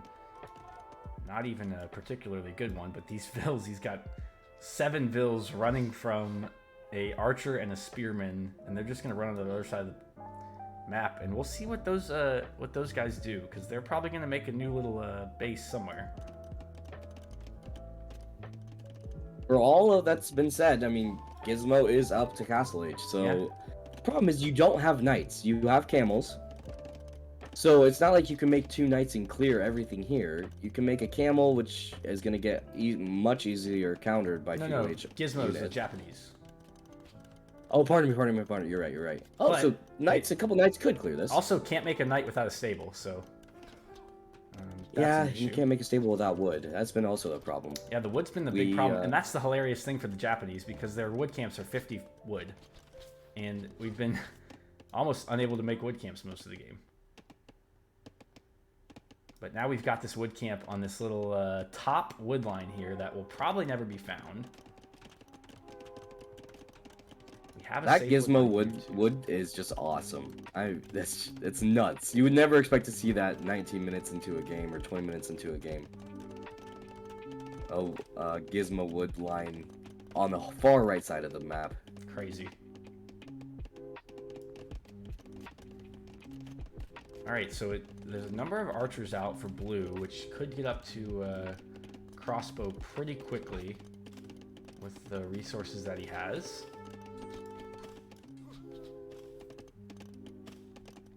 Gonna kill a Vil here probably.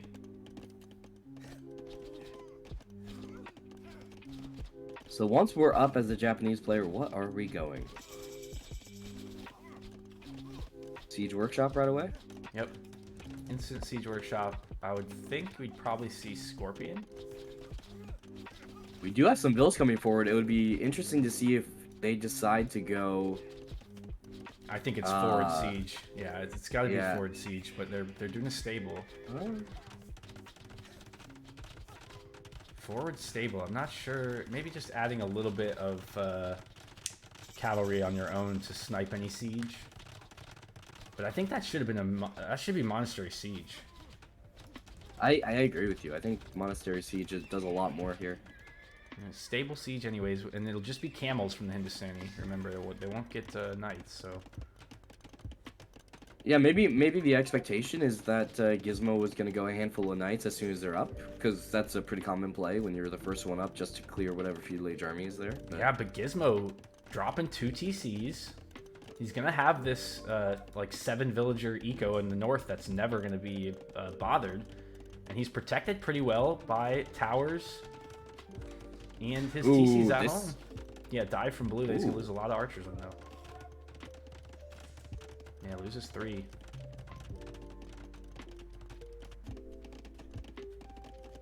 Wheelbarrow in again for Kevin. We've seen Wheelbarrow come in first for the stronger players in the tournament very often.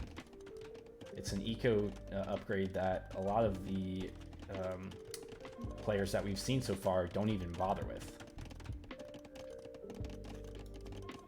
So I mean, it's is just a such a Mingula. strong upgrade. It's Yeah, just it really it's so strong. It makes sense. Now we've got this mangonel here. Excuse me, and the archers are around the right side. Husbandry coming in also for Kevin, and it's a lot of camels. So he's got a stable at home probably. Yeah, he's added a stable at home. Got the one stable forward, and it's camels with husbandry. Opening camels doesn't always feel great. I guess it is Hindustani, but We'll Yeah. see how. It's just so much harder to raid with camels than. Well, and I most other love units. love the idea from Gizmo here. He's added a monastery at home. He's got his 2 mangonels. He's probably going to be able to come over here and deny this castle with the mangonel if it paths decently in between these villagers, which it's actually not doing. So that castle might get, or that tower might get up.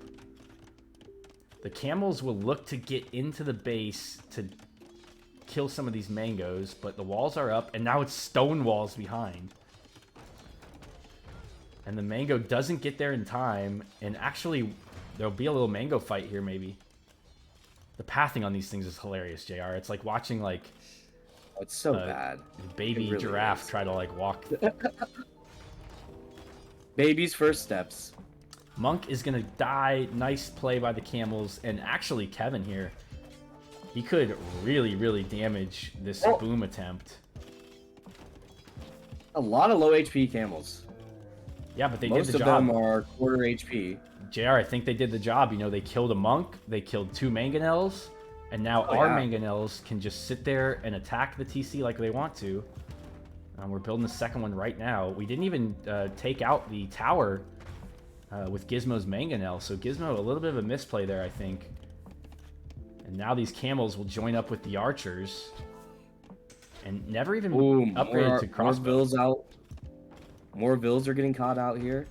And this is the price you pay for going kind of a For being greedy. more eco greedy. I mean, Yeah. Hindustani player is still up in bills.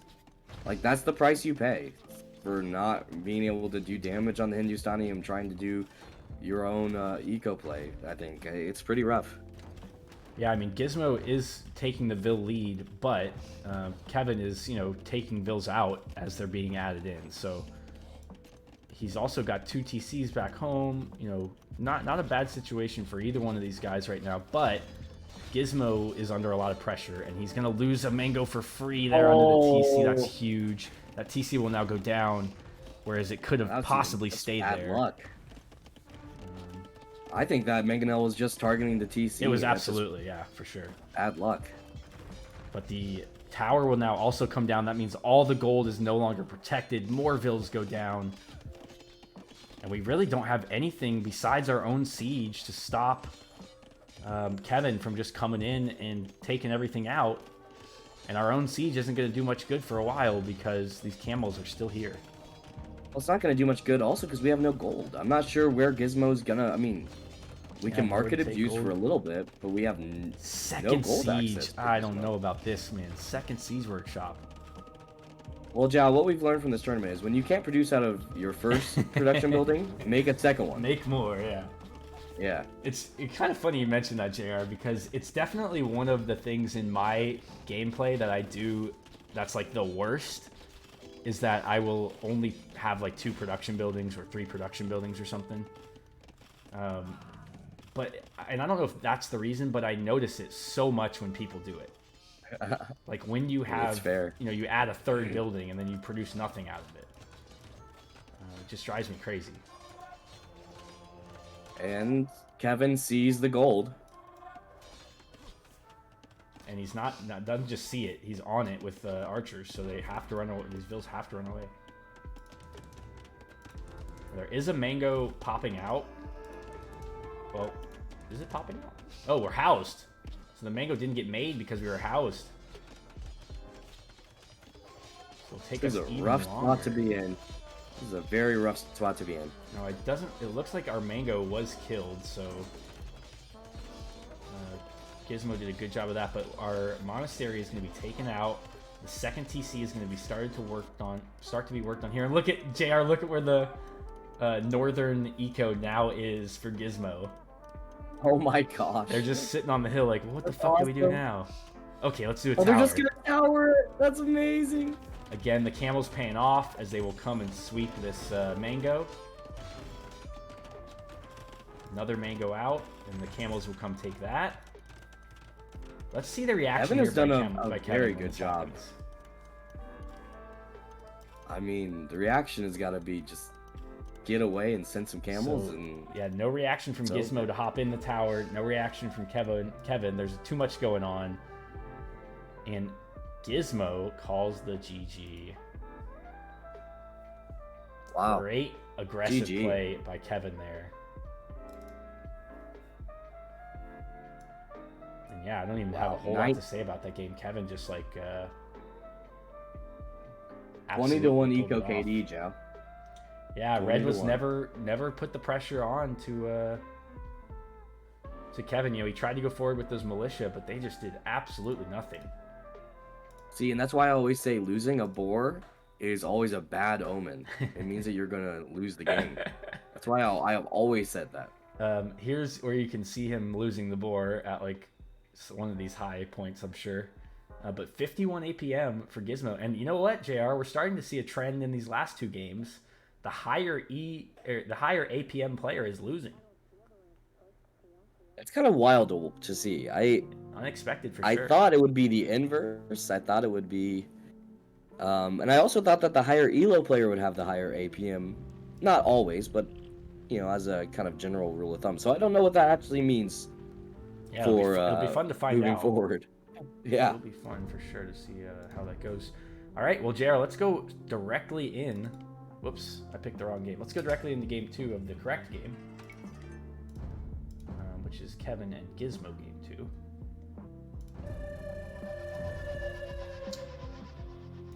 Kevin game 2, there we go. And I will get over to Capture Age shortly. Okay, so Arabia was Kevin's home map. This will be on Gizmo's home map. I can't tell what the map is just yet. Looks like a standard start, though.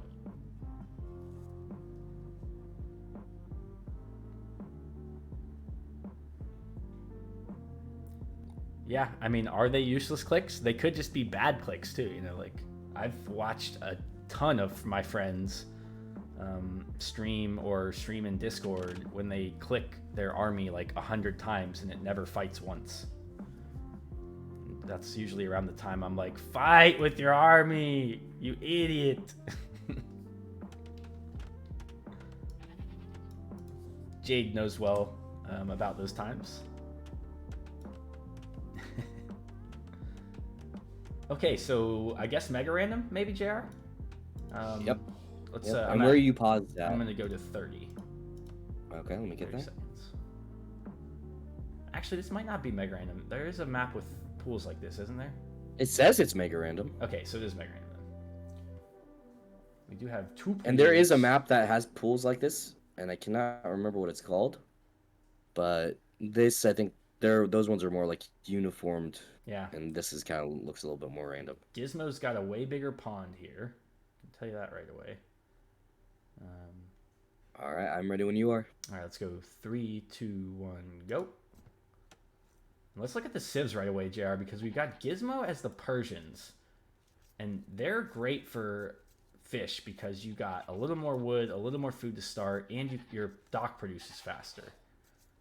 So I'm really interested to see how quickly these guys can scout and find out that they have this pond here. Because the first one to figure it out and dock their pond to start fish is probably going to be in a better position. Magyar doesn't really have any kind of bonus that you're going to get any kind of help with eco-wise for fish. But they do have the early +1 on scouts. I don't see any boars on this map, but there are a lot of deer. And but I can tell you both players can see the water right away. Now, whether or not they can tell that it has deep fish and how big the water is a different story. But yeah, in fact, zebras. Kevin probably thinks, from what he can see, he probably thinks this is like a giant central water. And honestly, Kevin probably thinks the same thing. You know, they can both kind of see one big shoreline in front of their TC, and that's all they've scouted, really. They are pushing deer because they know there's no boar now. At least Kevin is. Yeah, and this is a little bit of a interesting gen because half of Gizmo's zebras are on one spot and half of them are in the other. Whereas Kevin could easily put up a single mill and just go to town here on these 10 zebras. Yeah. Even if they didn't want to push. Only benefit of that for Gizmo is that one of those patches is in the back of his base. And I'll tell you what could be, you know, if we had some intelligent players in this tournament who did some good scouting and saw these zebra, they could send one militia forward and lame all of them. True. I think oftentimes with JR in tournaments like these, stuff like that is not even a thought to people. They kind of have their like expected outcome of what they'll do in the game, and that's what they try to stick to. They don't like make big decisions or changes in game. But that being said, this is the random map, so they couldn't really prepare too much for this one. And I genuinely believe Mega Random is the most challenging map to play. I think it causes you to kind of have to let go of a lot of predetermined builds and predetermined setups that you kind of get comfortable with, and it makes you play something that maybe you're not as comfortable with. And I think that's a really good way of telling some good players apart from players that maybe don't quite have everything down as much. Yeah, and I'll tell you what, Kevin has done no scouting. He's only pushed deer, and I think Gizmo is about to find out the most important thing about this map, and that is that this water is not connected. And he's not going to find it. He kind of does. That's going to be really confusing. JR, what I'm looking for here, though, is we do have a dock from red, and we probably will get one from blue, I would imagine. Didn't really talk about how little wood blue has also. But who's going to make the first military ship thinking that this water is connected and go looking for the fish of the opponent and not find it? I think Gizmo has enough information that he will not. I really do. He sees the water on both sides. Yeah, but he doesn't see that they're not connected. In between. If this was all I saw, I would think they were connected for sure. Oh man, that's gonna be close. And he hasn't taken any zebras, by the way, by way of scouting. Yeah, which is fair. Started fishing, and he's looking for some close fish. He does have one fish closer that hasn't quite seen there. But fish is gonna help him a ton, and he is the Persian player. Pricks, I wish I was smart. I did. Chad is wondering how you can get away with calling them all stupid. Well, Chow. yeah, because I did. I did say if we had smart people in this tournament. Yeah, you definitely did say that. Yeah, Hey, I heard it. You guys prove me wrong and do something smart, then. Even the good play in this tournament so far has been like meta. I want to see somebody do something crazy that was like extremely intelligent. Okay. Kevin is gonna find this now. You just want demo ships. Yes, exactly. Don't sit here and pretend that you're an intellectual, JR. An intellectual. Demos. You just want demo ships. Okay, Kevin found out, and Gizmo found out at the same time. So lucky for Gizmo that he's not gonna go into any kind of galley or anything now. Even like one fire ship is usually a good idea, but because this is separated like it is, I would just add fish and fish and fish and fish, and he has the wood to do it. I think here, JR, if you're Persians, you can get to fish, walls, and spears, and like a tower if they go archers maybe for the Magyars. But I think I think fish is the way to go here for the Persian player, and he's not. Okay, he's just now adding it. Yeah, I mean the Magyar player has seen exactly what's happening, has not thought of adding a dock yet. So long term, definitely like the Persian player's position. Also, just significantly like the Persian Civ. Honestly, I mean significantly more in my opinion, but they're just a really strong civilization, especially on hybrid maps, like you said. Yeah, so Feudal Age comes in first for Kevin. He's actually 2 minutes faster to Feudal Age, but he's 8 vills behind. And also 3 fishing ships, so 4 fishing ships now. So he's down about 10 or 11 villagers. Oh, interesting. Second dock goes on, I think, I don't know if I love this. Second dock going on your original pond? I would almost rather see the second dock go on the oppositions. Well, I think his plan is fish. And if your plan is just fish, then yes, I think this is what you do. If you think that your opponent is docked and you want to put some pressure on him, then yeah, the second dock there. Okay, Scout got 1 vill kill. Oh, did it get a kill? It did, wow. Oh, another. And we're small walling in now this wood line. It's gonna be really tough to small wall this wood line in. We need to be putting down a racks now so we can get the spears out, but I don't think Red is thinking about that. Yeah, we Oh no! made the fish a little later than we should have. And there's another scout now. And Gizmo with a great idea, but you're right, JR. He has to get a barracks. We have to have some military production when we know our opponent is in feudal age. Oof. And these scouts are deadly. Getting free foraging is no joke here. Yeah, Bricks, I also have a degree that has served me well sitting up on my wall. And that's it. Another Ville down, Jal. Yep, Is Ville's this down, gonna be but we can afford to lose a Ville every once in a while here, as long as we're not, we're not letting these scouts get away unscathed. I mean, We have stopped that's making a Villes, though. 5th one. That's a 6th one and a 7th one. That is not okay. And JR, we're still winning in not good. Villes. Like, we still have more Villes. I don't know how that's possible. If I you don't count our understand fishing life ships, anymore. then True, we still have true. more Villes. So, That is so much damage. and we're up to Castle Age if we get a building up. So, we might not be able to do that, but and we actually have both of our buildings, so we can click up as soon as we get a little bit more gold. But we're in Nice trouble trap. Hey, good trap. Good trap. I don't think We he's like trapped. this. I think he's Well, confused. yeah, I don't think he's trapped. I think he's confused. Right? I Yeah, mean, probably. it's definitely Isn't there a not. hole? It's There's gotta be a definitely hole right not there, right? trapped. Which is hilarious. This I is mean- fucking awesome, actually. I love this. Blue's Hey, acting wait. like they're Hey, trapped. Bricks, tell me how smart you guys are again. Can you just Yeah. tell me one more time how smart you guys are? Maybe they are trapped. I mean, I don't know. They're going from side to side. Is there a Jao, I don't think this player has a robotics degree. I think that might be why this is happening. they're not trapped. If one- It just they're walked not right trapped. around the Are freaking you wall. joking? They're not trapped. Now they're trapped. Oh, no, where did you die?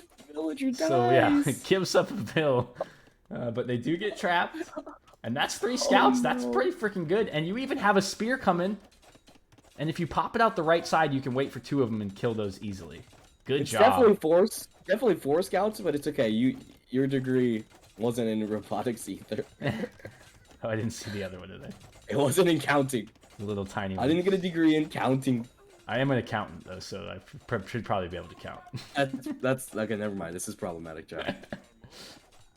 Eco KD is 9-0, by the way, and somehow Gizmo is up to Castle. It's all the food, JR. I'm Getting telling closer. you, this food Yeah. is just so important, and Blue hasn't gone to it at all. And what happens in Castle Age now, we can drop a TC if we're actually not on any wood anymore, so TC's a little bit still to go. But we don't have any military buildings. So I mean, it's literally only love- spears. Literally just sending the spears in one by one into this like fish cage. It's like, what silly. is this nuts? Absolutely silly. If we send in Oh, 3, I love it. we get bricks. Oh, there's yeah, not another me, villager not me, dead. for sure. There's another villager dead on the wood line. This wood line has been a problem. And There's more palisade walls than wood available on this wood line now. well, they're about to get out of their trap too and kill another villager. But beyond that, they're stealing the deers now, or the zebra, that are on the front of Gizmo's base. So that ended up actually coming into play. Another Ville down. What a time to be alive. 11-0 now, JR. And we do buy the TC on the gold, but we're putting it up with 1 Ville. And the blue scouts are going to see that. Oh my. Oh no. There no, they no, see no. it. Can we quick wall? Okay, we're Oh, starting to build the other, but the so quick wall's not close. in time. And I don't think the TC's going to go up, and that could be it right there. No. Yeah. Even though we're in We're Castle up Age. Castle Age and we're still making these spearmen that are doing. I mean, it's +1/+1 scouts. Yeah, One you're against spearman at a Magyar, time. Not good. against Magyar scouts that also have the defense. It's very, very difficult to take them in 1 spear at a time. Yo, Hoagie Mouth, what's up, dude? Welcome in. We're in a crazy... this is our 3rd set of the day. We saw Group A finish already. Saw 2 players move on, 2 get knocked out. And we are desperately now trying to get this TC up and hop inside before all these villagers die. But JR, the count just keeps going up. Yeah, this is very problematic. In fact, if we queued to each villager, we'd probably even be able to deny this. We don't deny, but a lot of vills down, and 18 left now. Oh In my fact, gosh, so and the- another village just gonna die. Yeah. Thing is, we actually don't have enough food. We only have 5 on food, and it's the 5 fishing ships. And sorry, good game. I forgot to do my Oh, scores up here. bah humbug. Who likes lots of horsies? Who was the horsey Kevin guy? McAllister. That was Bent. Kevin McAllister. That was DM Bent. So maybe, okay, we haven't had anybody say DM Bent yet. So maybe Kevin McAllister could be DM Bent. Wow. I'm sorry. Kevin won. Both games, right? Correct. Yeah. Kevin won both two games. notes. I'm sorry. I was thinking this was a third random map, but it's not. All right, so Dang, that was quite a game. Very aggressive and well played from Kevin. That is scary, actually. If I'm watching that and I'm in this tournament, I'm thinking to myself, okay, ban Magyars, because that's a something I don't want to let start rolling. well, It's JR, very scary. the big mistake made by Gizmo, and he had the resources to do this. After he put the dock down, and he got 3 or 4 fishing ships out, he had the resources to drop that barracks. Rax. Get Oh yeah, 3 you're or so 4 right. preemptive scouts out, or preemptive spears, and if that happens, then those Magyar scouts are not quite as dangerous. So I think we also had the time to small wall all of our wood lines, and because we knew the scouts were there when they were on those we saw the zebras. first scout, didn't we? Yeah, I think we surely just small wall. I mean, we know that we're gonna be up to Castle Age soon. We just small wall our wood lines, get a couple spears out, and we're rocking and rolling. JR, I'm just seeing something interesting here on this APM chart. If you look at the total APM, it's 44 to 37 in favor of Gizmo, but the military APM, all that scout micro that was going on for the Magyar player there, Kevin, gives him almost 10 APM higher than the military. So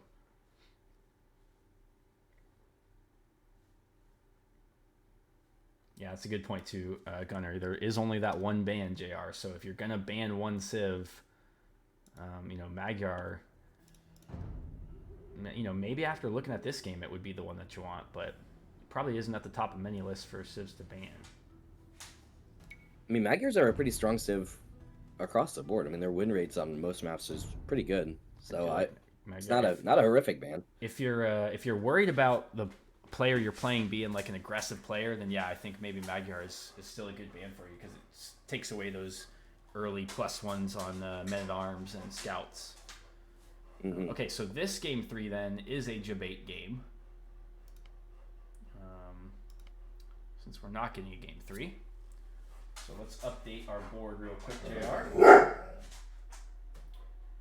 That was Kevin and Gizmo. So Kevin gets the win 2-0. I think of all the players I've watched so far, I think Kevin McAllister is the strongest one. Okay. So I Kevin's don't- definitely strong in the group. Yeah, I don't know that. It'll be interesting to see if when Kevin is playing somebody else, maybe. But I thought Gizmo played pretty strong in the sets that we'd watched them play. And Kevin kind of, don't want to say in a bad way, but Kevin just really significantly outplayed him, it seems like. So it will be interesting to see Kevin play some other guys as well. Yeah, Kevin and Buddy and Heat Miser really started the tournament out extremely strong. Let's get back to our challenge bracket and we can kind of show our update. So that was a quick set, JR. I probably have time for another one before I take my break. So And are we watching Kevin versus Scrooge? yeah, I think this is going to be the last one from Group B here. So Gizmo and Kevin we just saw. That went 2-0 to Kevin. And let's see what that does to our standings here. Okay, so Gizmo has 4 points. Kevin has 4 points. Scrooge has 2 points. So we're seeing Scrooge versus Kevin right now, right? Yeah. So we need to have Scrooge has to win this set to have a chance. And Dude, Kevin, that's awesome. if Kevin even wins one game, he's through to the next stage. So what happens? Wait, what happens if between Gizmo and Scrooge? So if then? Scrooge wins 2 games and goes like 2-0, then we'd have 3 players on 4 points, and we'd have to go to head to head. And if that still didn't work, then I think we have one more. Or it goes points, and then it goes head to head, and then it goes to a chat vote. So we do have like the super backup as the chat vote. Yo, Loilo. Love it. What's up, dude? Yeah, sick holiday stream. I got JR Goes Boom casting with me. JR, I'm gonna get these games. Or you have the games, right? Yes. Yep. And Kevin. Okay. Chat vote. That would be so sad. Imagine somebody just You're out because chat demolishes. says. Yeah, chat says, nah, no, thank you. Okay. Kevin and Scrooge. I'm moving these over to the correct folder now. I'm gonna fire this game back up. Get some tunes back going. Thank you guys so much for hanging out with us tonight on this beautiful Sunday evening. We are watching some hidden holiday cup. We've just finished Group A. Just got done with the first game of Group B. We're working on the second set of Group B now. This will finish out Group B, and then we'll get into Group C. And those are our 3 groups that will finish out before these guys get into the next round of games, and they are deciders. So JR, next round, 2 of the best players go through with a bye. So the highest scoring players go through with a bye. The next 4 will be playing each other in the quarterfinals, essentially. And they're best of 5 sets once we get there. They will also have a chance to change their home map between the group and the knockout stage. So I'm going to wait for the game to get queued up, JR, and I'm going to try and give the dog something to play with because he's bugging me again. So I'll be right back. Fair. I just want to say thank you to everybody for hanging out in chat so much, and I've been paying attention to kind of Zhao's numbers and stuff like that. And it's awesome to see everybody hanging out and watching the sets and the casts and everybody being excited for it. I think it's super exciting that the prize pool has been getting upped and upped and upped. And I thought we were shooting for 1,500. But I know that we're at least pretty close to that already, so I just want to say thank you, and I'm very excited to see how all this pans out. Excited to get some cool reveals, and oh, you're welcome, Bricks. You're welcome. Wait, hold on. No, thank you, Bricks. And also, I'm just so glad that we can all talk about our puberties and really just have an open and honest conversation about that. Really feels good.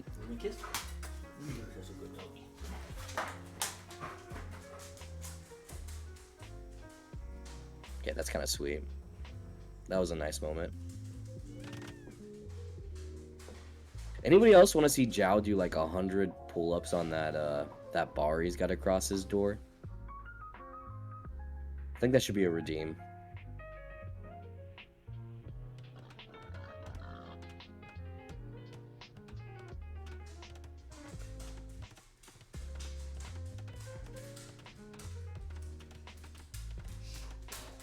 Yeah, Briggs, it seems like a lot of people have. Over under is 10. You really enjoyed the puberty talk? Okay, well I'll let Zhao know. I'll let Zhao know that we've got a current bet going on. Oh no, what's bet? Hey Zhao. What do we got? Yeah. We want to know how many pull-ups can you do on that bar, and is that bar just for show? Like, I mean, what a flex. Okay. Just if you're asking, have it and not actually.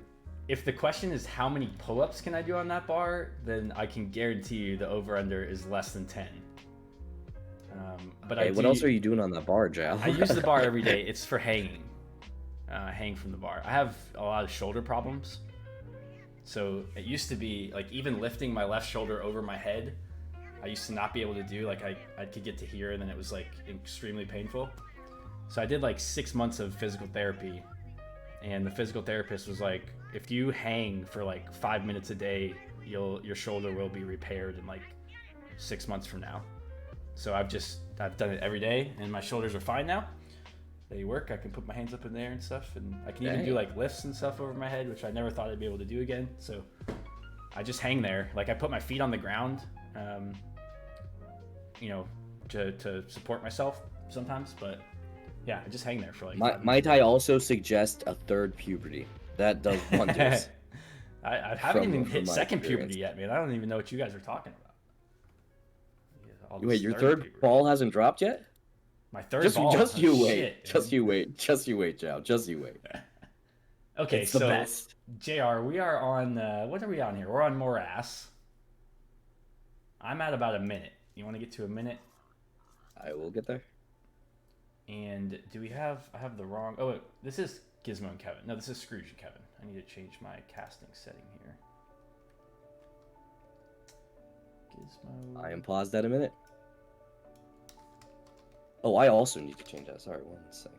Because this is Scrooge and Kevin, right? That's what I. Yep. Okay. Turn to the map. Yo, Magnolia AoE in the house. What is up? Mags, we're doing a hidden cup of low elo players with holiday character names. I'm so glad that you were able to join us. Good to see you.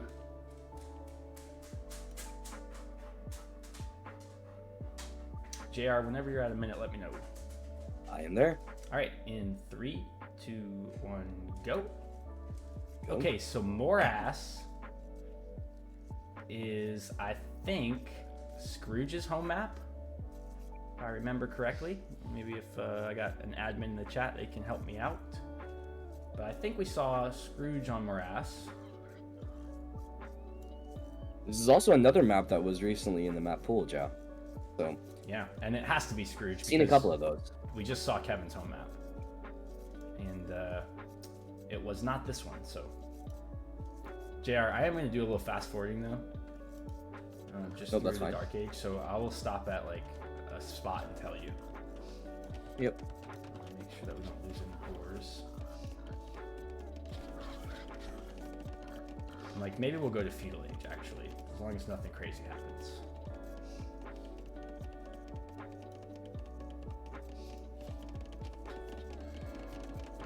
Morass can actually be a pretty complicated map, so I'm interested to see how these guys play it. Yeah, seeing how like the first mill goes down and stuff like that is always very interesting. Getting deer pushed in now for both players. There's only one boar on this map, right? I think so. Pretty sure, yeah, there's one boar. Early barracks. Okay, let's stop at 7:30. Yeah. All right, in 3, 2, 1, go. Okay, so mill coming up on the berries for Kevin. And that is not the standard place you see a mill go because you have all this super fast food that Scrooge is on here in the middle with the Ethiopians. And that's where you want to be with your mill, I think. Oh, look at I this think I early definitely militia, prefer. JR. Yeah, that's really strong. I have to imagine that Scrooge was thinking that these militia were gonna find a mill over here. Yep. On the fish. 100% we're going to be looking for fish, but they've caused a lot of idle time on this food. And if you look at the res collected, Kevin is still out in front, but Scrooge is in Feudal Age already, so.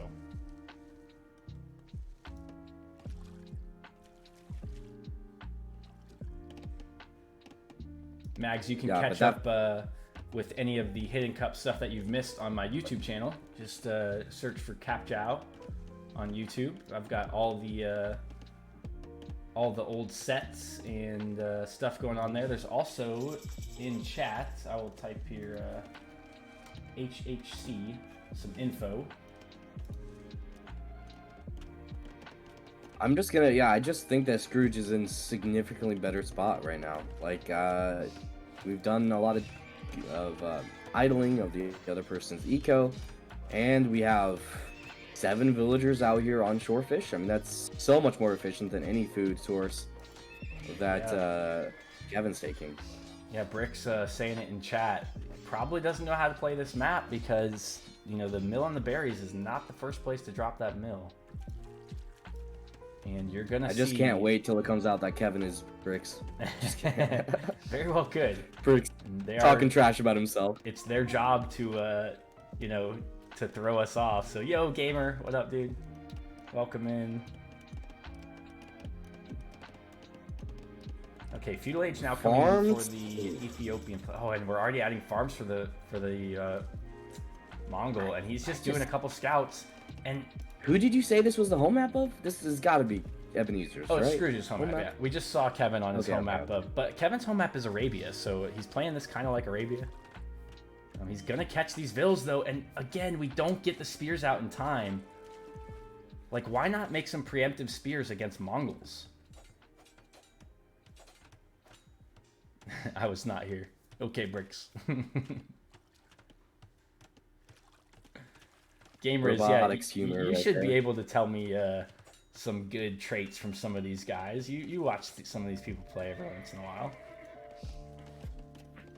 Riz mostly just makes fun of these people, so I'm not. Well, I mean, you know, what's better than that to know how they play than make fun of them, you know? Like, True. okay, so now the spears are out. The scouts are gonna look for some damage, but the spears are gonna chase. He can sense our noobness. Nice. And Gamer can peg Mike Jet? That doesn't, I mean, sounds nice. JR, Mike's been using this word peg real lightly. Yeah, To yeah. the point where I don't lots of think he pegging. realizes what it could possibly mean. That sounds about right. He's been using it all willy-nilly like, you know? Willy-nilly. Can't just be Mike throwing around- using the word peg willy-nilly. Peg all I've never willy-nilly. thought I was going to hear that. Never thought I was going to hear that. Run, Mike, run. No, Riz, I think Mike wants you to peg him. I definitely think that's. You guys are killing me. We got archery range maybe coming up for blue. I don't know who's building this archery range, but it's going to be a long walk to get there. If they're going to try and build that. I just can't describe how much better of a position I think Scrooge is right now than McAllister. And JR, we talked about how he should be having, you know, a bonus on the eco. But if you look at the res collected, Kevin's actually got more. And it's the worker efficiency. It's because of those 2 scouts. It's just idled so much of his eco that it's actually allowed Kevin to be in a better economic position, despite, I do agree with you that Orange should be in a much better position here. Ooh, and a tower already going up on a gold for Kevin. Yeah, I think you are right. I think that Oh, I don't like delay, that tower at but all. it's just gonna pay off so much faster over here. That 1 mill's worth of wood for all of that food is gonna pay off. I really don't like that Dividend. tower, JR, because it's so far away from the gold. Like if Blue came, or if Ebenezer came forward with a tower of his own, he could put it outside the range of the blue tower and still range the entire gold. Oh yeah. Riz barely wears clothes on stream. He doesn't have any room to judge anyone. Oh, all the Oh, archers. the throw! Oh no! Scrooge. And when you're playing as the Ethiopians and playing archers, you gotta keep your mass alive. We do kill this gate, this paper gate, as Gunnar would say. If you needed any more proof that Kevin McAllister was not Gunnar, which I doubt any person does, then that paper gate would tell We've you. already seen Gunnar. Nobody can convince me that the player that we saw, Taddy The on Taddy, Habubi, yeah, the double was Taddy. I not- can't remember who that was actually. not but Gunnar. I think it was Gizmo. Whoever it was, is that Gizmo? It was either Gizmo or no, it was Snow Miser. It was Snow Miser. Gunnar Yes. was Snow Miser. Yeah, he played Gizmo in that set though. And a couple skirms will clean all this up. I think a little bit of a throw from Scrooge, to be honest. I think we had all the momentum in the world, and we threw a lot of military. Yeah, and big time. all of a And- sudden, the Mongol player is up the castle.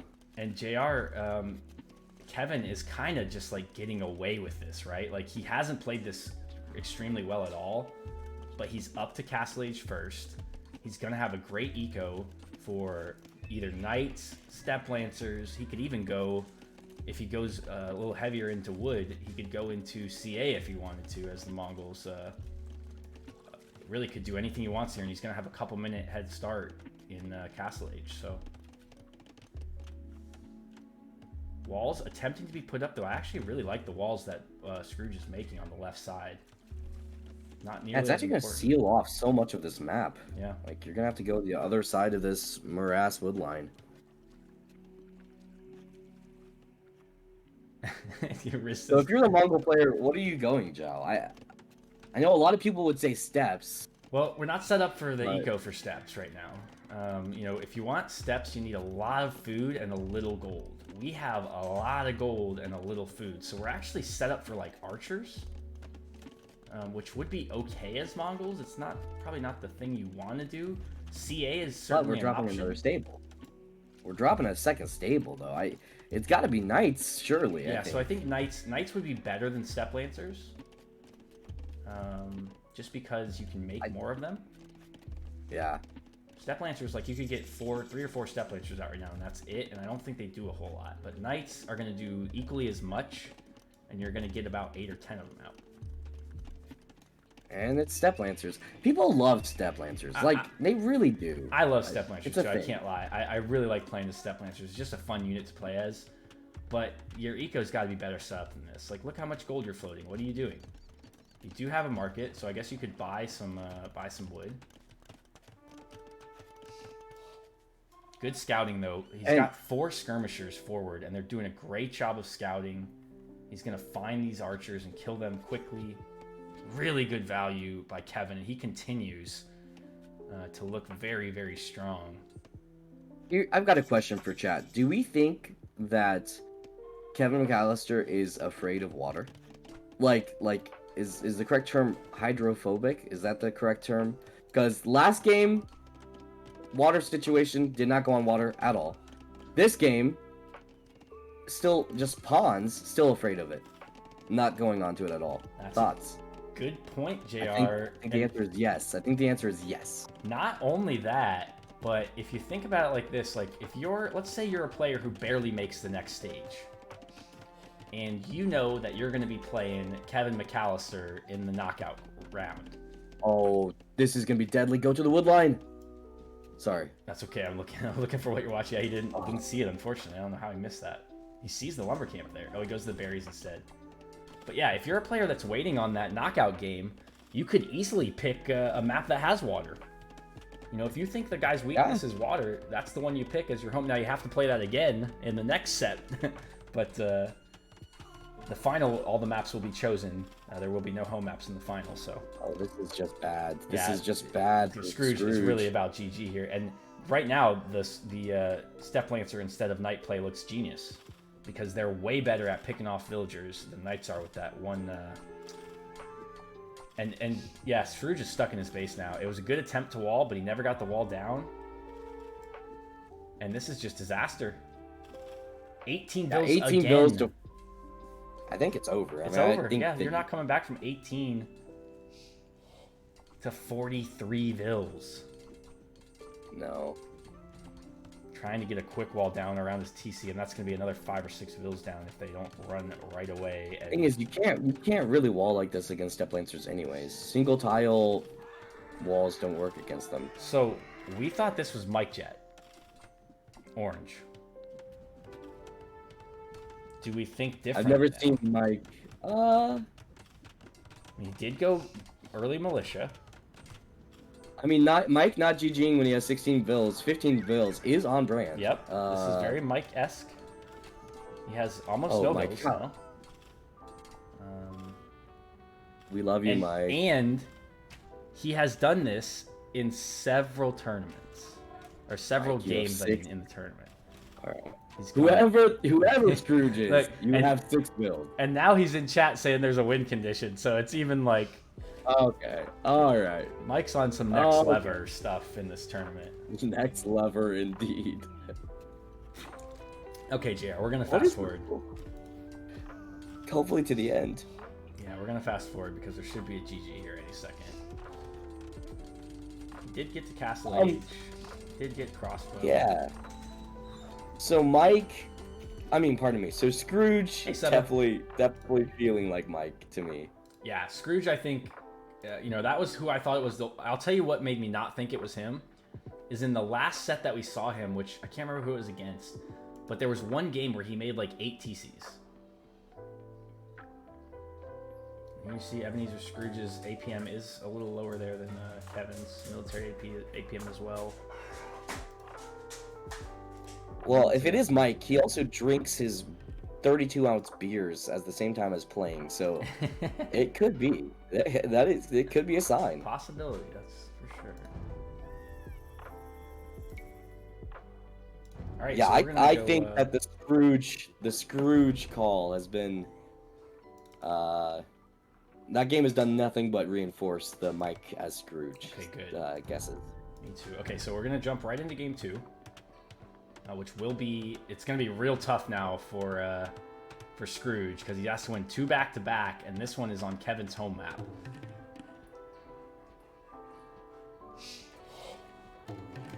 Oh, I did not know we could have a mirror match. Interesting. Yeah, because they have free picks. They are allowed to pick mirrors. They can't pick mirror, but they can pick a civ that the other player also picks. They don't know that because they're hidden civs in the lobby. But there is nothing stopping them. You know you're watching it on yeah, I'm just waiting for Just, I'm just waiting for capture age to. For whatever reason, it takes 2 minutes for my capture age to load. It's weird. Mine it's just right away. Yeah, and then it also loads only on my first screen and won't load on my second screen no matter what I do. So that's why I have to move it over every game. But if only you knew somebody in the capture age workforce that could help you. Trust me, we've tried. Okay, so JR, I think for this one, I am going to go ahead and go to feudal age. Yep. So let's go. Let's say 8 minutes, and then we'll stop at 8 minutes. Make sure there's no deaths. Thanks, Loyo. Yeah, he's super bored over here, hanging out. But I've given him all the treats I can give him today, so he's gonna have to tough it out for these last couple games until the break, and then hopefully he'll take a nap. Whoever Kevin McAllister really is playing so strong. He's got a strong voice. I don't know because you said you thought Hornux was gonna be. I think Hornux is very strong, and I think he's very aggressive. So I definitely think that Kevin is an option for Hornux right now, for sure. I think I could see that. Okay, JR, I'm gonna stop at 8. Yeah, let me get there. Very close. And then I'll show off the pup. See if I can get him to stay here for 2 seconds. All right, I'm ready when you are. All right, 3, 2, 1, go. And we already have the barracks down for both players. No militia, though. We do have militia from blue. It's a 2 militia play.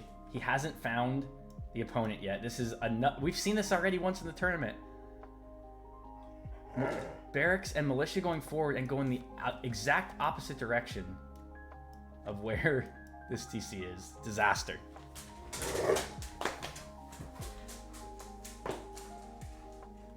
Yeah, this always sucks when you don't have your scouting done correct because you want to push a couple deer, because you want to make sure you have a pretty good eco when you're going to do a drush, because you want to make sure on the back end of it you're not screwed. But it also delays you from actually doing proper scouting, and then you just end up doing this, which is not fun.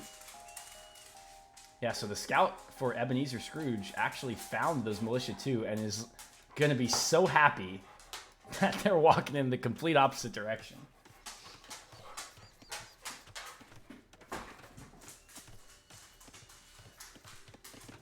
Yeah, it's interesting. You see the drush, and then you continue to go scouts, which is fine. I almost just think that archers punish it so much faster, but... Yeah, and the range back home for Kevin is already up. We've already got men-at-arms clicked, so those 2 militia will turn into men-at-arms. I'm not sure if I like that. I don't think you get any more value out of 2 men-at-arms than you do out of 2 militia, especially when you have archers coming behind it. But that is the tech that he's getting, and he will find some damage because he's going to find his way right onto the berries. But Scrooge is going... Scouts are kind of playing into it, in my opinion. I think I would much rather... Scout. Oh, we're sitting... Oh no no no. That's rough. Because you have one men-at-arm is already kind of weak. So 2 or 3 scouts are going to be able to kill this, but one spear comes forward. McAllister's been good at this. He's done this well a couple of times already. Militia forward, men-at-arms, and then add the spear, and then the archers come right afterwards, and a good shot from the spear there to take out one scout already. See, and now I just don't think you can continue to go scouts as Scrooge. You've got to be able to transition into archers yourself, or potentially even skirms, but that probably is not going to happen as we don't see them putting down a range. Yeah, and you know that Kevin has done this a couple of times. I mean, I guess this is only the second time you've seen him as Scrooge. So what are these villagers here to do? Kevin is sending forward Yeah, I don't see. some vills. Good walls from... Oh, nice walls from Scrooge. This is going to be towers. You gotta hide the vills. Don't want to get caught doing this. And you're already caught, so... You should see that tower going up, and maybe we'll be able to rush it down. Maybe it won't even be a tower. This might just be some shenanigans. And another forward Scrooge. range. Scrooge is taking a very big risk here, not putting down a range, in my opinion. You're just hoping that you can be up to castle in time to not have it be too badly affecting you, but now we're making more scouts. And archers are forward. I don't know, Joe. I think that Kevin's just in a much better spot. A back range. Well, I will tell you one thing though, JR. It's another kind of greed situation. Yeah, Orange, he's in trouble, and what has he done? He's dropped 15 farms. So no military. I love farms. And it is a range in the back, but Ebenezer Scrooge has found it. Is going to kill probably both these vills. Yeah, he's going to get both the vills. There is the range. Is going to stay up. But Blue, a little bit of a mistake there, not bringing his army over to where his vills are. Is there a hole here, JR? There is a hole directly into the woodline if he wants it. Oh no. And he's noticed now the villagers kill and wall quickly. Good job from Scrooge to pick up. So are we putting up a tower, or are we going to move woodlines? It's just a really rough spot to be in. Fletching not in for Kevin, which is probably the only saving grace here. The scouts for are going to come over, and Scrooge. if this spear is taken out before it realizes, and it will be, 0 attack that is huge. on the scouts. They're going to clear the men-at-arms. They're going to clear the spear. That's huge. And they're going to clear the archers if they're not careful. There are spears now forward with this archer. So, JR, I think you're right. Finally. The frustration and the not adding the range, and finally we add it now, we realize. But this should have been done a good while ago. I actually think that we could have been in a much better position as Scrooge. Like, when you get man-at-arms that didn't get a ton of value, we could have been okay here, and instead the archers are here, fletching almost in, pushing them off of a wood line. Very problematic situation. Yeah. For Scrooge. Low Elo in chat says, I forget this is like 1200 Elo. It's been easy to forget that today. For some of the other sets in the tournament, it's been really hard to forget that because you're looking at some really questionable stuff. But for some of the sets today, there've been some really, really tight games that I bet if we were in a Guess the Elo cast on Sheffy's channel, people would be going, 1400. They're easy 1300, So, I agree. Maybe not this one, though, because Orange is, this extreme greed is not going to pay off, I don't think. He's got a bunch of gold. Now, do you know who we all know is reluctant to make skirms ever? Mike Jet. Okay. I didn't know that. That's okay. a very Mike Jet thing to do. Mike Jet says that skirms are bad. Okay. I've heard him say it. It's one of his hot takes, along with the Castle Age Ram thing. So, man, Low Elo, if I could keep this fucker on a camera, I would do it for you, dude. Usually, if you can kind of see his bed back there. Usually he'll like lay down in that bed when he gets tired. So you kind of have a puppy cam because he just like hangs out back there. Riz, how is that a burn? I'm just saying the truth. Mike Jet always talks trash about about certain units. He's very consistent about his hatred towards certain units. And JR, look at the villagers out the backside. Gonna go try and take some sneak wood over here. Skirmishers are being made now. But Kevin looks in a absolutely dominant position right here. We are so close to having the res for Castle Age for Scrooge. I just think send all your vills into your TC and click up, right? Yeah, does he have the buildings? I don't think he has the buildings. Yeah, he's Oh, he does got have range that's stable. right. He's Yeah, I good. forgot. He just needs to click. Yep, click up. And instead we're queuing vills and scouts. Yep. Okay, And that well, is all the food that we would that's have just bad. had to go up. But to be fair, 3 minutes of going up to Castle Age here, we're probably dead.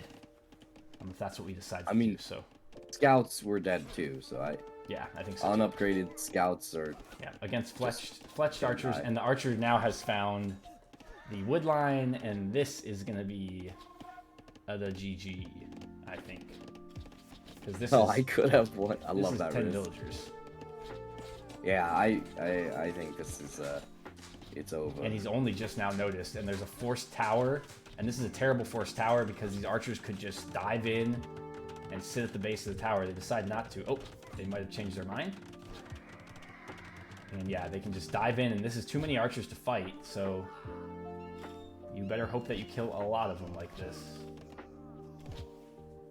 Yeah, not the best job microing under the tower. It is tough to squeeze underneath there. And now you just have to target the vills. Oh, we're not going to target the vills, though. Okay, we finally targeted the vills. 2 archers go down, though. Warville's going down. I will say Kevin McAllister did not leave 1 or 2 archers on this back wood line, on this other wood line in gold, which actually could have been really strong. Instead, that is now available again, so it'll be interesting to see. But I think Kevin's gonna click up to Castle Age in just a second as soon as this mark gets up. Yep, and Scrooge will not be far behind, and the score is actually very, very close. Despite Kevin being 8 or 7 vills in the lead. He just doesn't That's have why the we same don't amount of look at army. scores. Yeah, that's true too. If you look at the scouting, that could also be part of it, because Scrooge has most of the map scouted. Kevin's got a lot of it scouted too, though, so maybe just a couple 100 points there. But there is the Castle Age click. And Husbandry is the choice for Ebenezer Scrooge. Remember, both these guys are Lithuanians, so as we get into the Castle Age, they both have the exact same options. They're both going to be looking for these relics to give them the plus attack on their knights, if they do choose to go knights. Another villager going forward that's gonna die from Kevin. That's the off. 3rd one that's gone forward and died. Good job by Scrooge. Scrooge has done really well scouting. His macro's been really poor at times, but his military usage and scouting has been really good, and that's kind of another Mike thing, isn't it? Yeah, I mean, if Scrooge isn't Mike, then I don't know. You know what I mean? That's just how I feel about it at this point. So, I if guess- Scrooge isn't Mike, I'm not gonna get a single one, every other person right. I feel at this point. So JR, here's the another big question that I have, because Mike came in here the other day and he was feeling so confident that he wasn't going to get picked. I don't know if you saw this or not, but he actually put a little bet down of his own. So What? Yeah, so he said that if the casters pick out who he is, he's going to donate $100 to the tournament.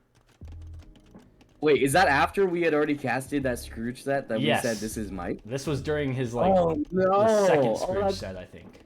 Oh man, he's Um, smart. If only I don't know. And then he also said that if chat picks him, he will donate $50. So my question to Mike Jet is, are those independent of each other? Or Yeah. is that like together? Because I'm pretty sure everybody's going to pick you as Scrooge. So you're either safe and you're not going to lose any money, or you're going to lose both of those. And you're going to be enriching our pot for the tournament. Did Bricks and Mike have a thing like, okay, I'm gonna play like you and you're gonna play like me? That's Hey, what I'm wondering. It could happen, man. I would not be super shocked if like there is at least one player in the tournament who actively played other games trying to look like another person. Because, and I'll tell you, I think it's Scrooge, because there was that game where this player did like 5 or 6 TCs. Aristotle says he just you wants know an what? excuse. Hey, I'll take all the excuses to donate, man. Ebenezer Scrooge could be just about anybody who decides to play like Mike. Dude, That's he's the still in truth. this game. I don't know how, but he's still in this game. There are knights coming, and like they should clear up, but the score is not bad. He's in Castle Age. You know, they're the same civ. He's making his own knights. This is not over yet, and it should be so over. Yeah, but and a couple nights in the Woodline, a couple nights on the Gold. Like I don't know. Well, maybe we've got a couple our orange own nights, knights maybe. now, though. Yeah, and we're at our production place instead of our opponents, so we're gonna have more. I love this play from Kevin. Put a monastery forward. That's a great play. Oh, no, and a monastery for Scrooge. Yep, monasteries for both. And like I said, you know, we're both Lithuanians, so Aristotle, we looked at the scouting. Like, there's a little bit more scouting from Orange, so there's maybe like 100 or 200 points there. Besides that, you know, the res collected is in Kevin's favor. The military is in Kevin's favor. The villagers is in Kevin's favor. This tower probably has a little bit to do with it, maybe. One just simply. I don't know. I think if you gave me a game, I could play like Mike. No, Jet. that's actually a like super good use of that meme, Bricks. Well played, man. One does not simply Well be played. Mike Jet. And there's a whole lot of like little things you got to do to be Mike Jet. So, but I think we've seen Scrooge at least display the most of those things. Bricks, make it a meme. Put it on Zhao's Discord. Come on, put the work in. Let's go. You've got a robotics degree. Yeah, I know you're really. smart enough to make. Get those, get those you got robots to this. do it for you. Yeah. Okay, we have a monk out now for Orange, and the decision is not to go dive in and try and convert a Oh my goodness. knight. And the Zhao Siege Workshop. I love this, dude. I love this. touching This is siege. nuts. These are Siamese twin siege workshops. Touching me. What in the world? Man, and I'll tell you I've what, never seen that. this is tough for Kevin McAllister to do this, because he's the one putting the pressure. All the stuff at home is there instantly for Scrooge. It's gonna be hard getting this forward stuff working as well. JR, both of these guys dropped a siege workshop and have nothing producing out of it. Scrooge has 1,000 wood. I mean, what a time to be alive. And he has a market. That's so- also a Mike Jet thing. Yeah, Scrooge is a Mike Jet. it also Scrooge is, yeah. I don't know anymore. And he's, I don't know. It's hard. Getting some conversions possibly, though. Sending out some spears. These conversions are going to be huge. If he can keep his knights alive, and one of them goes down. If he can keep this other one alive. Good job running See, away. okay, there. is there a world that Scrooge is like maybe one of the players that maybe a little bit lower elo but maybe a more macro focused player? Like is that a No, the macro's been possibility? terrible. Scrooge has had terrible macro. Yeah, but also macro has been the only thing that Scrooge has mostly done. No, I like, think Scrooge has fought really well. I think Scrooge has taken an army that shouldn't do the damage it should. In a lot of, maybe not in this set with Kevin, because I think Kevin's a little higher player. But I'm trying to remember the set that we casted earlier, to be honest. Well, the one I remember of Scrooge's specifically was against Snow Miser, because I think that was Mike Jet versus Gunner. And it was just a extremely goofy set of games, and it made me think that it was awesome. those two. But Scrooge was doing stuff like dropping 8 barracks, and like putting weird walls up that like Mike Jet would do as like a debate. So it just felt like him. And then of course Snow Miser taddied like 3 times and snuck archered once. So Yeah, I have to imagine Snow Miser is Gunner. That one actually I imagine might feel better about than this whole thing because this thing is. I'll tell you what though, JR, if I'm looking at my big board here, if Scrooge loses this set 2-0, he's gone. He's out of the tournament. And if Scrooge is Mike Jet and he's gone already, that's a big upset because Mike Jet was in the 1200s coming into this thing. When will we find out? Not till the final. We're not letting anybody know till the final, and then we're gonna reveal all at the same time. So it'll be right around Christmas time. It'll probably be, there's like a 10-day range where we just have to find a place where the 2 finalists can play each other live, and that's where we'll play it. So we'll announce it as soon as we know it. We won't know it until the semis are played though.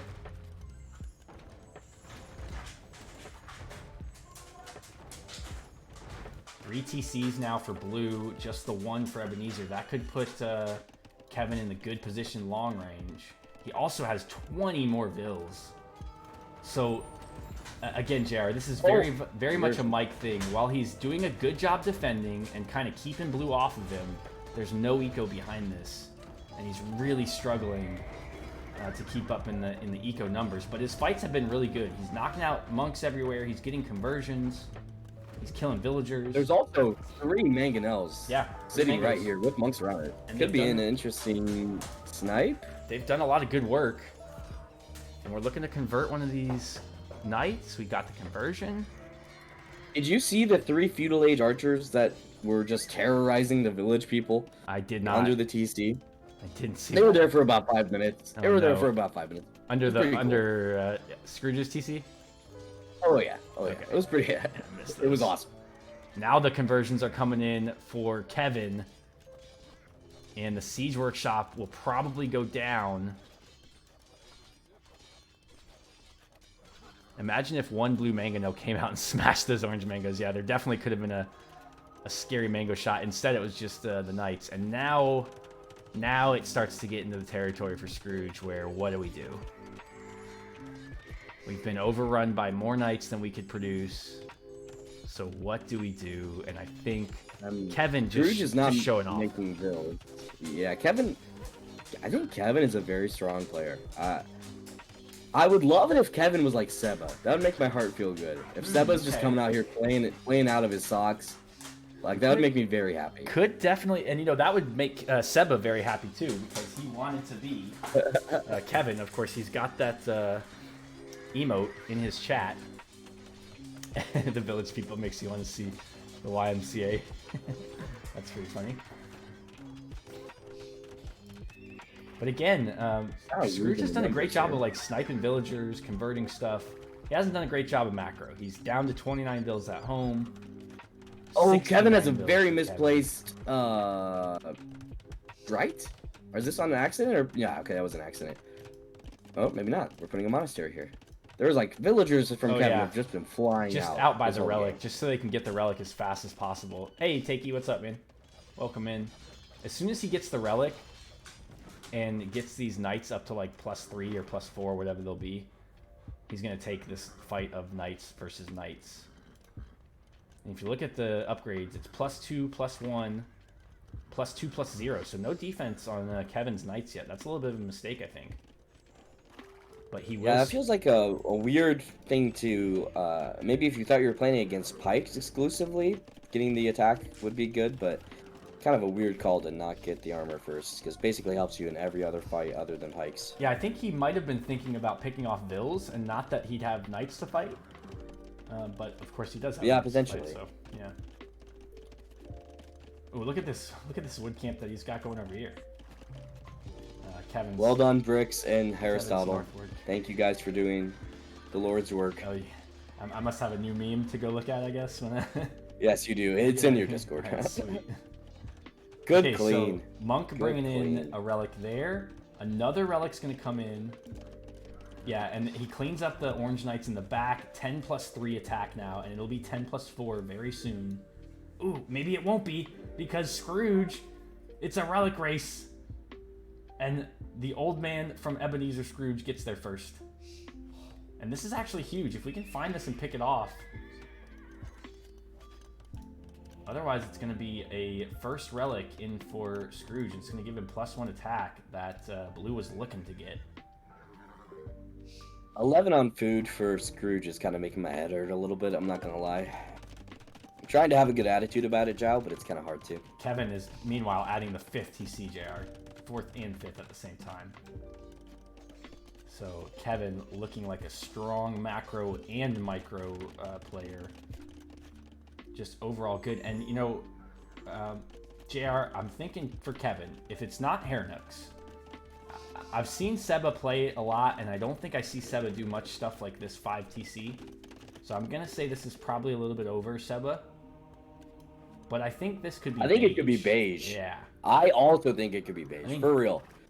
Beige has let us know that he is a strong macro player, but also is trying to get more into like aggressive. And what this blue player has done a lot of is be super aggressive and good, but then not take the advantage that they've made for themselves. And they've done it in a lot of their games.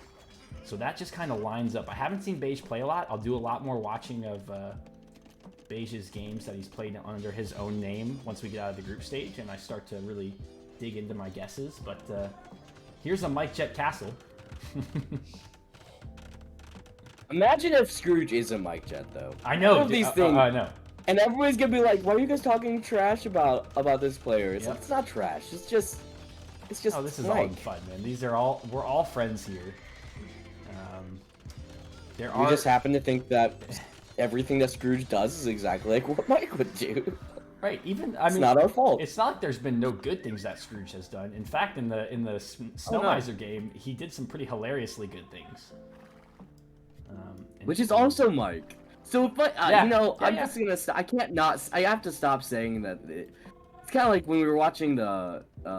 Was it Snow Miser? Who we thought Gunner was, right? Yeah. It's like when we started just calling him Gunner openly. Oh, well, I've done that. No, it's just. I've already done that for like 4 different players, and 2 of them were the same character. So, I'm gonna start doing that, just like intrinsically, but it's not like I know any better than you guys do. I have all the same information that everybody else does, barring the players, of course, who know who they are, and Azur and Duke, who are the only people on the planet who know who everybody is.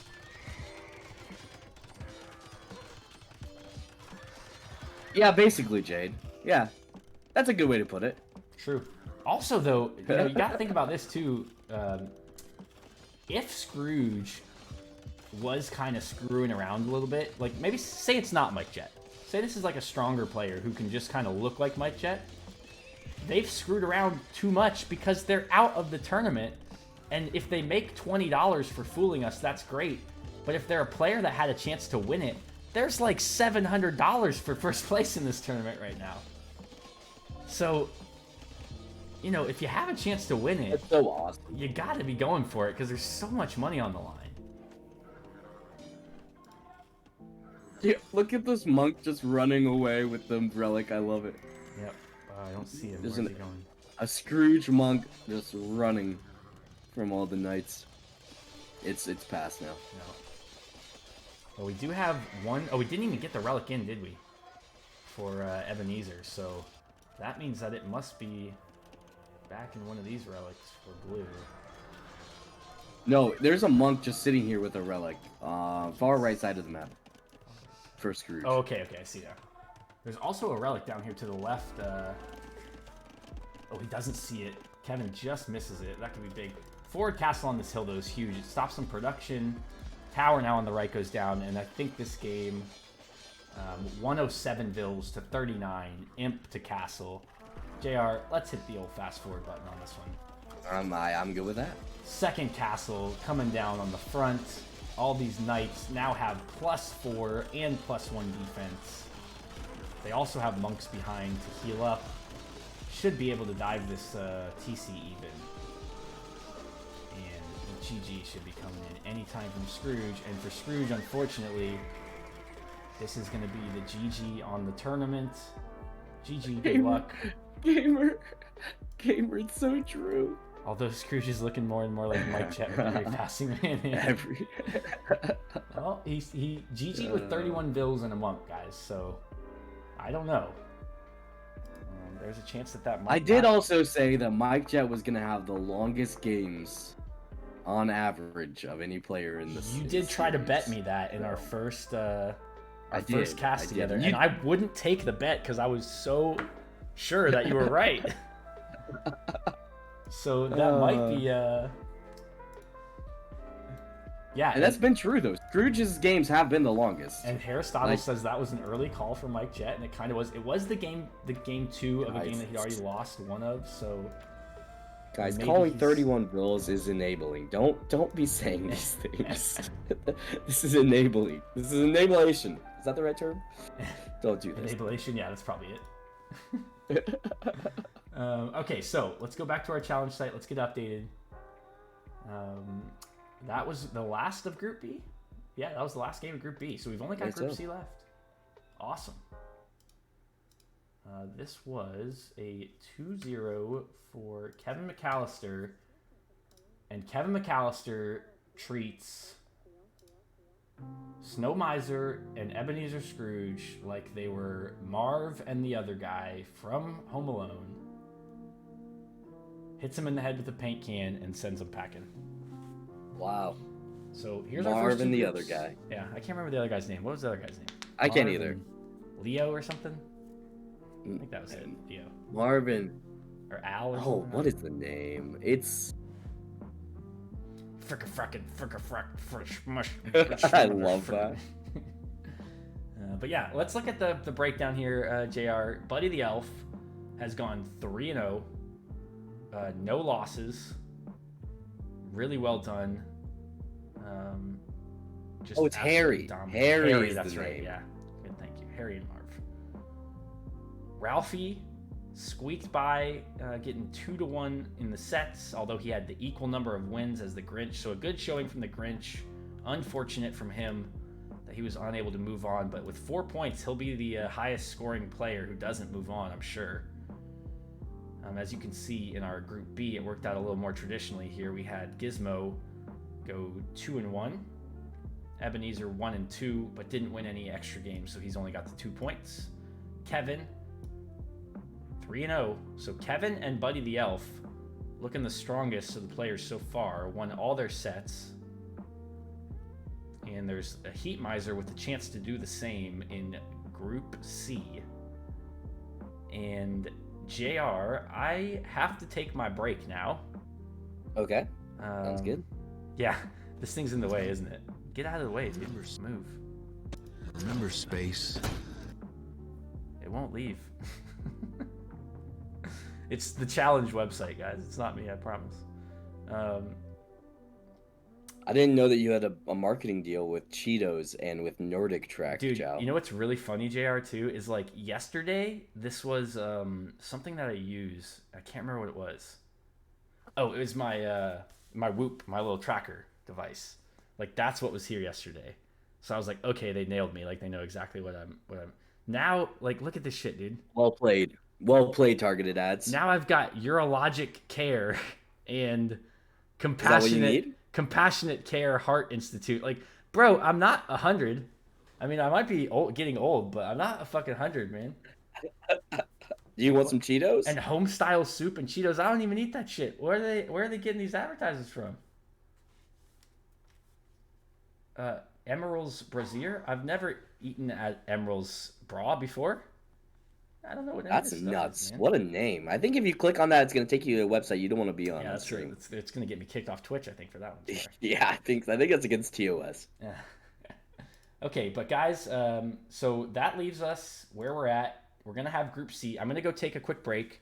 I will raid somebody and then go back live in another, probably about an hour, hour and a half. So I'm looking at like, actually, it'll probably be a little bit longer than that. Probably about 2 hours. So probably 11:30 Central Time for me, 12:30 Eastern Time for any of you guys that are on the East Coast. And we will finish up Group C, which will tell us exactly who our 6 characters are that are moving on. It'll probably tell us who our top 2 who get the bye are. There's a small chance that we may need a chat vote. So make sure you guys are around if you're able. JR, thank you so much for joining me for this cast. And if you're still around, I know it's kind of late, but I'd love to have you back if you're if Sheffy's not doing anything. Yeah, no, I will. Let me just kind of see how it goes, but I will try to be there. For sure, man. Yeah, if you're around and you can hop in, that's great. If not, I'll plow through them myself, or maybe get Sheffy to hop in with me. But we've got 2 more sets coming up for Group C. They'll be the last sets of the group stage. And yeah, Jade, we do have some ideas for some stuff to do for the finals. That will like give the guys a chance to take a break, maybe in between games if we do get a lot of games. And one of those things is having like a free for all with the people that are knocked out, pre-recorded, so I can kind of know how much time it is. So we may ask those guys to do that. Of course, that's asking for a lot more work out of my admins, so it's all dependent on what they're able to do. But yeah, we'll say goodbye to JR. We will hit our Hidden Cup anthem. So JR, one more time, thank you very much. No, thank you. See you guys. Hopefully see you soon. And then we're going to send you out on the Hidden Cup anthem, and we will find somebody to raid. So I hope you guys enjoy this song by my buddy Al Koldner. And I will see you guys in hopefully about an hour or two to finish up the sets. See you then. Bye.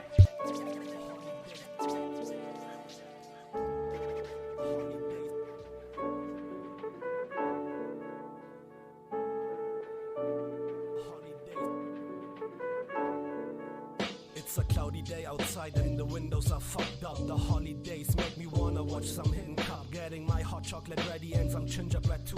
HHC by Capture Nine's gonna be something for you. The players are there and the leads are hidden, so you never know who you're going to face in this scenario. This will be another glow. Let's play some games, enjoy the Christmas time while watching some H. It's a hidden holiday. It's a hidden holiday. It's a hidden holiday. Cup. It's the hidden holiday. It's a hidden holiday. It's the hidden holiday. Cup.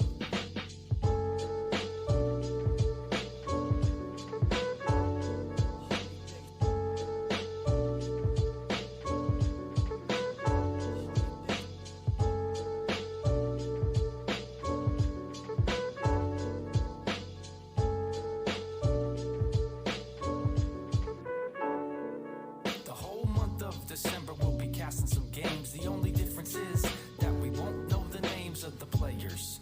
Only secret identities. Let's see if we can turn friends into some enemies. And then when we are done, from 12 characters we'll be left with one. The holiday character who takes it down. So grab yourself a drink and reverse that frown, cause